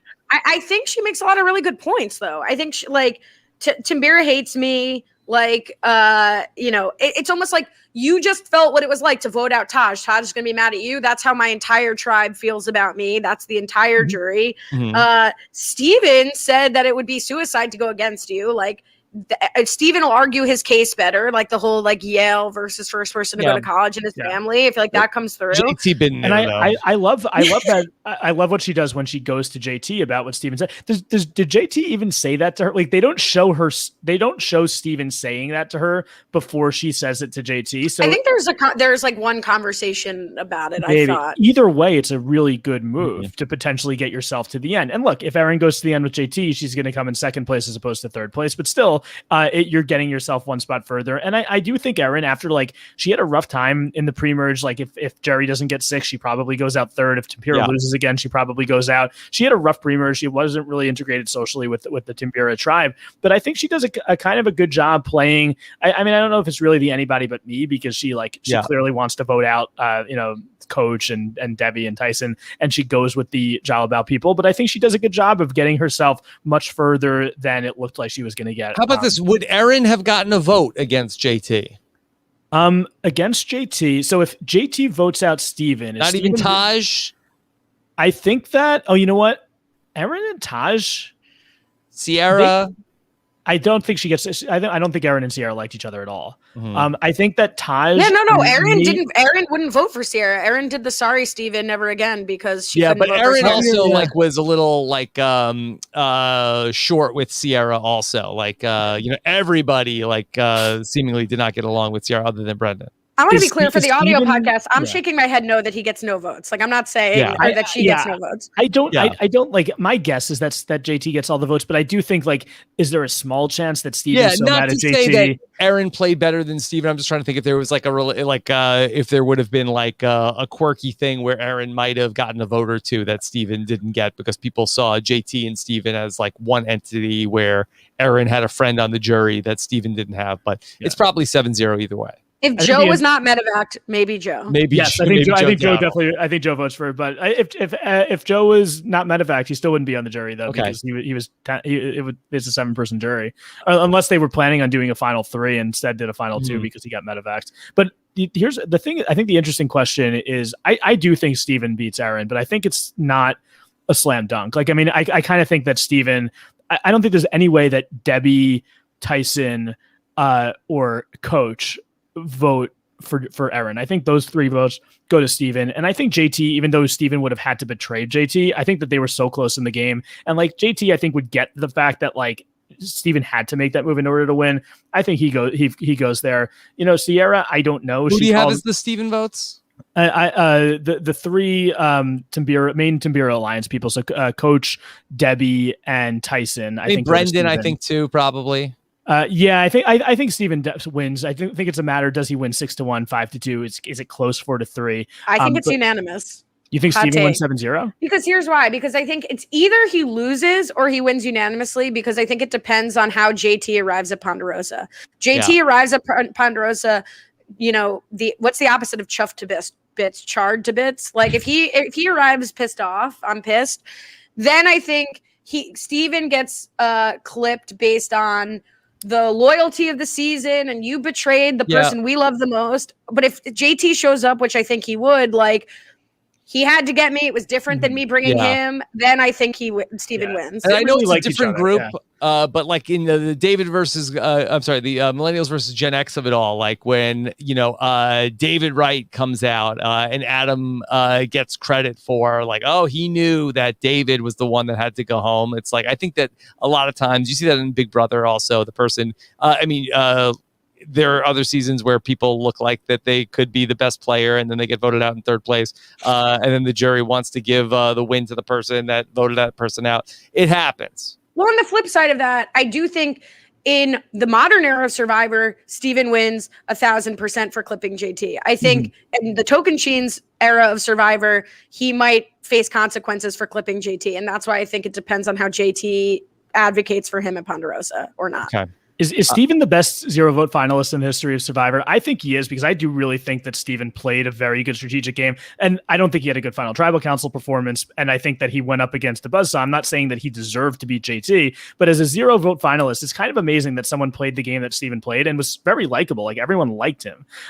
It's amazing to me that he didn't get a vote. But again, JT was just the most charming guy. I think he had the perfect cast for him. But I do think that JT, I can't think of another 0-vote finalist who played better than Steven.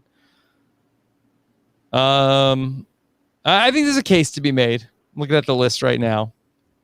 Who do you think is in contention? I think I have it as the Twitch list. Okay. Spencer in Second Chances. I don't think he played as well as Steven in Token Chance. Okay.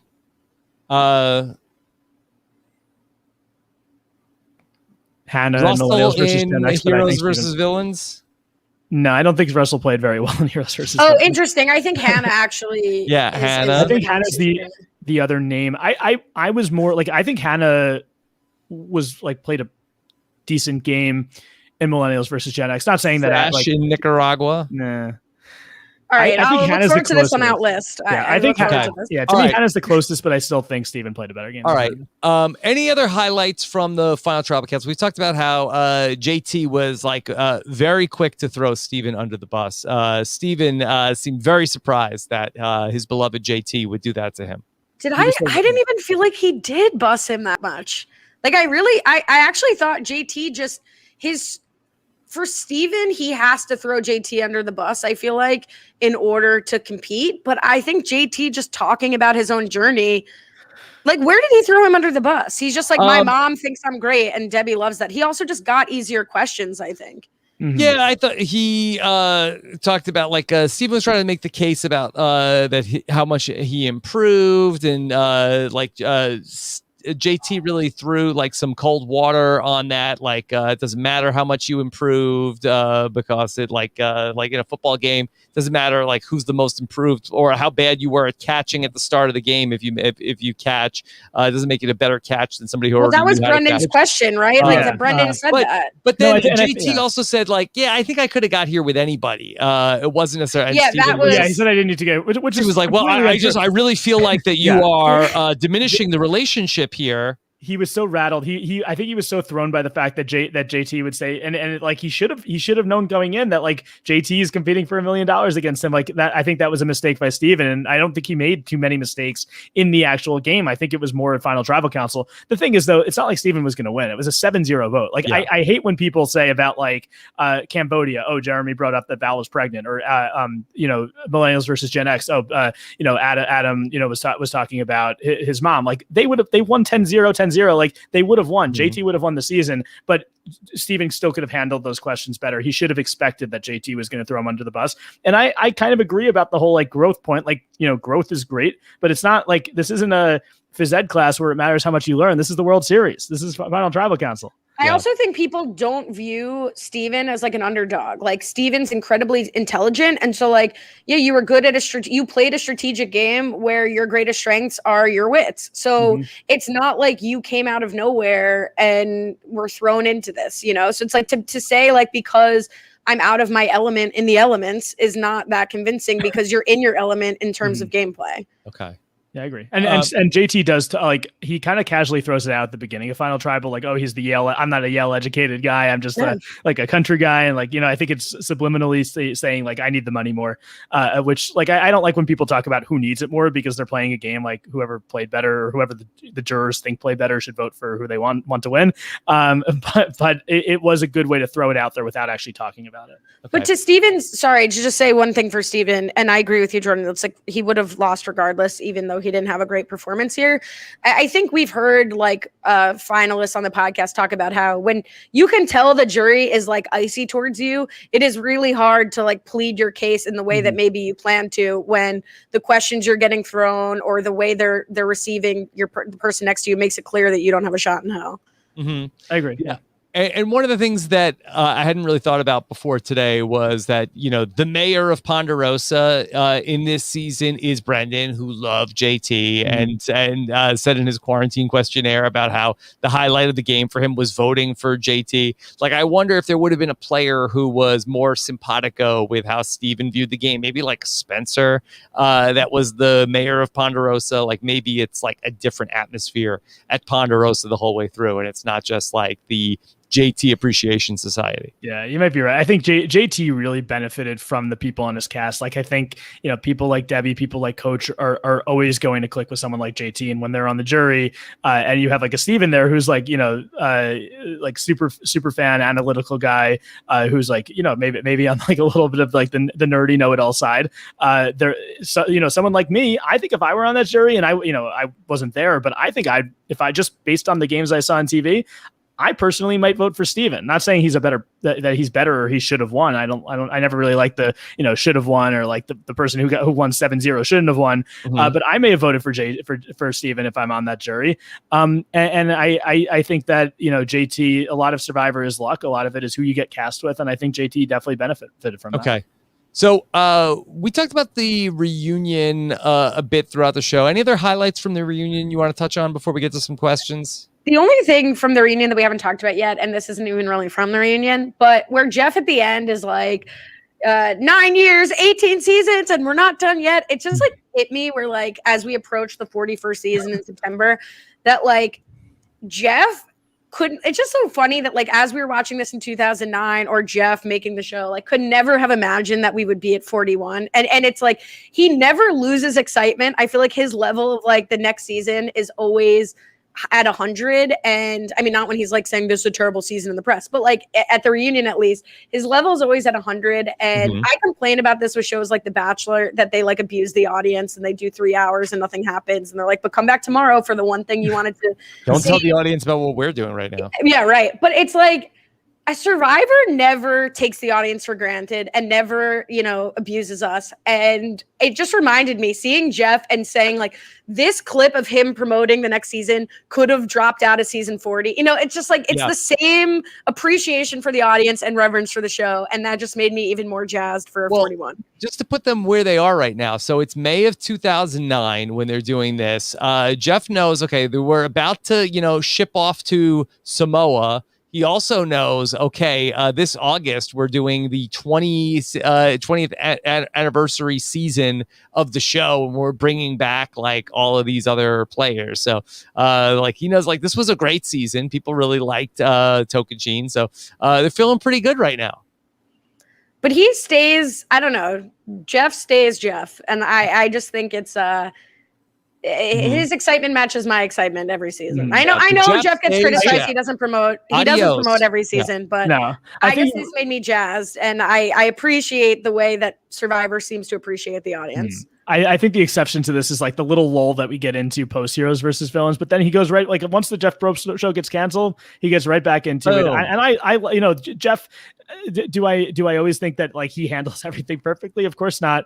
But I do think like he's one of the reasons I love the show. Like I think he's the best host in television. And again, I don't watch every reality show, but I think that he adds so much to the show, especially as a host. And he really like has a love for it. And I think, runs a fantastic tribal council, obviously. All right.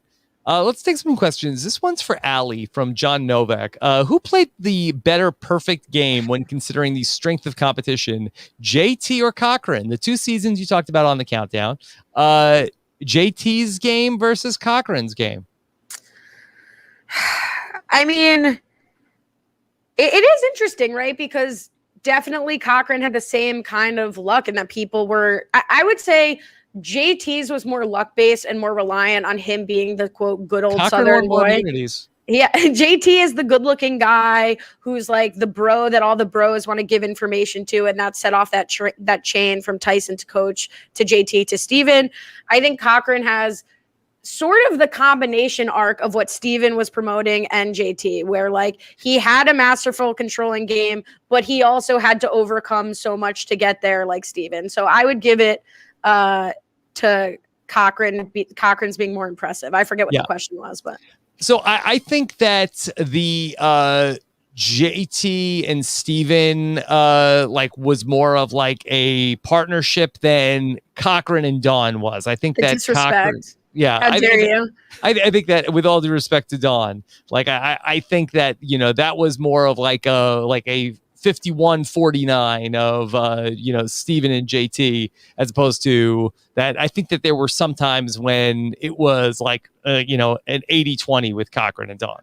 Well, let's be honest. I mean, I give Dawn more credit than that, but let's also be honest. It's smarter to partner up with an older woman who's going to be, viewed as the mom archetype. I'll let Hannah Shapiro talk about that, but there was not going to get credit.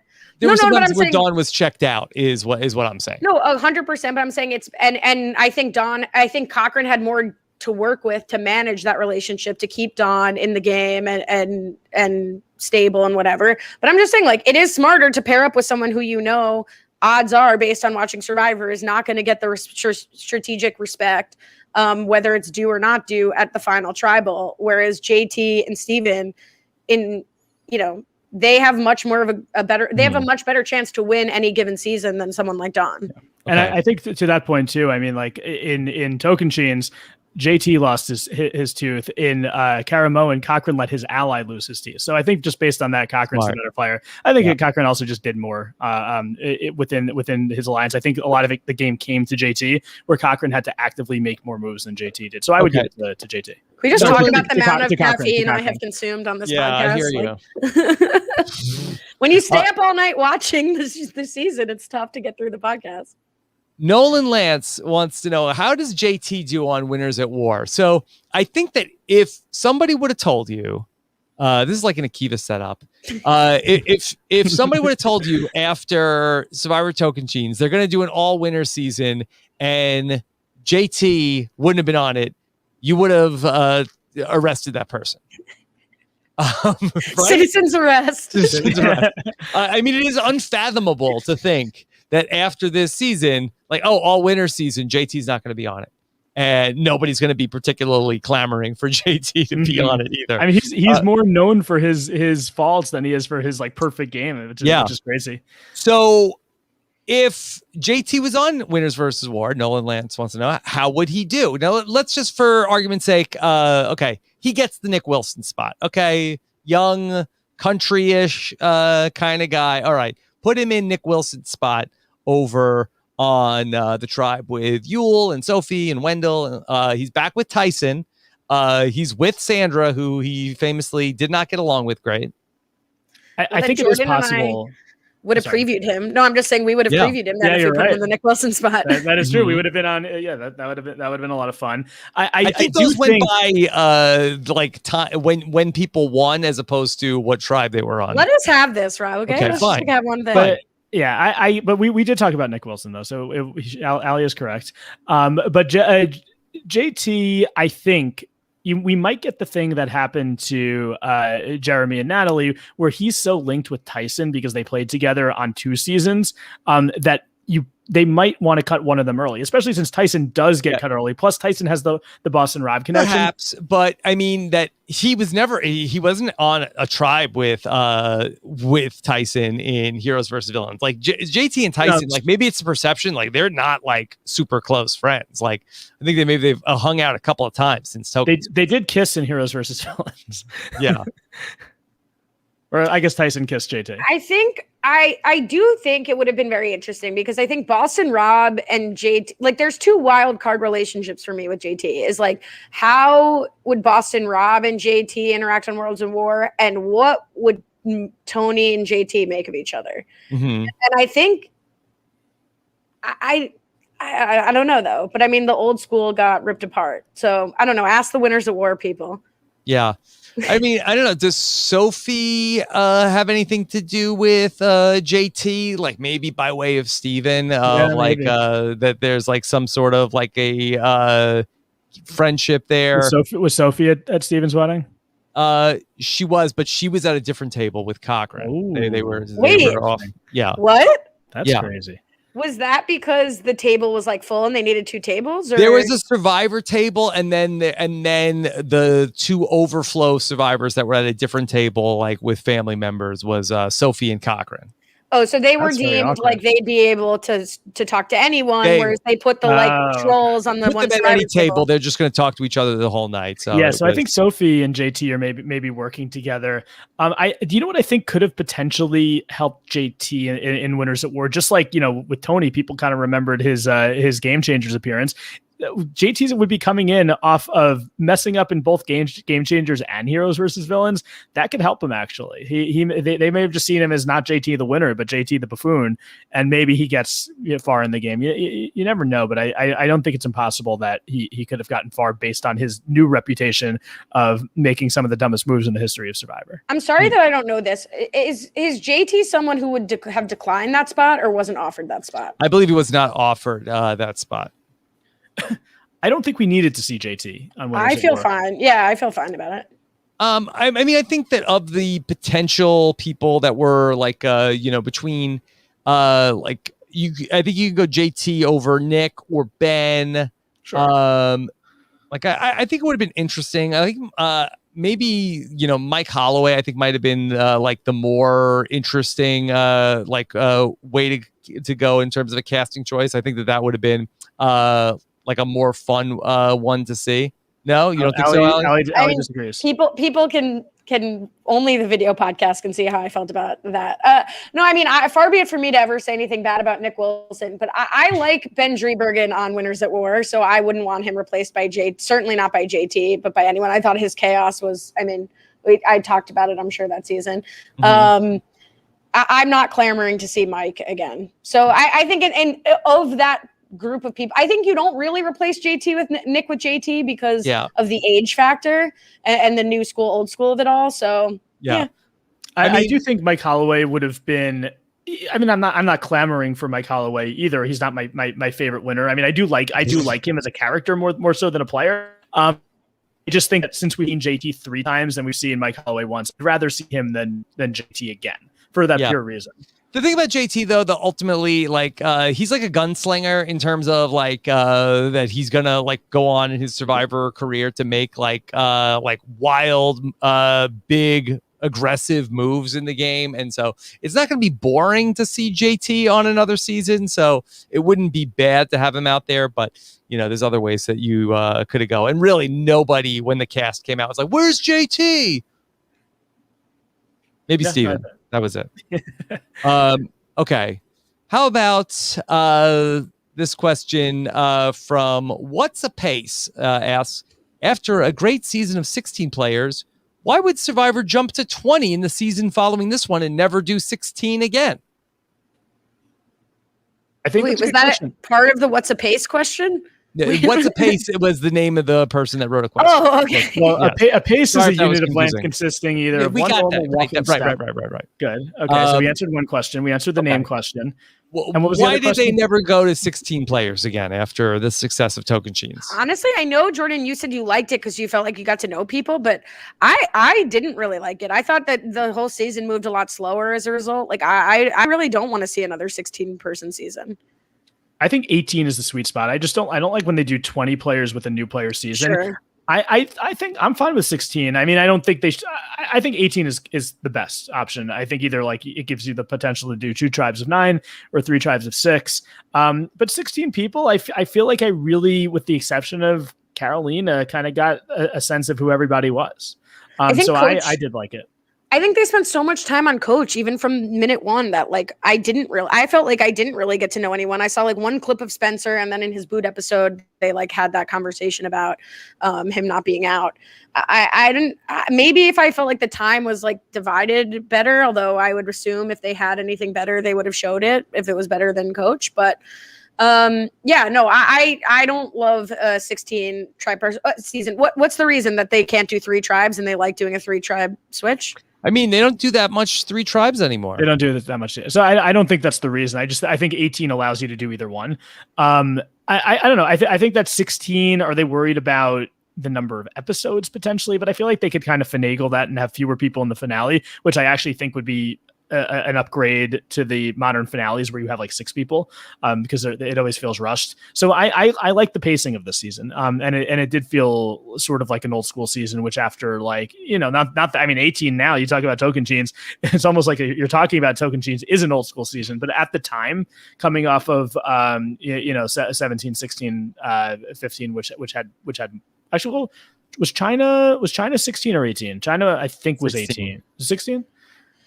Yeah. Okay, you also have no medevac insurance, right? So like in this case, you had to have no tribal, whereas I feel like now if someone gets medevac, you go to tribal anyway. Mm-hmm. Okay. Do you think this was supposed to be a final 3 and Joe was supposed to be on the jury, or do you think it was always going to be a final 2? I think it's the same as Micronesia. I think it might have been because Gabon is I believe, is that 16 players also? Is it 18? Gabon, I think, is 18, but they still have a 7-person jury in a final 3. So, but this was also like an old school season of like sort of like a back to basic season. So maybe they always intended for a final 2. They don't put Joe on the jury, but there's a lot of 7-person juries at this point in the show was run. Okay. I missed the final 2. Let's do one last question. Leanne wants to know, is there a scenario where Taj wins? Yeah, they go with the Exile Alliance. Mm-hmm. They clip JT because Brendan wins immunity. And then Taj being the mastermind behind the whole thing, whoever she sits next to, she wins. Yeah. Yeah, I think Taj versus Steven would be very interesting. I do see Taj potentially beating Steven. I think it could go either way. I don't think it's a slam dunk in either direction, but I think there is definitely a scenario where she wins. And Ali, I think you're right. It's only if they go Exile Alliance over Warrior Alliance, because she's not even in the Warrior Alliance. She just benefits from the fact that her 2 allies are there. But she sort of becomes like less of a driving force at that point. I think that if Taj goes up against Erin in the final 2, I think that she could be the winner. But I think it has to be one of those scenarios that we talked about where either the women team up at 4 or they go with Debbie and vote out Coach at 6, but JT is going to win all those immunities. So the JT winning the final 3 immunities is really, I think, sort of boxes out Taj being able to win. But if there was a way where they could have, knocked off Coach, JT, Steven in some order, then I think that Taj has a good chance. Even if Erin edges out JT in the final 4 and Taj and Steven turn on JT, or even Taj turns and they go to a tie, whatever, then I think if Erin wins the final 3, they get rid of Steven and Taj could beat Erin there. Have we talked? Although then she's got the 2 immunity wins and maybe that changes her story. Yeah. Could Taj beat Steven or no? So I think if it's Taj and Steven, I feel like Debbie and Taj seem to have a good relationship. Like there wasn't that much of them talking strategy, but I feel like they were always like, I think there was them hugging each other and kind of like bonding, maybe over both being parents. I'm not sure. But I do think that Coach and Tyson and JT probably vote for Steven. I think that Brendan, I think, votes for Taj. I think he had more of a relationship with her. I think that Brendan, Debbie, who else would be? So I think it comes down to like what Erin and Sierra do. And I mean, Sierra didn't seem to have that high of a, she calls Steven like one of the weakest players in the game at the final tribal council. So I think it might be 3-3 and then Erin's the swing vote. And I don't know what happens there. Okay. All right. Let's get to our survey. Special thanks to the Tabulator, keeping these surveys going all season long, all Survivor's 40 season countdown long. All right. Who's the MVP of the season, Jordan? Well, my MVP of the season is Coach for me in terms of not as a player, most valuable player in terms of who entertained me the most. I think that JT, just on the fact that he beat Steven 7-0 is the best, is played the best game on the season. He played a perfect game and won. I do think that the results are going to go to Steven. And I do think Steven played very well, but this is a RHAP poll. Steven's a family member. And I think the fans are going to vote Steven. Okay, the Allie. disrespect to Tyson's status as an RHAP family member. Well, yeah, but I think that he's blood versus water. No, I understand. It's just a joke. My fan favorite for me is Taj, but I think if I have to pick MVP, it's JT, and I won't pander to nepotism. It was JT, 34% edged out Steven, 33.4%. Coach got third place, 20%. Okay. Which one-time player would you most like to see come back and play in a future season of Survivor? Allie, who is it? Taj. Yes. Yeah. 71%, a runaway for Taj. That's the right answer. Like Eddie George used to have back in the day. 15% for Aaron Lobdell. 3.9% for Sierra Reed. Give me. I put I would actually go Taj 1, Aaron 2, and maybe Spencer 3. I'd like to see what Spencer could do if he played again. I have Candace too, but I understand why she wouldn't be top of mind with the voters. Yeah. By the way, first teenager to ever play Survivor, Spencer, is now 31 years old, according to the Survivor Wiki. Well, that makes sense because I was 19 when Tocantins was on. Yes. Yes. He's almost a Gen Xer now, Spencer. All right. Which name in this list? That's not how that works. That's not how that works. Oh. Your birth year is your birth year, Rob. Oh, okay. Which name in this list? Rob, are you approaching baby boomer? No, Rob's like silent generation. Still Gen Xer. Okay. Which name in this list made you pause and think to yourself, wait, who's that? Allie, who is it? Almost everyone on this, honestly. I think Joe and Brendan, considering I still forget them. I'll say Joe for me. I'm sure that's not where the fans went, but that's my vote. The fact that he got medevaced makes him more memorable than he should be. I think it's going to be between Sydney or Karolina. Again, I just think Karolina might be more memorable for something she did or something that happened to her during the finale of another season. I think the first boot usually doesn't get it, so I am going to go, or it could be Jerry Sims. I think it's Sydney. I think it's Sydney.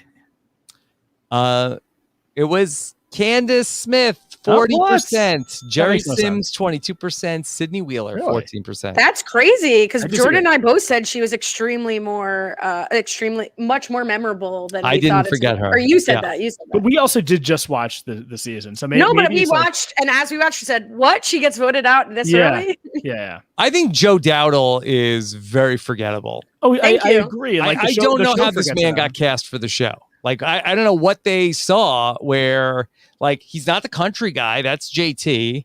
It's not like that. Like, he's a, like, I don't know what was, like, I'm looking for something, like, some standout trait. Like, he's not the funny guy. He's not, like, a model. Like, he wasn't, like, the athlete. He wasn't, like, a personality. He's like 2009 hot. 2009 hot? He's 09 hot. He's not 21 hot, but he's 09 hot. 09 hot? I agree that he's forgettable, but he's 09 recruit hot. He's like, he honestly reminded me of Eddie for a while on the screen of just, I mean, Eddie was funnier, but just, I understand, but it's just like, whatever. It's some dude that you take a chance on, some dude recruit who ended up being a dud. Mm-hmm. Okay. All right. Who is the most underrated player of the season, Jordan? The most underrated player of the season. I feel like this is going to go... I think it could go to Taj. I think it could go to Erin. I think it's going to go to one of them. I feel like it's going to be Taj. I think Taj is rated by like super fans, but maybe that's wrong.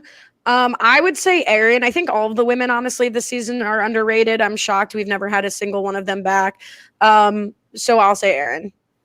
Most underrated player of the season is Taj, 33%. Seeds, baby. Erin got 26%. Steven was 21. Who's underrating Steven? Well, I actually thought about saying that because if you watch, like in terms of like the jury, votes, yeah. Okay. All right. Who got the Kelly Wentworth Award for best pre-merge boot? I want to explain why, for any video people, why I'm looking off screen. I have this lovely cast photo of them. So that's if anyone's wondering why I'm like, meh. What was the question? The Kelly Wentworth? Yes. Is that a signed cast photo? It's signed by me. I wrote their names. Okay. I think this is going to be a runaway. I think that it's going to be a runaway for Sandy Bergen. Who's in the conversation here? I have my voting chart here. So the merge would be before Joe. So it's Sydney, Spencer, Sandy, Jerry, Candace, or Karolina. I mean, again, I feel like this shows we didn't really get to know any of these people. Yeah. Besides Sandy. So for me, it's Candace, but I would agree that Sandy probably got the vote. Candace isn't getting it after being voted the least memorable. I understand, but I'm giving my opinion. Sandy has no reason to say I'm pissed. Yeah, because she's the Kelly Wentworth Award, 40%. Spencer, 37%. Oh, not a runaway. Sydney, 12%. Sydney. Okay. We asked the listeners, where do you rank JT's win on a scale of 1 to 40, with 1 being the best and 40 being the worst?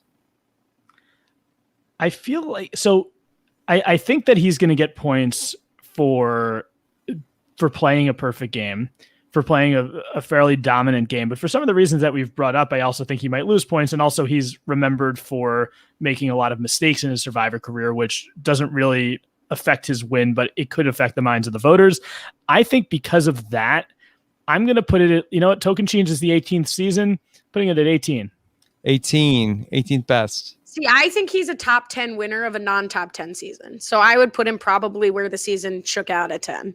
So the audience said 15.3. So then Kurt Clark puts them in order.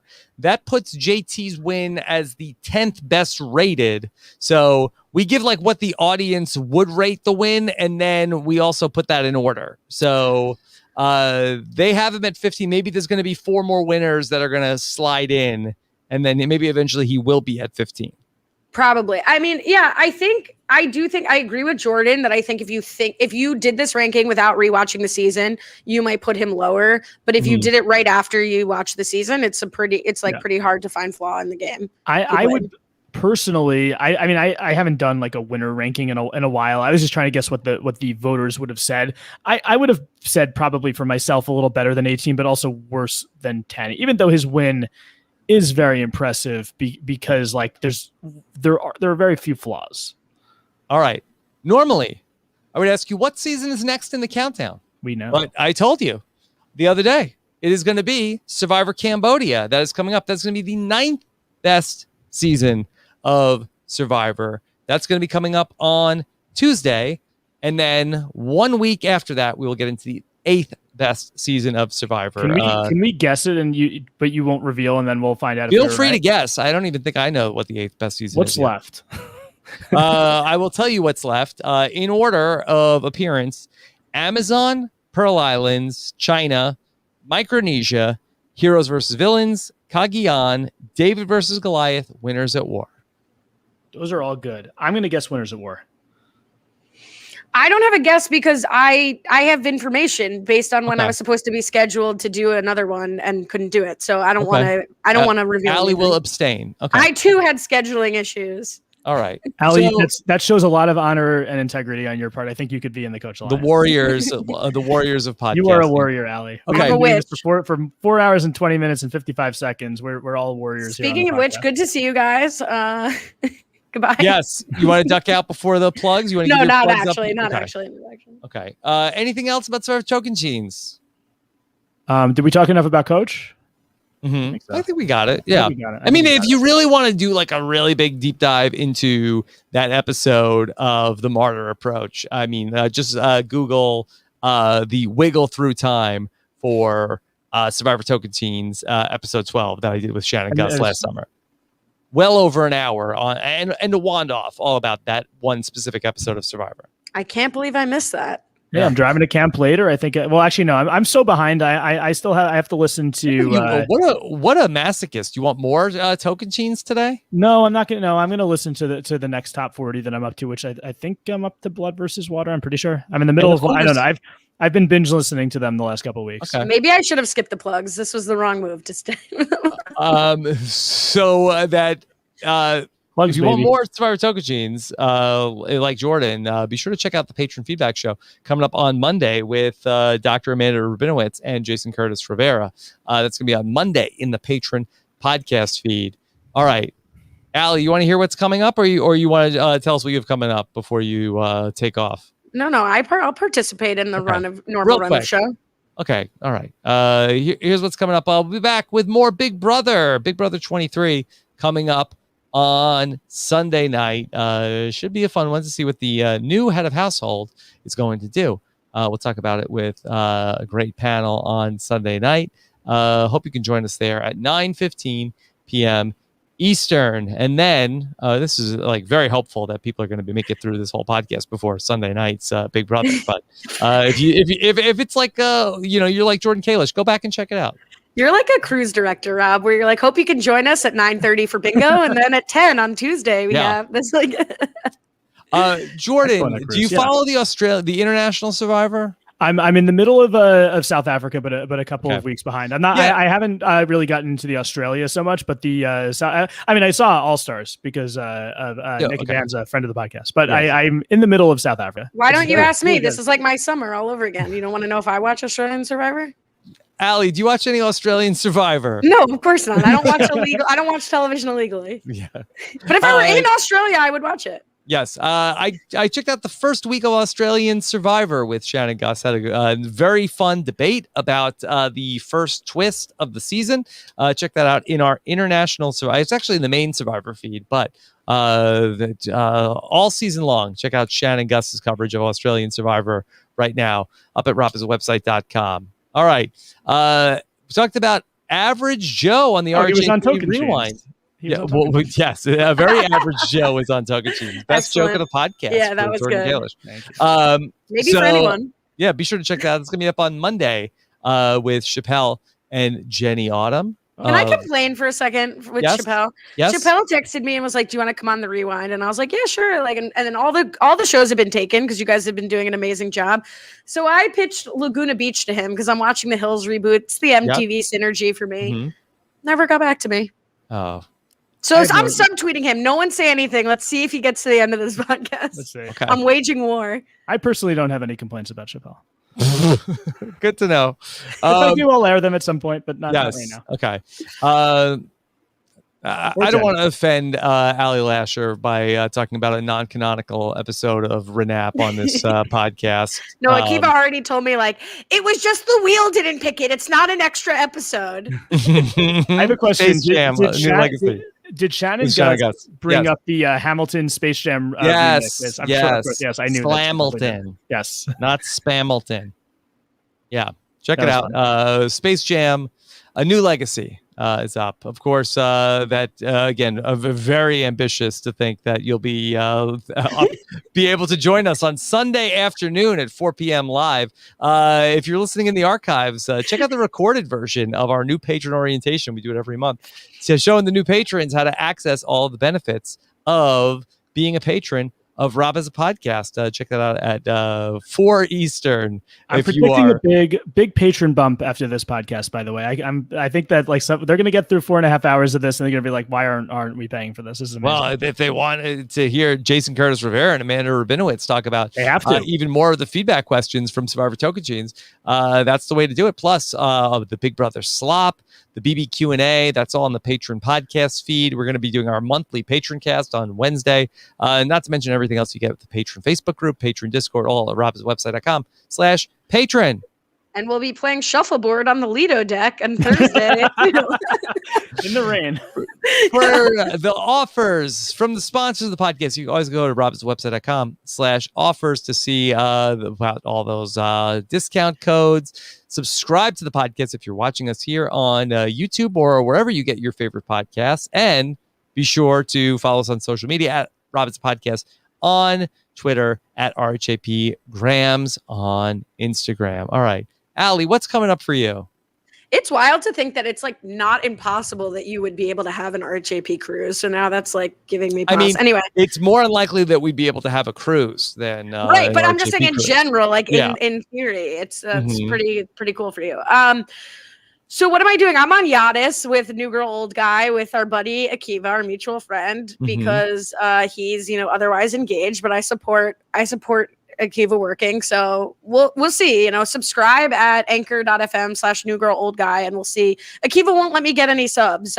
But so maybe we're just done, or maybe we'll be back. He won't let you do a episode without him? He maintains that the podcast works because it's us. Like, that's the part of it. So it's not just like getting through the whole thing.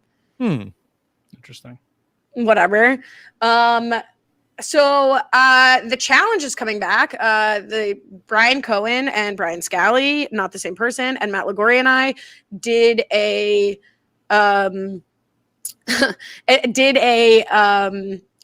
must-lose draft like we did last season. So you could check that out at robinswebsite.com/challenge iTunes. It's up there. It's also on the Dom and Colin podcast, but I don't have to plug them. So I plug it on my own feed. We'll be back August 11th. The challenge returns. If people have been into Big Brother this season, there's always Big Brother crossover, Survivor crossover. So join us to talk about that. And I will be doing, a podcast with the also aforementioned Chester and 32 fans. Follow me at Lash Tweets, and I'll be plugging all of that stuff as it comes up. All right. Allie, great job getting through another part of the top 40 countdown. It's always good fun. job getting through 4.5 hours with Kalish, but that's also no. Stop. I do think this will be the longest podcast I ever do, because I don't see a situation where I'm invited to do another 4.5 hour podcast. So I mean, depending on how long Jordan's plugs are, I think the one we did with Akiva was longer. Well, either way, I'm just saying, like, this is my last, hopefully, 4-hour podcast of my life. But this was fun. Thank you for having me. It's always fun to rewatch a season of Survivor and get to talk to you guys about it. Even you, Jordan. You too, Allie. But mostly Rob. Fair. Jordan. Then what's coming up for you? You're going to go back to camp. Gonna go back to camp. I'm driving up. So you want me to plug some things? I have Color Wars going to come up the last week of camp. That should be fun. Probably going to play some softball tomorrow. In terms of podcasting, when I get back, I'm sure we'll get back into the Twish of it all, the Twish Ultimate Trivia, or whatever format we decide to try out for the next Survivor season. Sure there'll be some Mafia games in the future. It's been a while since I've played Mafia. Definitely the longest I've gone in years, I think. Just being at camp, not really being able to host the games. Jonesing? I am jonesing for some Mafia, and you would think Mafia would be a good camp game, but it's hard to get people really like. What am I supposed to do? Print out my rules doc and give it to the kids? I don't think that's going to work out. We could just wanted Jeff Probst to play it with the survivors at camp. You could play normal rules. I used to play Mafia at camp. It is a camp game. You could just not play 7,000 rules. I did too. The first time I ever played Mafia was at camp. I prefer the Kalish version, which overcomplicates things.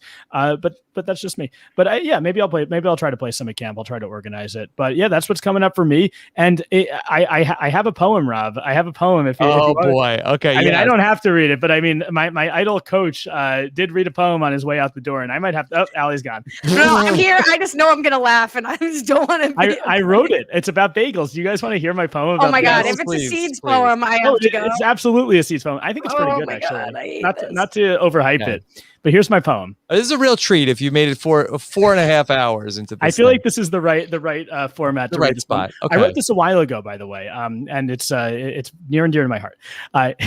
Kalish goes to fantasy camp. His whole life is a fantasy camp. I know.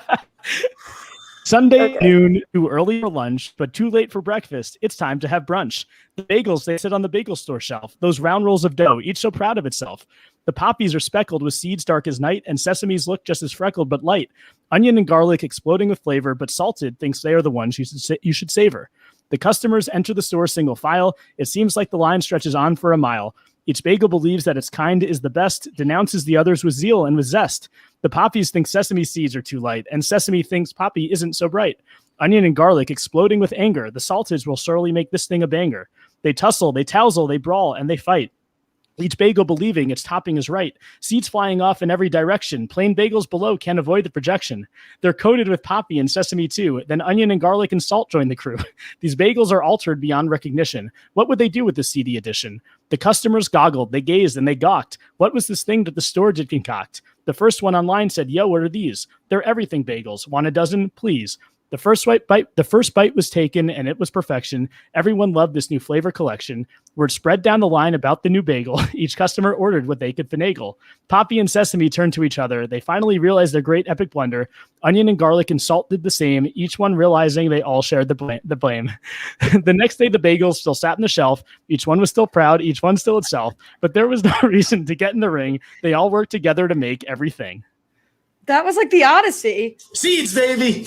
How did the bagel poem go on for 3 minutes? I told you it was a long poem. I'm trying to break the I thought it was record, going to be like baby. a limerick. You know when somebody plays guitar for you and you are just there in a room when it's like one person playing guitar? I've never had this personal experience, but It's like how I felt. It was happened to be a good poem, but I also wanted to evaporate. That's fair. I felt like I was filibustering at some point. Like I could read this on the floor of Congress if I'm trying to get a bill stopped from being passed. And I am the biggest vocal hater of the Seeds Baby trend. So I'm starting to think, was this a setup? Like, I don't want to be so self-centered, but have I been set up this whole asking me to do Tocantins to decide to sit through that poem? Yep. I called Rob the other day and it was like, whatever seasonality was supposed to do, make sure it's like on a day that she can't do it. Oh my God, and then Sam, put her on I'll never Tocantins. forgive you. Yeah, this is Sam's fault. Blame Sam. All right. Thank you all for joining us. You're welcome. Thanks for listening to my poem. Still here. I think We it was really better than Coach's appreciate- poem. Yes. The Coach's was shorter. Yeah, It was better than the 7th idol clue. The 7th into the idol. that's fair. All right. Thank you so much for joining us here. We'll be back on Tuesday night with Christian Hubicki to talk about Survivor that's gonna be fun. Second Chances as Stephen Fishback week continues here on Rob Has a Podcast. Take care, everybody. Have a good one. Bye. Love you, Bays.